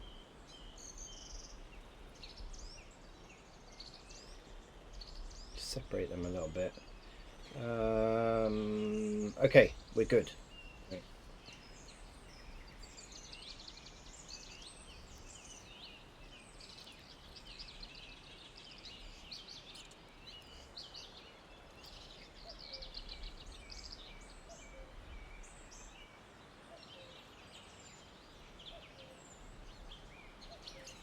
Okay, where are we? Where are we? We are here. Let me go back to this view. Right. Portholes are done. Decks are done. This is unwrapped. Everything else is unwrapped. I'm not so sure okay, so I've got modifiers on all of these. I'm going to leave that for now. I've screwed up this.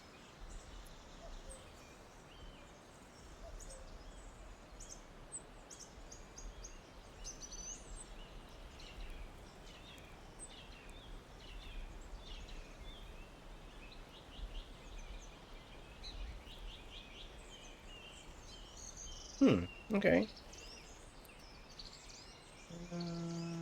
What have I done there? So scale X. Okay. For some reason I've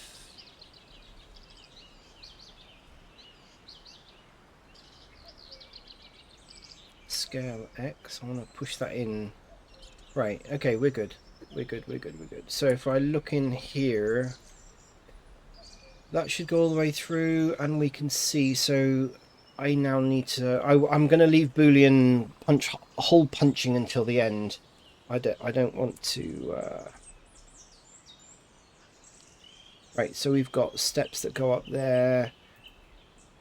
I haven't UV unwrapped this yet. No point until I do the, and I will need to UV unwrap, I think. Oh, probably not when I do a boolean on the hull.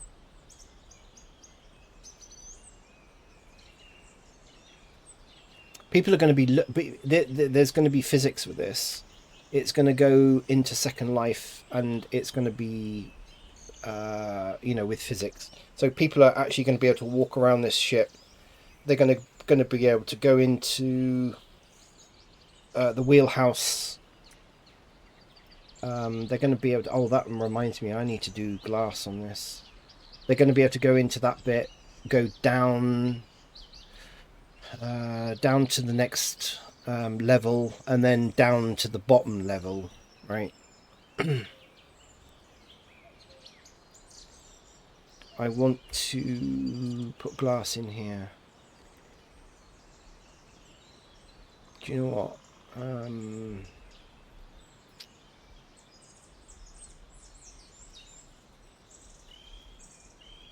What have I done here? Actually, do you know what? I might remodel this bit.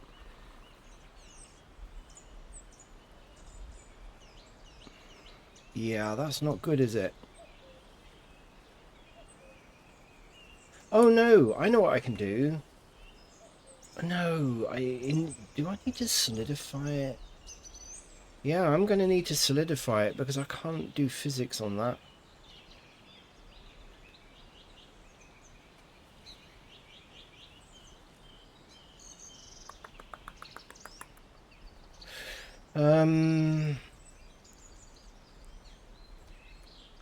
Let's just do it. Let's just redo it.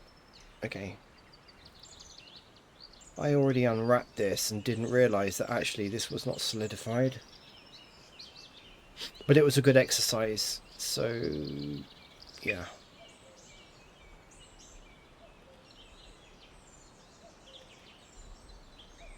I've got to solidify this. I can't leave that like that. Let's delete those faces.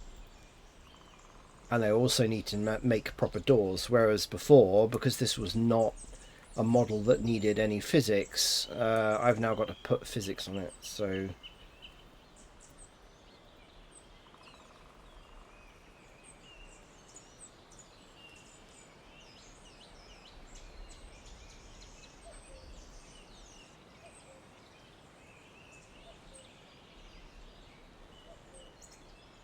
cool.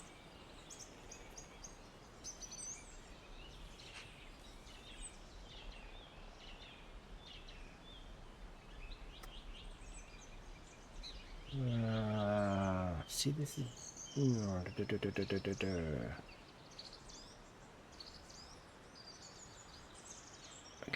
I think that's fine. That's fine. It's fine. Okay, modify, deform, generate rather, solidify. There we go. And if we increase the thickness, oh my god.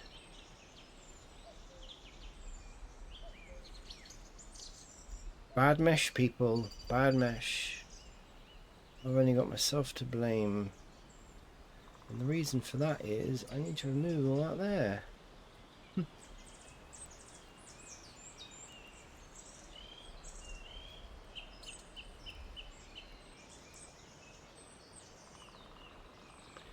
Check your normals. Yeah, I need to do that. I think there's there's bad mesh. Believe me. Yeah. Ah, Moni. Hello. I've been talking about you. I've been talking about you. And I can't remember the name of the other chap that did all those little videos, but I've been talking to about how you have transformed my my workflow. And also between the two of you over the weekend, the unwrapping. I mean, that was, you know, I'm unwrapping like a god now. Really, I think so. In my humble opinion, because I have got no fear now of unwrapping stuff. You know, I'm looking at stuff now, and I'm actually predicting as a bit of a test with myself. I'm now predicting what it's going to come out like, and yeah, and I'm resolving issues really quickly. It's just mind blowing. Yeah, my I think my normals look okay. I got a feeling it was because I left that odd bit of mesh. Actually, no, the normals are not okay. Right.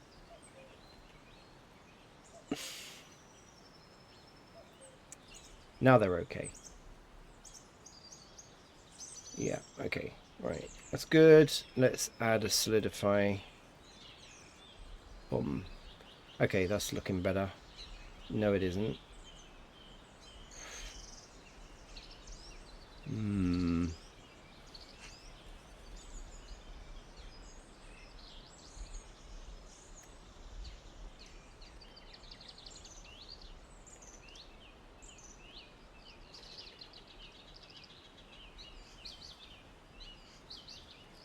Ah, right, okay. Let's just shade flattening. Oh yeah, okay. But the problem is, this is in a way this is kind of bad, you know. Um, I don't. Realistically, I don't think I need. Okay, so the front part and the sides are fine, right? What's screwing it all up is all this. So I'm going to get rid of that. Uh,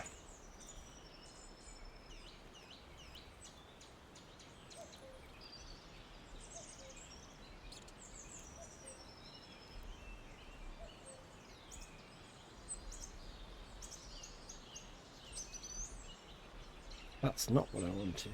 Is there something else I'm missing here? I got a feeling that I just need to correct this because this is not good really.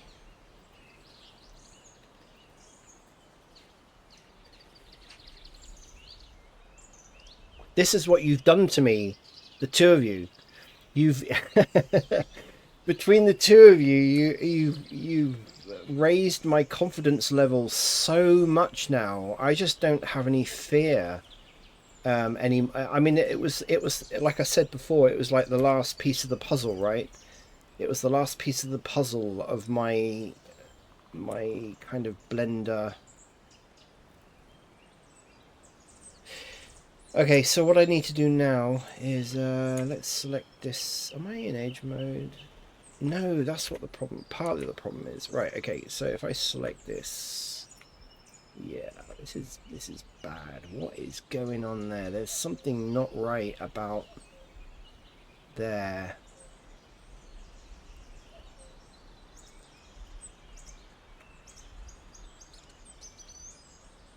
What is wrong with this? I thought I doubled up like I did on the wheel, the actual wheel of the...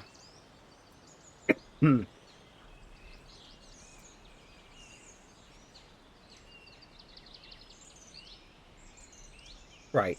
Now I think we've got a mesh that's kind of possibly workable. It was on. I was saying about this wheelhouse was that the way I'd modelled it before was just why all those sharps and seams. Yeah, exactly. I mean, yeah, exactly. This is bad mesh. Ignore it. Ignore the mesh. This is old legacy stuff that I struggled with years ago, and I'm just trying to clear it up. Right. So if I clear the seam. Clear the sharps, right? Don't need it. Yeah.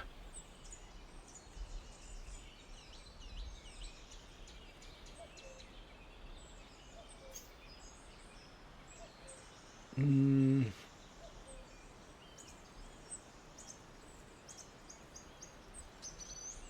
Okay, so realistically, let's just not mess around anymore, right? Let's just not mess around anymore. We don't need to mess around. We haven't got time to mess around.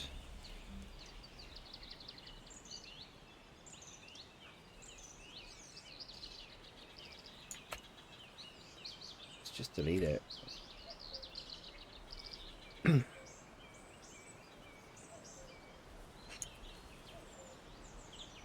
So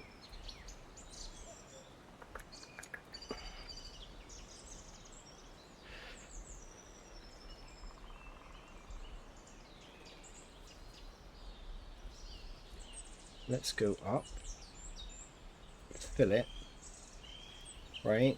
Now, now I've got like clean, right? I've got clean mesh. Now I can add the modifier and I won't get any weird stuff. There we go. It doesn't need to be huge. Perfect. Right? We need even. Perfect. Is it my imagination or is there still something wrong there? What? Oh, that's the thickness of the wall, isn't it? Okay, so we need to bring that down.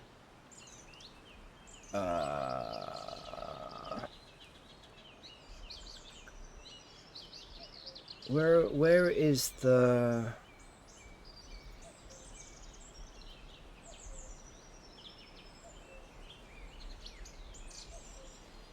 Okay, I think that's fine. I think that's fine. For some unknown reason, I put these windows right to the very edge. As long as it's not overlapping and I can always clean it up, right? So I think we're good. This is looking a bit weird. There's something very odd going on here, but it doesn't really matter, to be honest. And there, I can see. Okay, let's just not mess around. We're done messing around.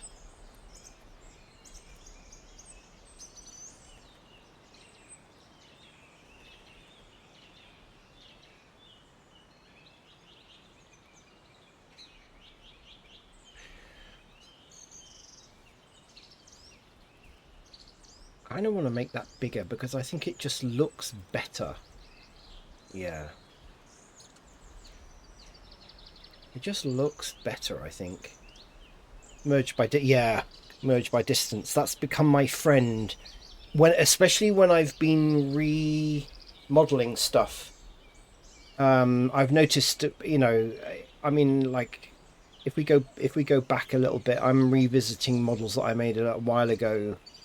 And as I've mentioned many times, this particular model made me really angry because I got so annoyed with everything. Okay, so I've reworked this. I don't know whether you saw what it was like before. This is what it was like before, right? I mean, it's a joke. There's the model as it was before, right? Look at it. That's the hull. And everything, and I'll show you the UV that I did for this model. I mean, it really was a joke. I understand that now, you know. I can see all that now, but look at the hull, right? And it's just awful. So I redid, this was the UV for this ship, right? That's the UV. And I'm trying to texture that manually, apart from, I think, the deck. In fact, yeah, I don't know. The deck looks dodgy, but the whole thing was dodgy, you know. It was just so bad. And I got so angry with myself because I was frustrated about getting it done.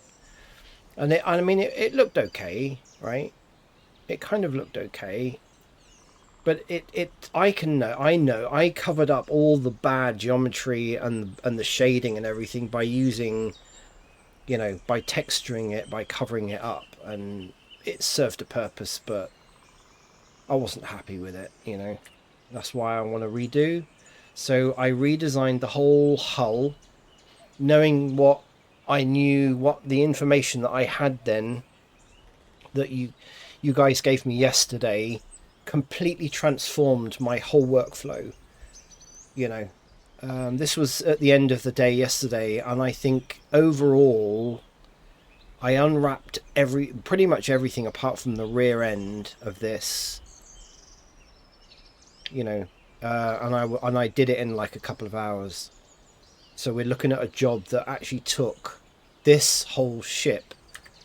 Took me, I know I did it and spent a lot of time over 2 months doing it, and now I can redo. I've redone everything pretty much on here, built a new hull and decking and all that kind of thing in I think yesterday was about 4 hours. So if we go back to this again,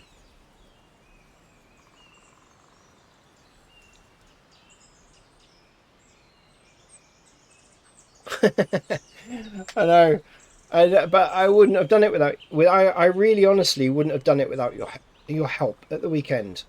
Can't say that enough, and I've been telling people throughout the whole of this stream what an impact was, you know, having people come into your stream and just helping. It's made a big impact. Before I put the windows on this, I'm just thinking,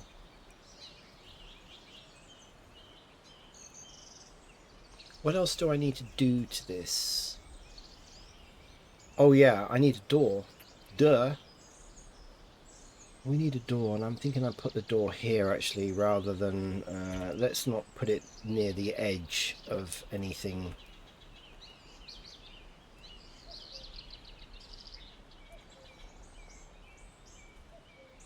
Okay, we now have a door. We now bridge faces. Cool. Go back here.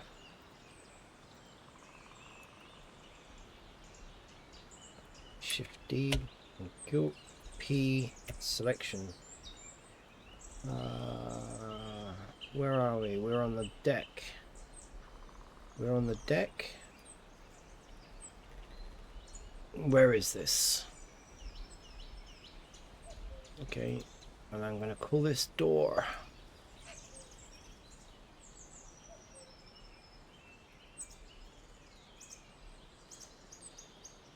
Okay. Right. My workflow is definitely speeded up. Absolutely no end. It's actually quite fascinating.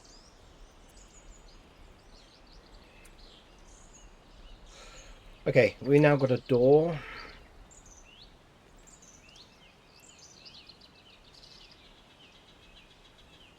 Cool. I now need to get the... What is happening here? Something odd is happening here and here. It's almost like... Oh!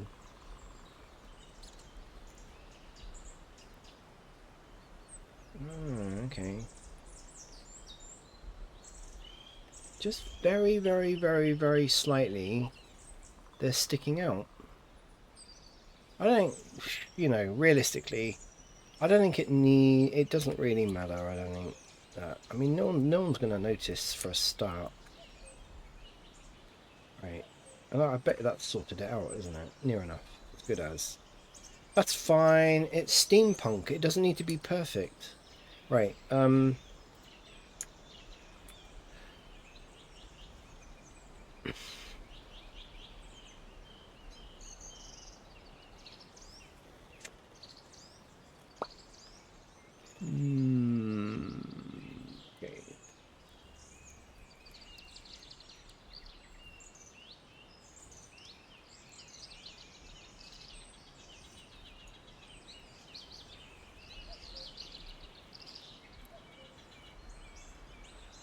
Right. Cool. Cool. Right, and then I need to go around and do this on all of these. I don't think you can do multiple... I'm not so sure that you can do multiple...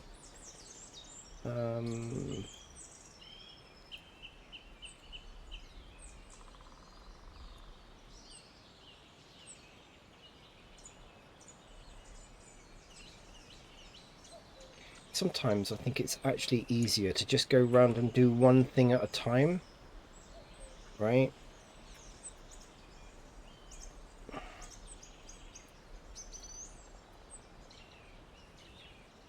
Because then you kind of repetitive work like that is sometimes just easier done. You know, you go around, you do one thing, you get around it really quite fast. You go around and do another thing, you know, you get around it really fast. I do anyway.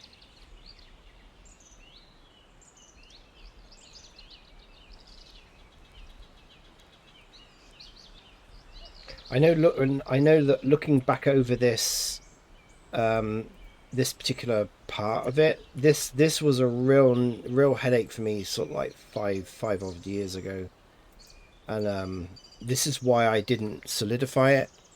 So I ended up just making it a single face because it just wasn't going to be used, but I can't do that with the physics.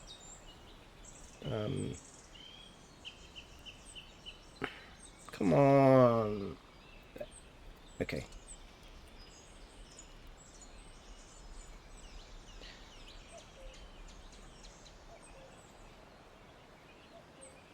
Right. Okay, see what I mean? I need to stretch a minute. Oh, wow, I'm coming up to nearly 5 hours already. Wow, I've got aches in my shoulders.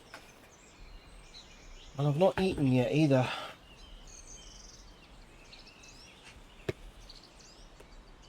I need to eat. I'm rather hoping now is that if I do this, that I can go select similar.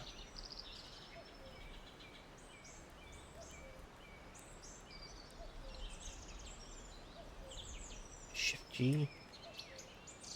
No. Yeah, it's not even selecting on the other side, is it? Shift G. If I go normals, no, that's going to select the whole thing, isn't it? Yeah, I thought as much. Shift G. Area. Yeah. Oh, right, okay. That might work then. Right, so if I now go Shift G, area. No, why is it doing that? Because it's seeing the whole face, isn't it? Shift G. Polygon sides, perimeter normal. Copland. What does that mean? Lap smooth. Face regions. No. Shift. Maybe you can't do it. Lap smooth. No. If anything, I would have thought it'd have selected it the other side because it would have been pretty much the same. Shift G. Normal. No.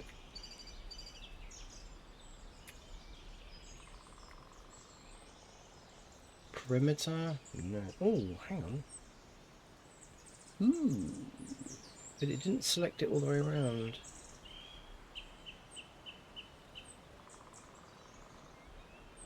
No. Okay. Whatever. Whatever.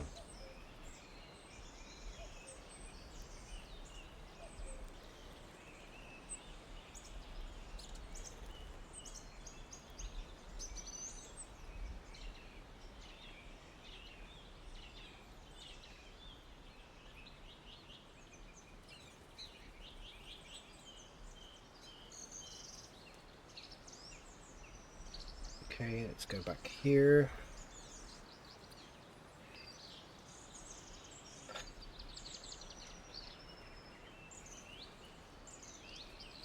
There. Oop, nope, nope, nope, nope, nope. There. There. Nope. Come on. Work with me. Work with me. Okay, right. We've now selected everything. Okay. Delete faces. Boom.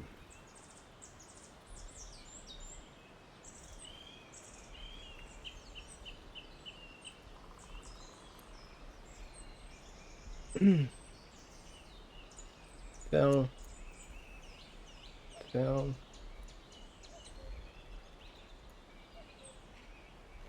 Fill. Fill.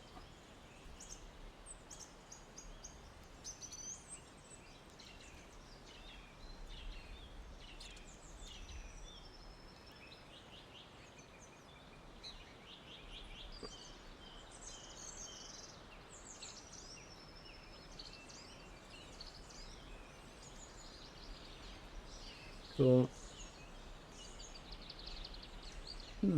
How come that's... Nope, that's wrong. Wrong. That's the wrong one. Bill. Did I just do that? No, I didn't. Okay, it's fine. Right.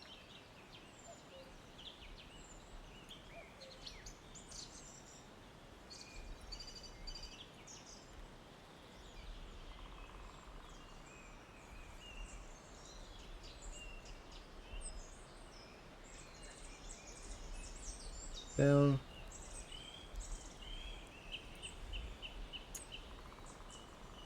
Fill. See, if I'd have done this mesh correctly in the first place, I wouldn't be doing this, but this is always a problem, isn't it? When you're reworking mesh that you did badly in the first place, you know, your punishment is you have to go back and... Ah, okay, I can see what I done there. I just did that on the other one as well, didn't I? Okay.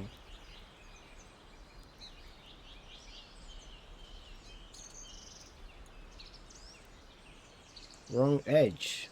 Come on.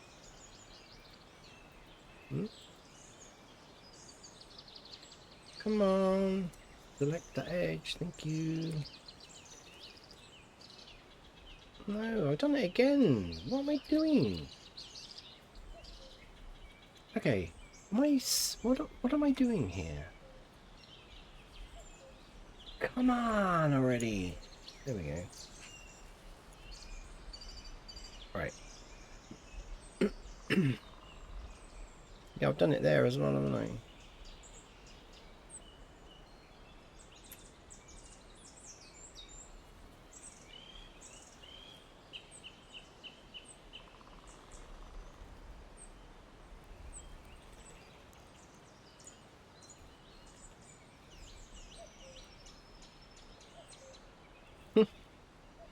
I've done it there. I've done it there. I've done it there.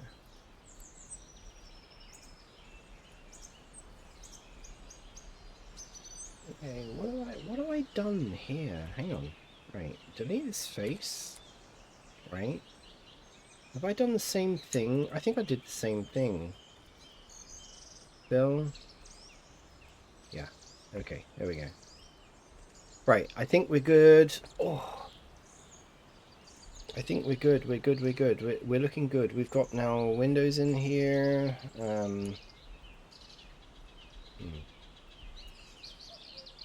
Bill. Bill. Right, now we've got a wheelhouse that actually looks like a proper wheelhouse. Yeah, okay. Happy with that.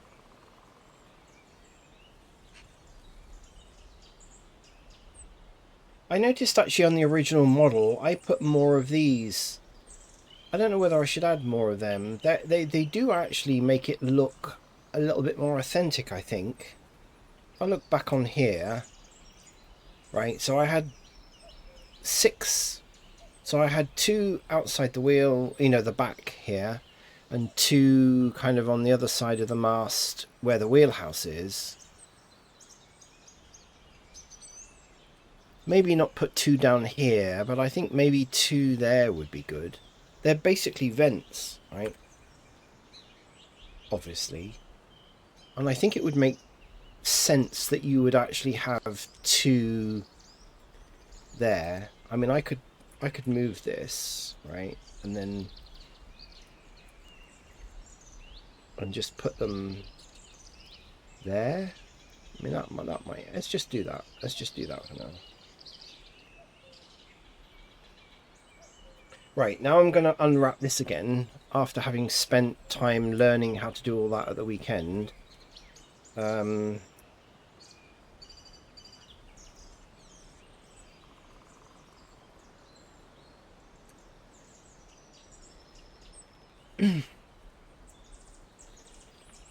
So, with my newfound skills, we are going to unwrap this.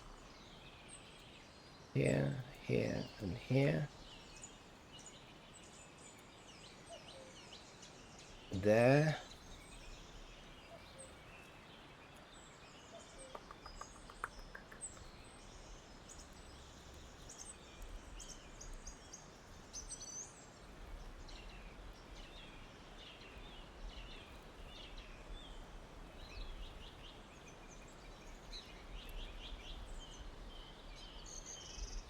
Yeah, there would be good, actually. That would be good there.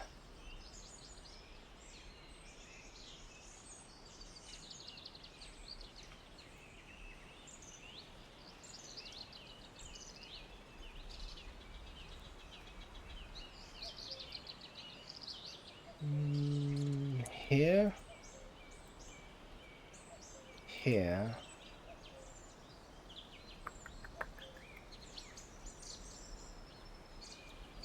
Okay. And I think I had one that went around there, but I'm going to see what that looks like. What's going to screw this up is the windows, right? That's what's going to screw this up. But we'll cross that. What I might do is I might cut the windows. No. Thing is, I've now put windows in there, haven't I? So I really need to try and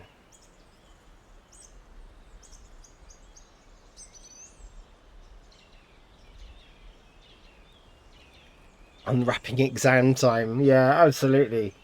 Putting my newfound knowledge to test, and I've just unhighlighted all of my seams.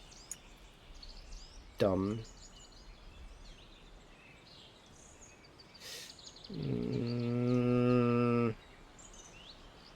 Okay, can I? Why? Can I? Oh, okay. Damn it. Okay, I need to shift click on that.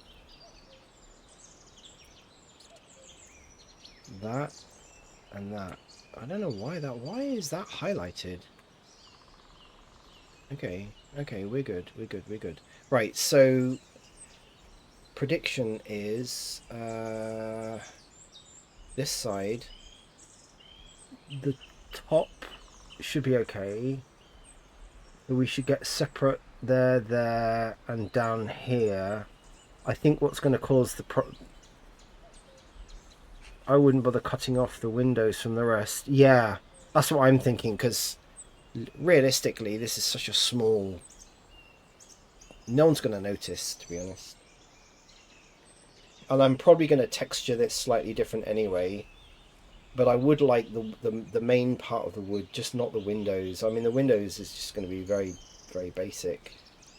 Okay. Let's mark... I don't think I need the themes on the bottom, do I? Not really. But I do need that one there. Right? Might as well put that there. Okay, I'm going to delete the bottom of the faces of this anyway, but... Okay. Mark seams. Boom.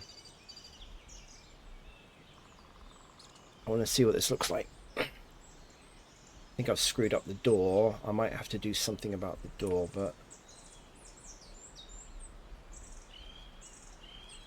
I think it will be fine. Okay. Yes! I love it. I absolutely love it. Oh, God, the relief. The relief.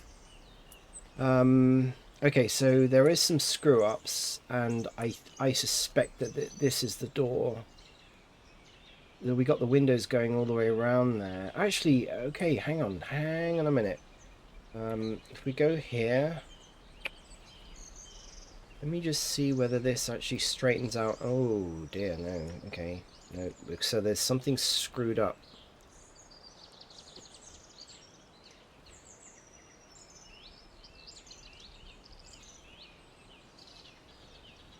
That's sliced through there. That's sliced through there.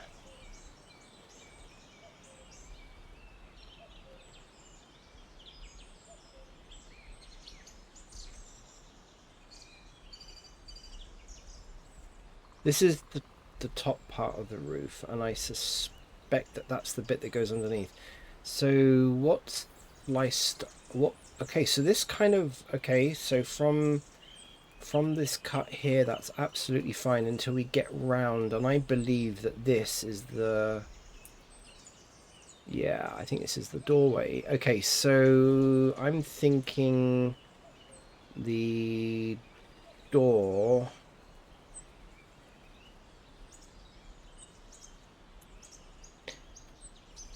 I think it's just got to be sliced, isn't it?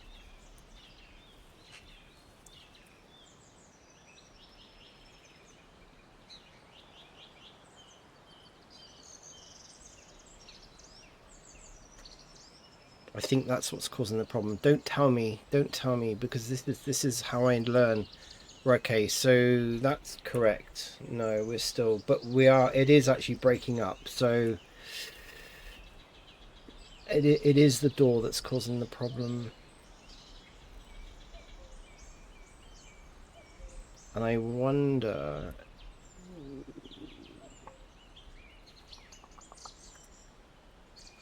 So what is it about the door that is causing the problem?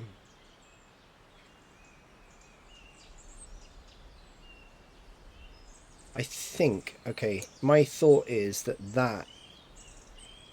no,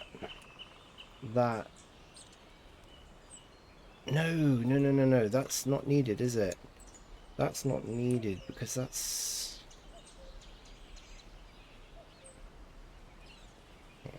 Why? I've got to figure this out. Because I'm going to be doing this a lot, and I need to figure this out. Those need to be seams, right? Because then it will unwrap that part. Am I right? Am I right or am I right? Yeah, we are. So it is around that door. What else needs to happen about the door?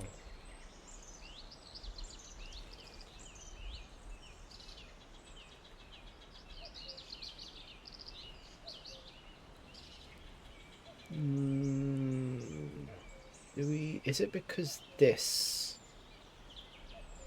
is being held together, isn't it? So I suspect that we need a seam there and there to break this door up so that it can, but then surely it's, is it being held together here? I think it's being held together here, isn't it? Okay, let's see what that does.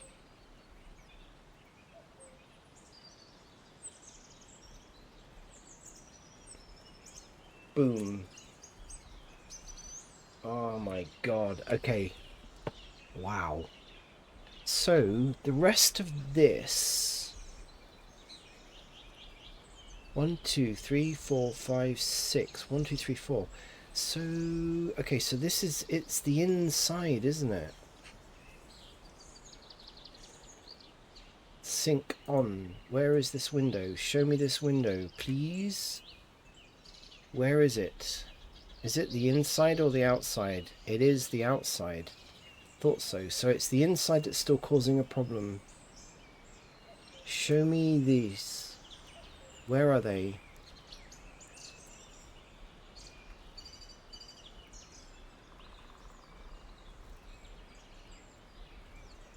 Oh, duh. Right, okay. I see it. I see it. I see it. And I bet I've done the same on the outside, haven't I? No. Okay. Is it just that bit that's causing the problem? Okay, so it's splitting now. What have I missed? I've missed something, haven't I? Have I got bad geometry again? I think I've got bad geometry. Why is that disappearing in there, by the way? Oh, there we go.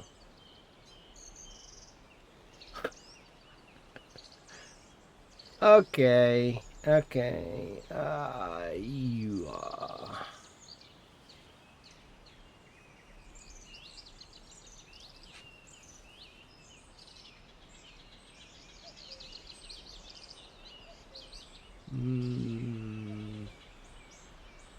Okay, found you.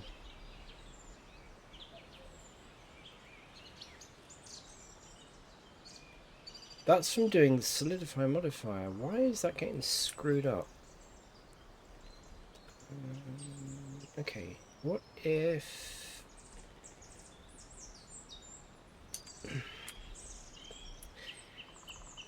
we could try this. I got a feeling it's just bad. Yeah, that got rid of 78 vertices, but I think it's got rid of useful vertices. Oh, and that's way too big. Right. Okay. Let's do this very carefully. There we go. Holy moly, this is... Okay, I can see how that... Yeah, okay.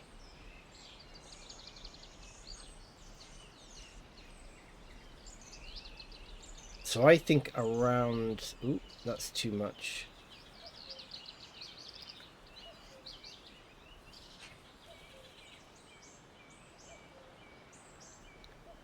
It's bad geometry. Don't do this at home, kids. Yeah, I've screwed up some of the geometry now. Okay, yeah, you can overdo this. You can definitely overdo this. So okay, so what if we just say 20?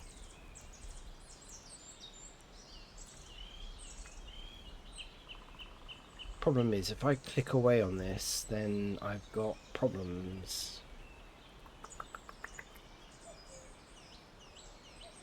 But that has got rid of... So why... okay, no, I can't do that.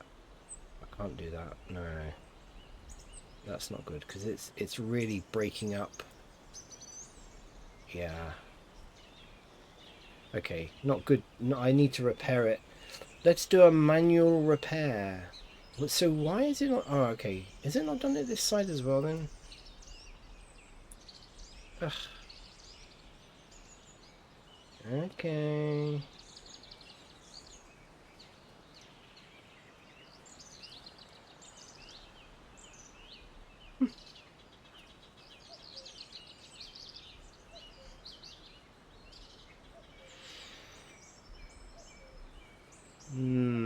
That's that face, isn't it? Um,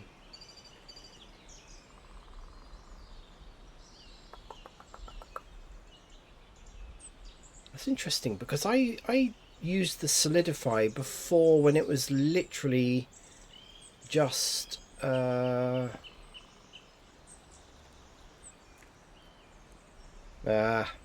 right.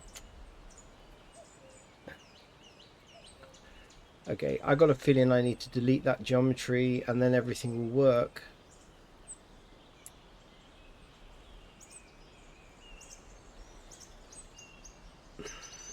Yeah. Yeah. Okay, so if we go back to this seam, it's that last little bit that's causing the problem. Oh, come on, come on, come on, come on. So there's going to be a seam right there. No, that is actually a seam.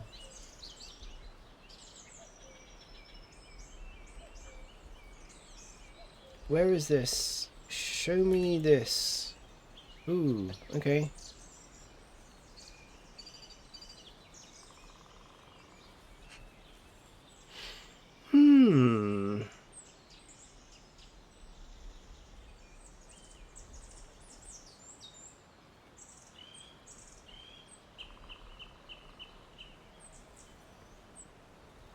Hmm.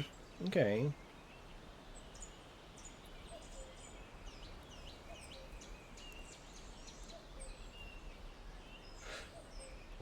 Why? Okay, why is that holding everything together? I don't understand that bit, right? So that's this, which is actually not part of anything. That bit, which... okay.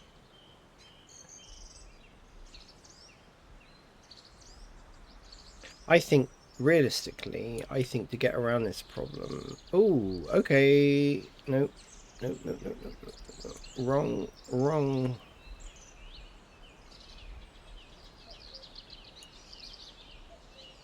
Yeah, there we go. I suspect that if I fill that in...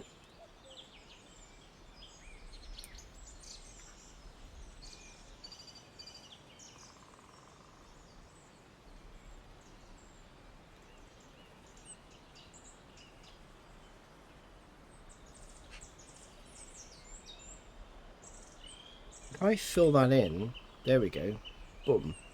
And now, fill that back in again.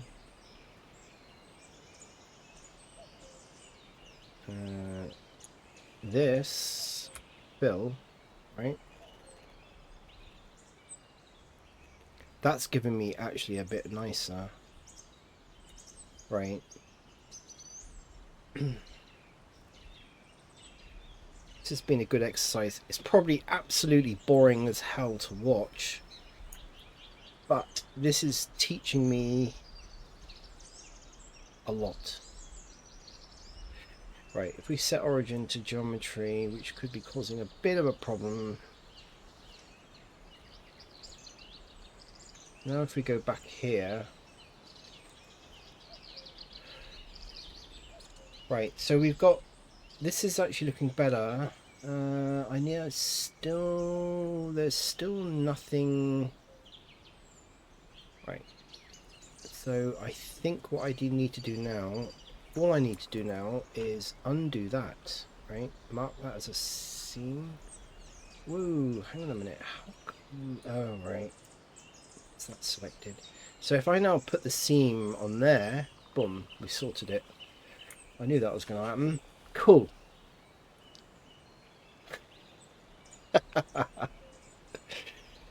Ugh. If anything, this has taught me Grant Abbott. Grant Abbott would be proud. Master Unwrapper. I would not have been able to do this. This is the point I keep trying to make. I would not have been able to do this or have the confidence to do it. I would have just given up, right? And this weekend has been some of the best teaching and learning. Learning, not teaching. This has been the best learning that I've ever had this weekend about Blender. Full stop. Boom. I've watched literally probably 100 hours of unwrapping videos over the last 15 years or more, and what I learned at the weekend, I've learned more streaming and having really good people come into my chat to explain how to do stuff than all of those videos I've watched, because I couldn't get my head around it. And actually, this morning I had some people who said exactly the same thing. So I'm not the only person that's had this problem. I think it's an ongoing problem generally with people trying to understand how Blender does unwrapping. And watching as many videos as you want just doesn't help.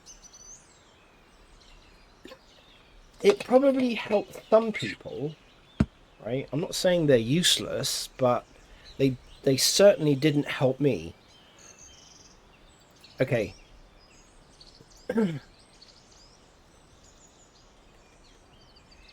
We're good. We now have a I just want to check the UVs on. Oh, well, it'll be the same. I know it'll be the same. Right. This has been done. It now looks better, in my opinion, because it's proportional and I've redone it. We've now got a proper door that people can use. We've got proper windows in here. Now, I'm not gonna UV unwrap this because I'm gonna punch holes in it, and I still don't like this. I need something. What can I put on the top of here that would just break that up? It doesn't look right. Okay, this is okay. So the thought I had on here, I've obviously got to cut this, but I'm going to leave that till last. The thought I had on here was to because I'm going to leave this solid, right?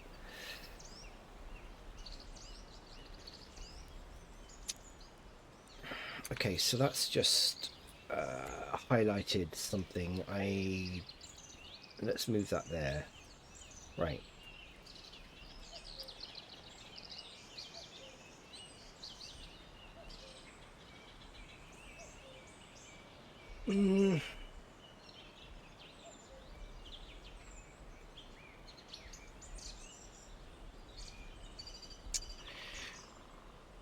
I need to obviously cut a gate, a gap in here, right? And that I know. Can I highlight that whole thing? Scale X0. Thank you.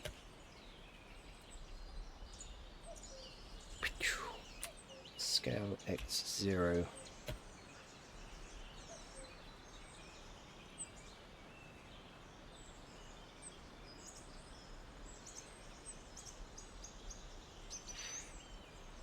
I need to make a cut there.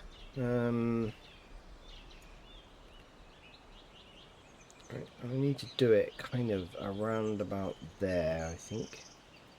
I'm going to move this over here because I'm going to use that for my cut. Scale X0. Come on, really? Probably need to move it like there, then it's going to be like that. Okay, that's better. Right. Let's grab this. Scale X0, see where it takes us. Oh, of course, it's at an angle, isn't it? Okay. Right.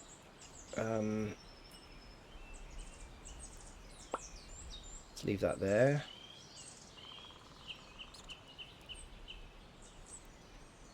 Of course, this is going all the way.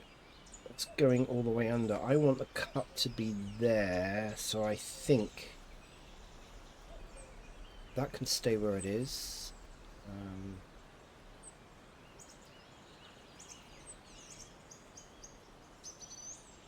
I just need to move this.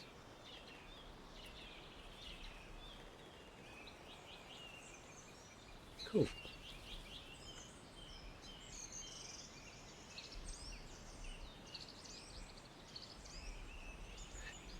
This is solidified, so I'm going to have to be careful about where I cut this.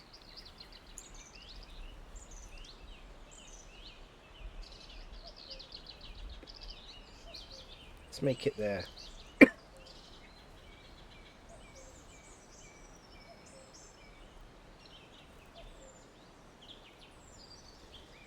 Delete that face. Select that face. And that face. Bridge.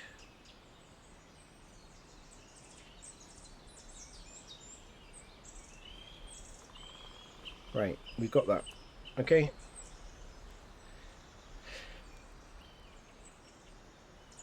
Ooh, that was lucky.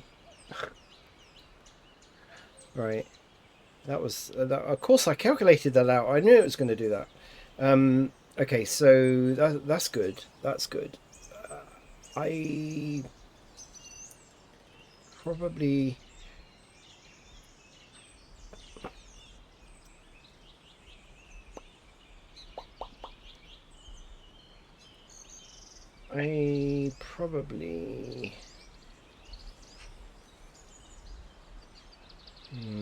Okay, let's scale. I don't really want to upset this too much, but it would look better if it was up there. But I guess now that's gone right into the mesh, isn't it? Oh, okay, it's not too bad. Let's scale it down a bit slightly. That's GZ. Because then that'll probably... Okay, that's fine. Are we above or below the mesh? GZ. Okay, we're kind of just there.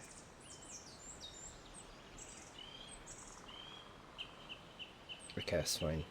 GY. Let's pull that out just very slightly. Cool. That's fine. Doesn't have to be perfect. GA scale. Go. And why does that look weird there?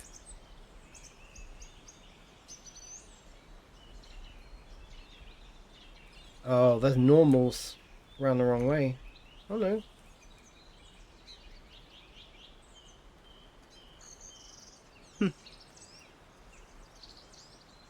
Why does that look so weird? Or is this just...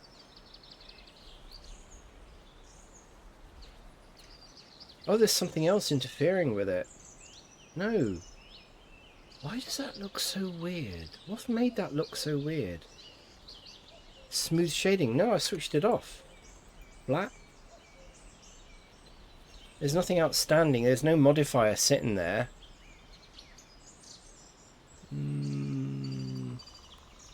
You know what, sometimes... Right. I think sometimes what happens is when you use the bevel edge stairs, it's... Yeah, you read my mind. Yeah, look, there you go, two vertices. So I got a feeling there is, and I think I do get this sometimes with that thing. Yeah, it's two. There we go. It's just two. That's what it was. Merge by distance is your friend. No, it's still okay. But it did do something. So what is it that's in there? That's fine. And that's fine. No, okay. I'm not going to bother with that. That's fine. But that merge by distance is yeah, it is weird. I don't know what's causing that. It looks fine to me, but you'll probably find that I do find using that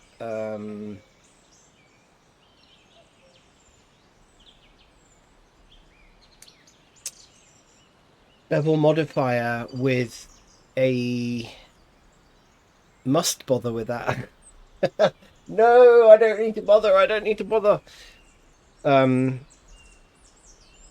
that modifier, that bevel edge, you know, the modifier on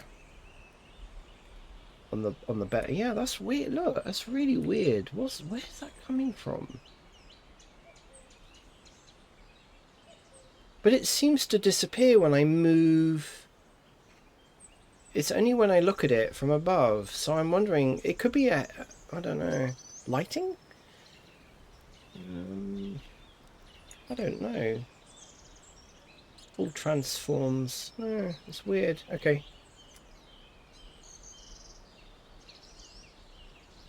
It is a weird one. Okay, so now we've now got a place to go up there.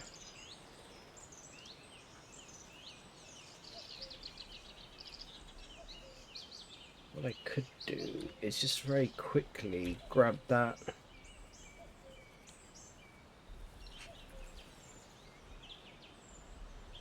Just make that look a little bit nicer there.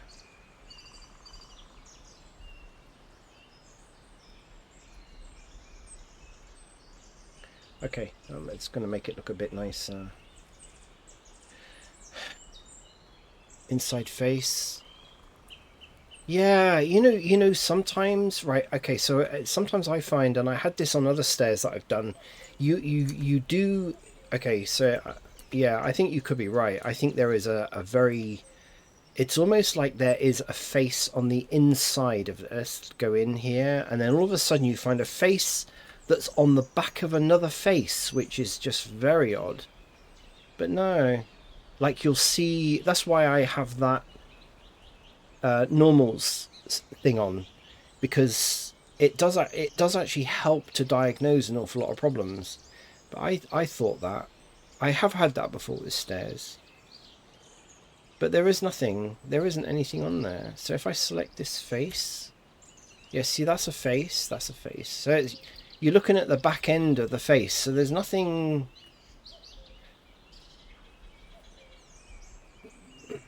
I don't know. The only other thing that I have noticed sometimes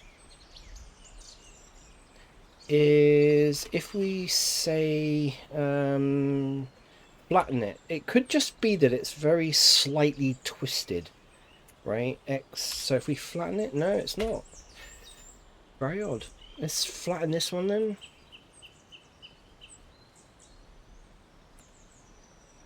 There. No, I don't know. It's just an anomaly. It's an anomaly. Who knows? It's really weird.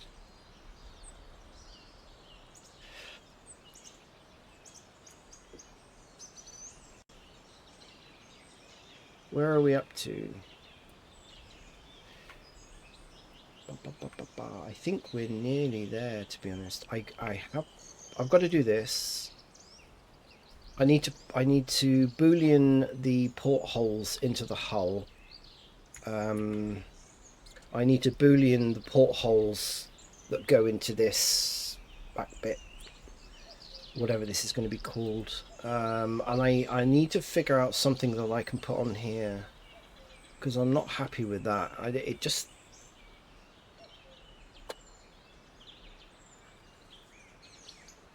I don't know.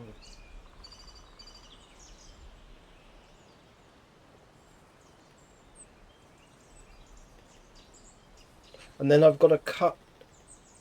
I've got to sort of put some stairs on the inside, so I've got to cut a hole in the hull. If I select both of those, so effectively what's going to happen is that people are going to walk into the the back bit, which is going to be kind of a lounge bar library kind of thing. It'll be very steampunky, and then they will be able to go down through a hole in this deck and go down onto this level, and then they'll be able to go down the next level into the real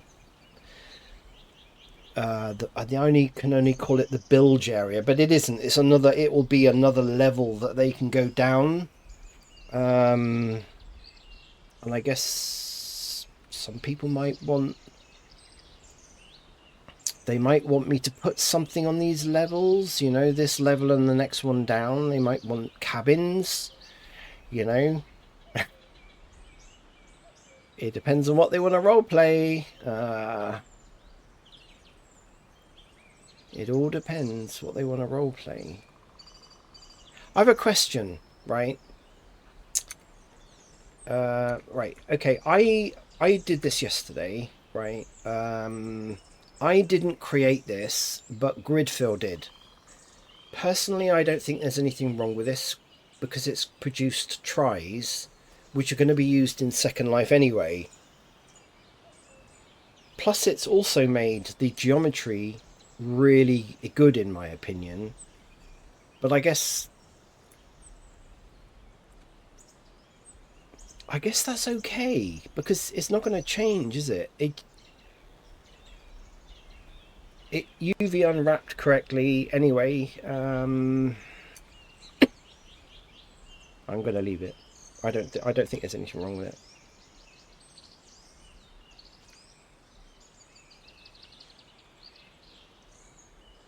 I think this model is looking. I'm happy with it. I'm really happy with it.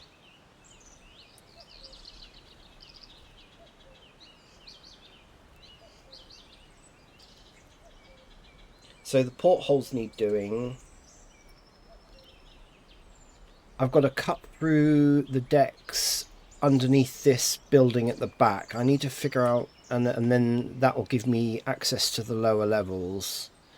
And then I need to think about this. I've got to unwrap this bit. I think this bit's been done, isn't it? No, it hasn't been done. It's going to take 2 seconds.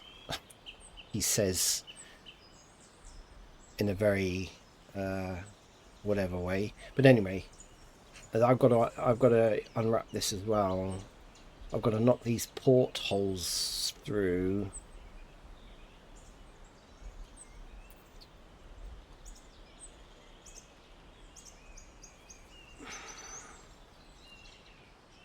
Stairs are done. Doors done. Doors on the wheelhouse has been done. I just need to think about what I can put on the top of here. Now, the other thought I had, there's somebody on a Discord channel for Neo Victoria designed the most amazing small craft, like a smaller version of this. And I don't know quite where. I need to ask where they got the decoration for the bow, right? And they had the most amazing ornate decoration for the bow. And I do feel like it would look good if it had like a figurehead on the front of here or something, you know. I don't know. I think it would look good.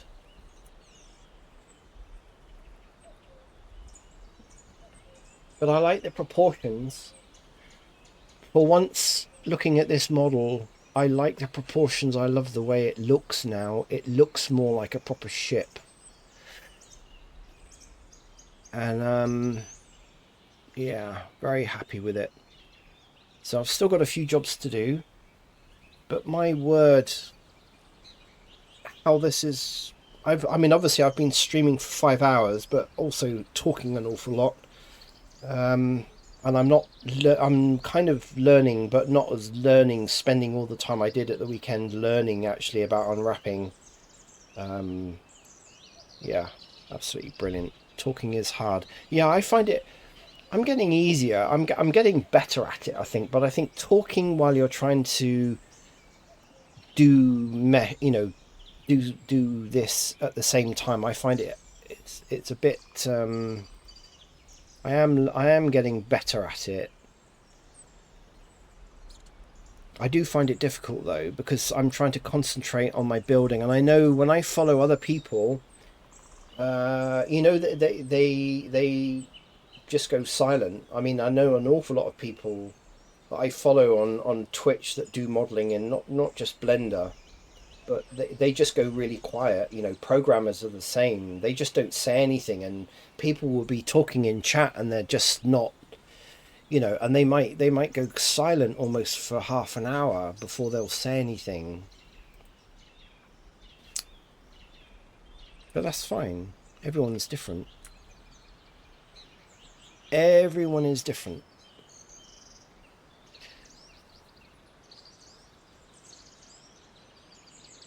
Yeah, I'm a little bit like that. Now, interestingly enough, I mentioned earlier in this stream that I had a camera on my face, right? Because you keep being told, oh well, people need to see your face, and you're interacting with chat and all the rest of it. And as soon as I did that, I did it for a few streams, and my watch rate, my viewer rate went just down a black hole. And the same applied to my YouTube channel. My YouTube channel just lost viewers on all my streams overnight. As soon as I put my face on my stream, I've obviously not got a face. I haven't got any boobs, and my face is obviously just not fit for Twitch or YouTube. So hence I've got the keyboard, which I've noticed an awful lot of streamers do lately. They just don't. No boobs. No, I've got moobs, but I haven't got any boobs. Yeah, well, we know why some streamers are popular. But anyway, my face obviously doesn't. I've got a face for radio, as they say, obviously, because it didn't work. And it was massive, a massive difference on YouTube. As soon as I put my face on, it just dropped.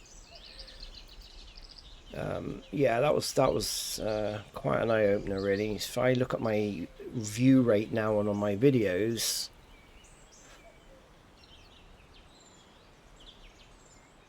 yeah, it just dropped massively.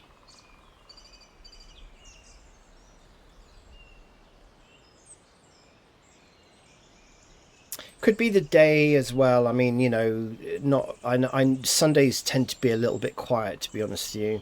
But if you look at the videos that I've been uploading to YouTube for the last, I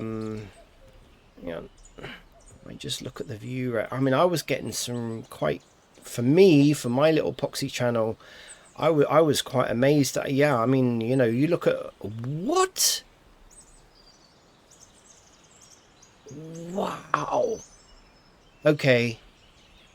It could just be that people are actually kind of catching up with my past.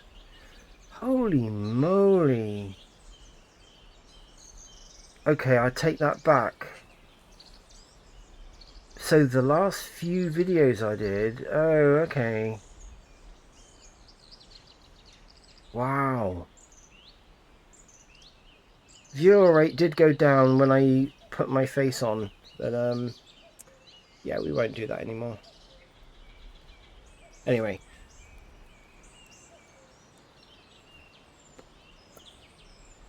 I've got my back is aching. I've now been streaming for 5.5 hours. My shoulders ache, I think, because my posture's not been particularly good, and I need to move. So I'm going to end a stream. I've thoroughly enjoyed this stream today, and I just hope other people have, really. That's all I want. That's all I want to do, is just entertain people and hopefully learn some stuff, and hopefully other people can learn some stuff. And that to me is what Twitch community is about, right? And this is why I used to love streaming before. And I stopped it for a while. I had some odd people come into my stream, and I let it upset me. I let it affect me, and then I just stopped streaming. And I had messages from loads of people saying, you know, why aren't I streaming anymore? And I just lost my heart in it, to be honest. But now, yeah, now I could almost make a career of this. I don't think that's going to happen, but you know. Anyway, thank you very much for watching and putting up with my voice and my fingers. I've thoroughly enjoyed it. If I hope you have, people who've come to my stream have enjoyed it as well. I know I have. And yeah, I don't know whether I'm going to be streaming tomorrow. I will try to stream. I think I probably will stream tomorrow. I know I can't stream on Wednesday. But yeah, we're going to see what happens. So thank you very much. Thank you very much for following. If you like my social media sites as well, Flickr, if you use Flickr, Instagram, you know, I'm trying to kind of do the whole social media thing, sharing bits and pieces. So, but yeah, thank you very much, and I hope to see you again in another stream. Have a good evening, good morning. What is it he says? Good morning, good evening, and good night, or something. Yeah. Thank you very much. Okay. Bye.